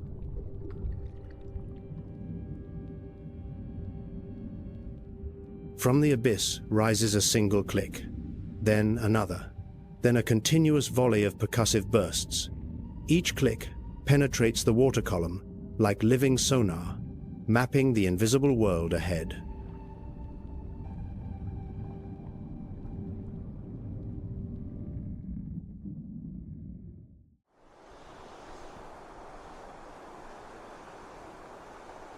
Longer than a city bus, heavier than 45 tons, the head alone occupies a full 1/3 of the body's total length, the largest toothed animal that has ever existed on this planet.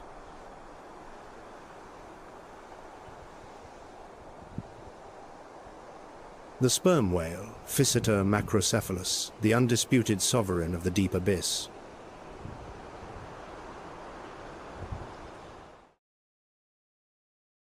Inside that cavernous head sits the spermaceti organ, a biological reservoir holding tons of waxy oil unique among all living creatures. Its precise function remains a subject of vigorous scientific debate.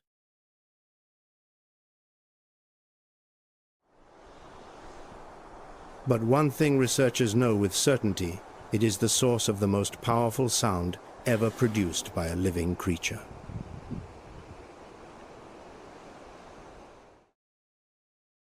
The sperm whale interprets returning echoes through specialized fat deposits in its lower jaw, constructing an intricate three-dimensional map of a world shrouded in total and permanent darkness. No eyes needed. It sees through sound alone.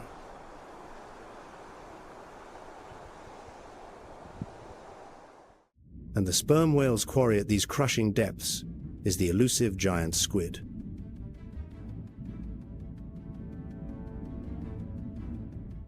The clash between sperm whale and giant squid remains one of nature's greatest and most enduring unsolved mysteries. No camera has ever captured the encounter. No light reaches those depths. No human has ever witnessed it.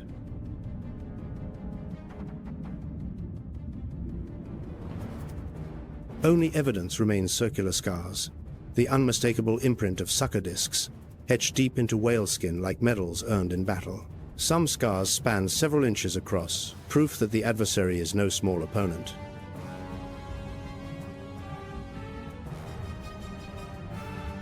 Every single adult sperm whale bears these battle scars somewhere on its body. No exceptions. At invisible depths, titanic battles unfold in absolute and total silence.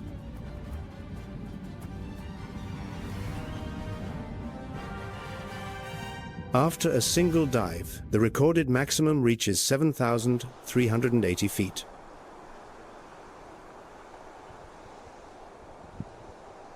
A sperm whale may rest at the surface for hours afterward, breathing deeply, recovering its depleted oxygen stores, and gazing at the open sky through eyes that seem impossibly small for such an immense body.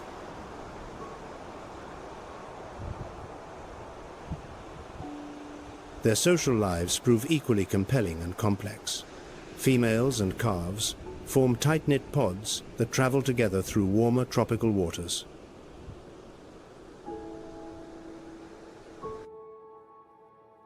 They defend one another with coordinated formations, nurse each other's young, and communicate through intricate click sequences that scientists have come to call codas.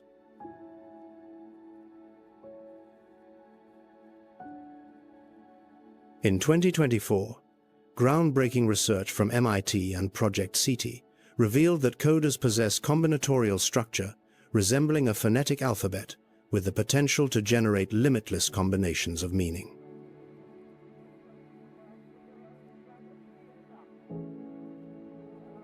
A communication system bearing structural properties that are strikingly close to those of human language.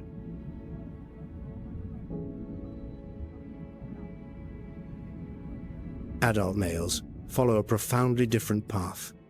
They leave the safety of the pod, swimming alone into the frigid polar waters of the far north, solitary, enormous, and utterly silent.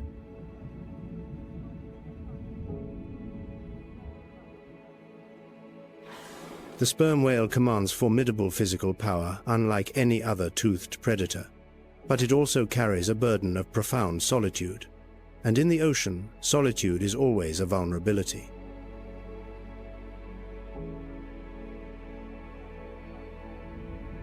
Because true dominion in the ocean does not belong to the strongest. It belongs to the most intelligent, and the most intelligent never hunts alone.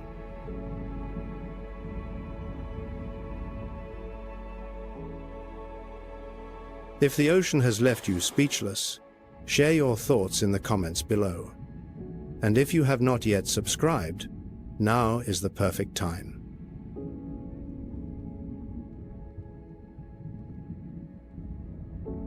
But before the true ruler appears, one more species deserves its story, a predator that turned its bizarre anatomy into a flawless weapon.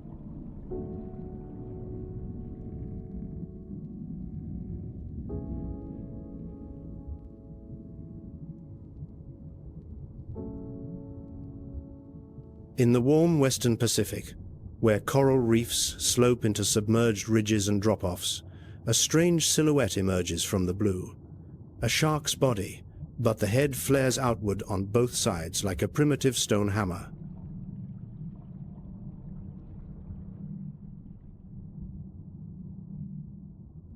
The hammerhead shark family, Sphinidae, the dramatically widened head, known as the cephalofoil, may appear grotesque to human eyes, but beneath the ocean's surface, it functions as a complete and devastatingly efficient hunting system.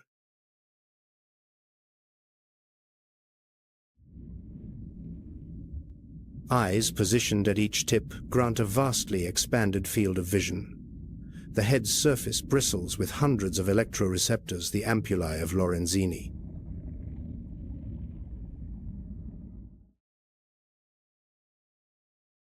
These organs detect faint electrical impulses from muscles, nerve fibers, and the heartbeat of living prey.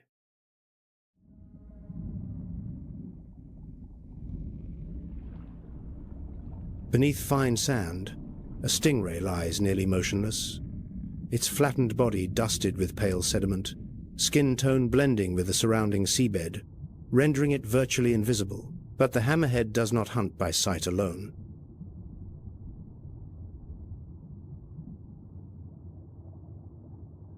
Gliding low over the sand, the wide head sweeps gently from side to side like a living metal detector.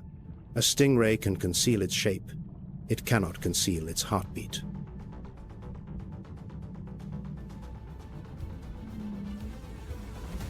At Yonaguni Island, the westernmost inhabited point of the entire Japanese archipelago, hammerhead sharks congregate in vast schools of 50 to over 200 individuals around underwater cleaning stations.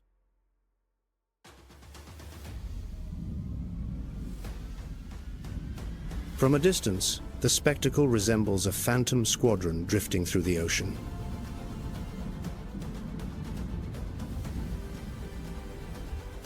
But the hammerhead's tragedy lies in a cruel and bitter irony. A creature exquisitely designed to read heartbeats, buried beneath sand, cannot sense the single greatest threat now stalking it.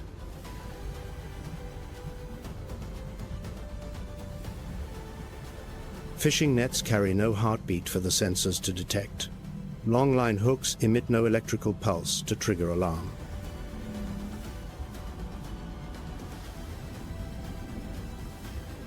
The scalloped hammerhead critically endangered, according to the IUCN Red List. Populations have plummeted by more than 80% in recent decades. When they vanish, the ocean loses its silent and irreplaceable sentinel.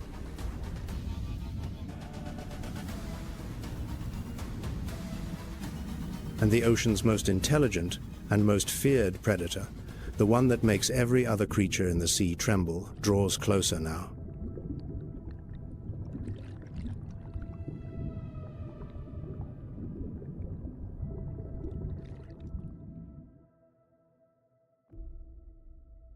A dorsal fin, nearly 6 feet tall, cleaves the ocean surface with surgical precision.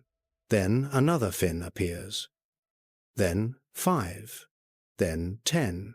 They move in absolute unison, no fin out of rhythm, no shadow falling behind.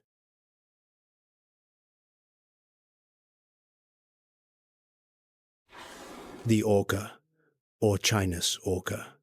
Most people call them killer whales. But that name ranks among the greatest misnomers in the history of biology.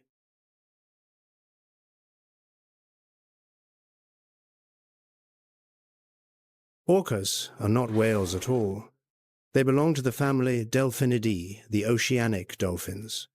They are the largest dolphins on the planet.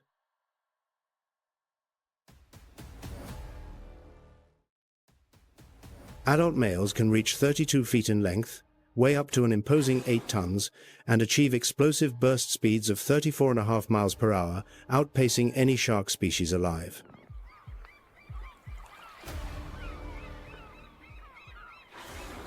But neither raw size nor explosive speed is what makes every creature in the ocean fear the orca above all others. It is the brain.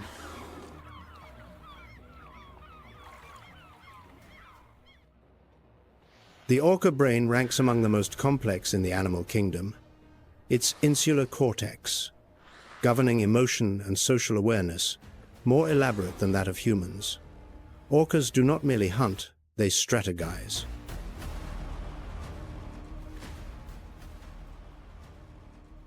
In the cold Norwegian fjords, orcas hunt Atlantic herring using a coordinated technique known as carousel feeding. The entire pod encircles the herring school, compressing thousands of fish into a single tight bait ball.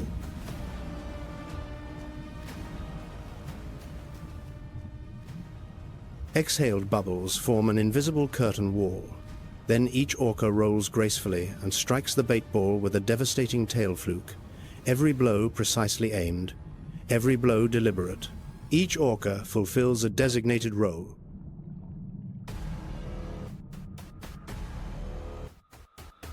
In Antarctic waters, the strategy transforms entirely. Wave-washing perfectly synchronized swimming that generates powerful artificial waves, sweeping unsuspecting seals clean off their ice floes.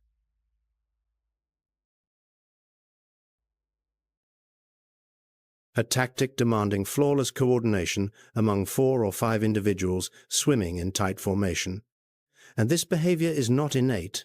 It is taught, practiced, and perfected over years.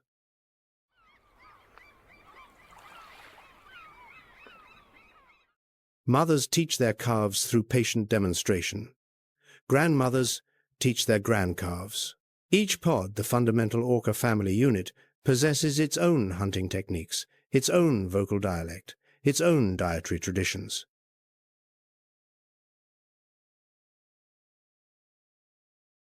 Scientists call this culture, a term once reserved exclusively for humans.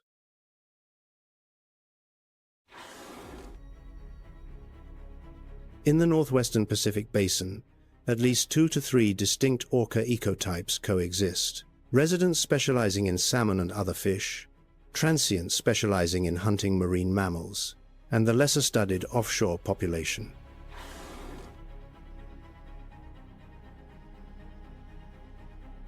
Near Raosu, off eastern Hokkaido, orcas have been documented hunting stellar sea lions in direct attacks.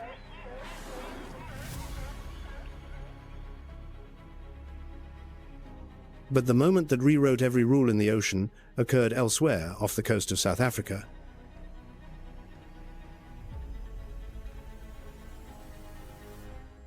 Two orcas, nicknamed Port and Starboard because their dorsal fins list in opposite directions, have single-handedly redrawn the ocean's entire map of power. They hunt great white sharks,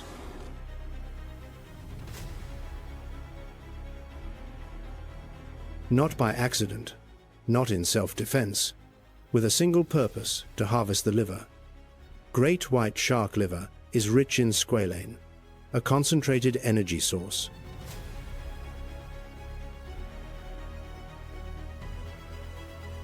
Port and Starboard dissect their shark prey with surgical precision, flipping the great white belly up to trigger a state of tonic immobility, then extracting the nutrient-dense liver intact. The rest of the carcass is discarded.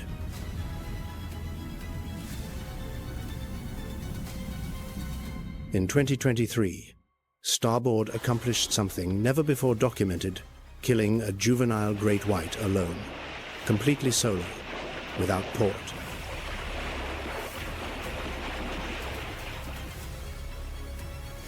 When orcas appear in a stretch of ocean, great white sharks vanish, not for hours, not for days, but for months.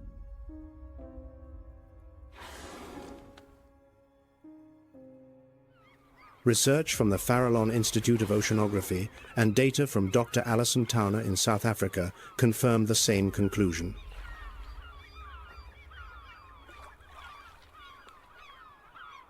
"400 million years of painstaking evolution, a body perfected down to each serrated tooth, a sensory system that surpasses all modern human technology, and every advantage must yield before a few million years of brain development."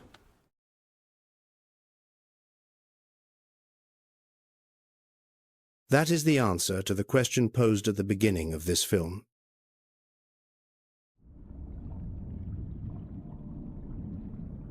The ocean does not belong to the strongest. It belongs to the most intelligent, and the most intelligent never hunts alone.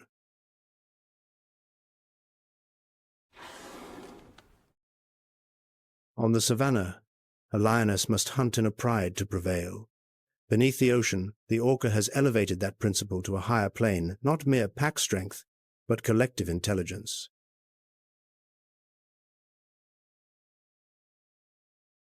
But even the most intelligent remains fragile.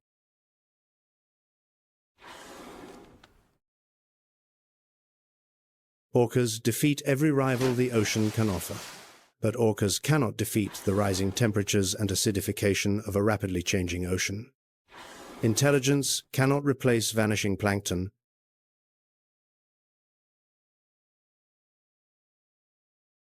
Culture cannot regenerate dying coral.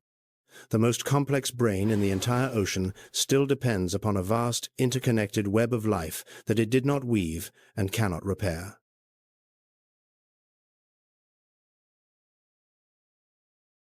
The larger question is not who is strongest or smartest. The question is, does the ocean still have room for all of them?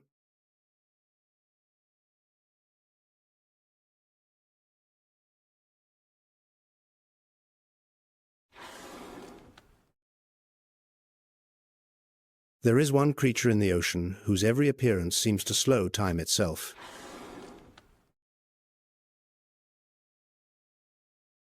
"40 to 50 feet in length, pectoral fins spanning 1/3 of its body, the longest of any whale species.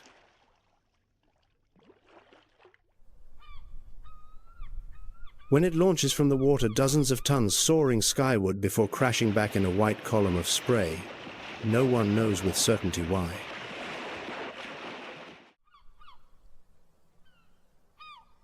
The humpback whale, Megaptera novaeangliae.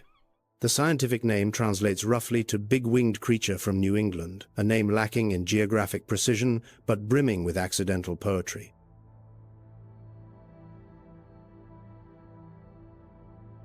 Each year, humpback whales migrate from the waters off Alaska and Russia to Japan's Ogasawara Islands, a one-way journey of 5,000 miles.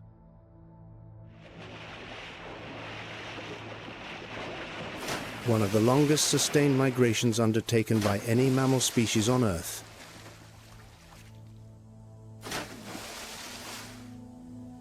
In northern feeding grounds, they coordinate hunts through bubble net feeding.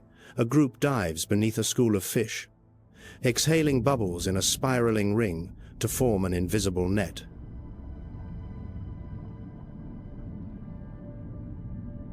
Fish are corralled inside the bubble column. Then the entire group surges upward in unison. Mouths agape, thousands of gallons of water streaming through baleen plates, trapping the catch.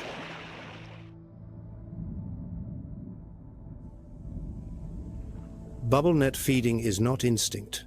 It is a behavior that is learned passed from one generation to the next.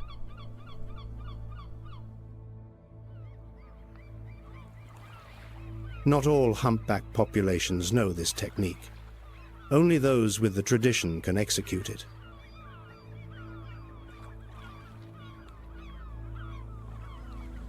But the humpback whale's most wondrous gift lies not in its mouth, it lies in its voice.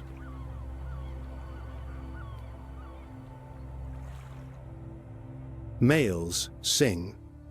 Each song stretches across 20 minutes or more, then repeats cycling for hours without pause. Every composition weaves together a complex sequence: low moans, high-pitched shrieks, percussive rhythms, and whistled phrases.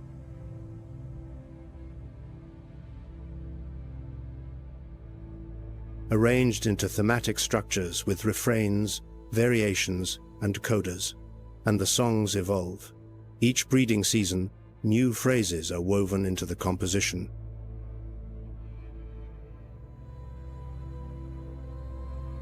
Songs spread from one population to another across vast distances, propagating west to east across the Pacific Basin like a cultural trend traveling through an entire ocean.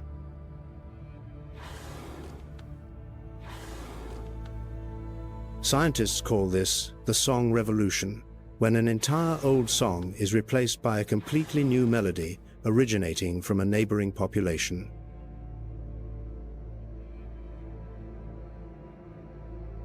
A form of cultural transmission and creative renewal that was previously documented only in human societies.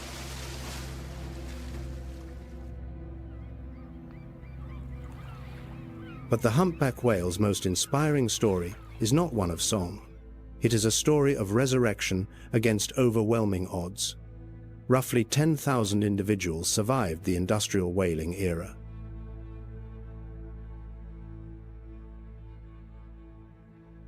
Today, more than 80,000. Several populations have been removed from the endangered species list. Proof that when humanity steps back, nature can restore itself.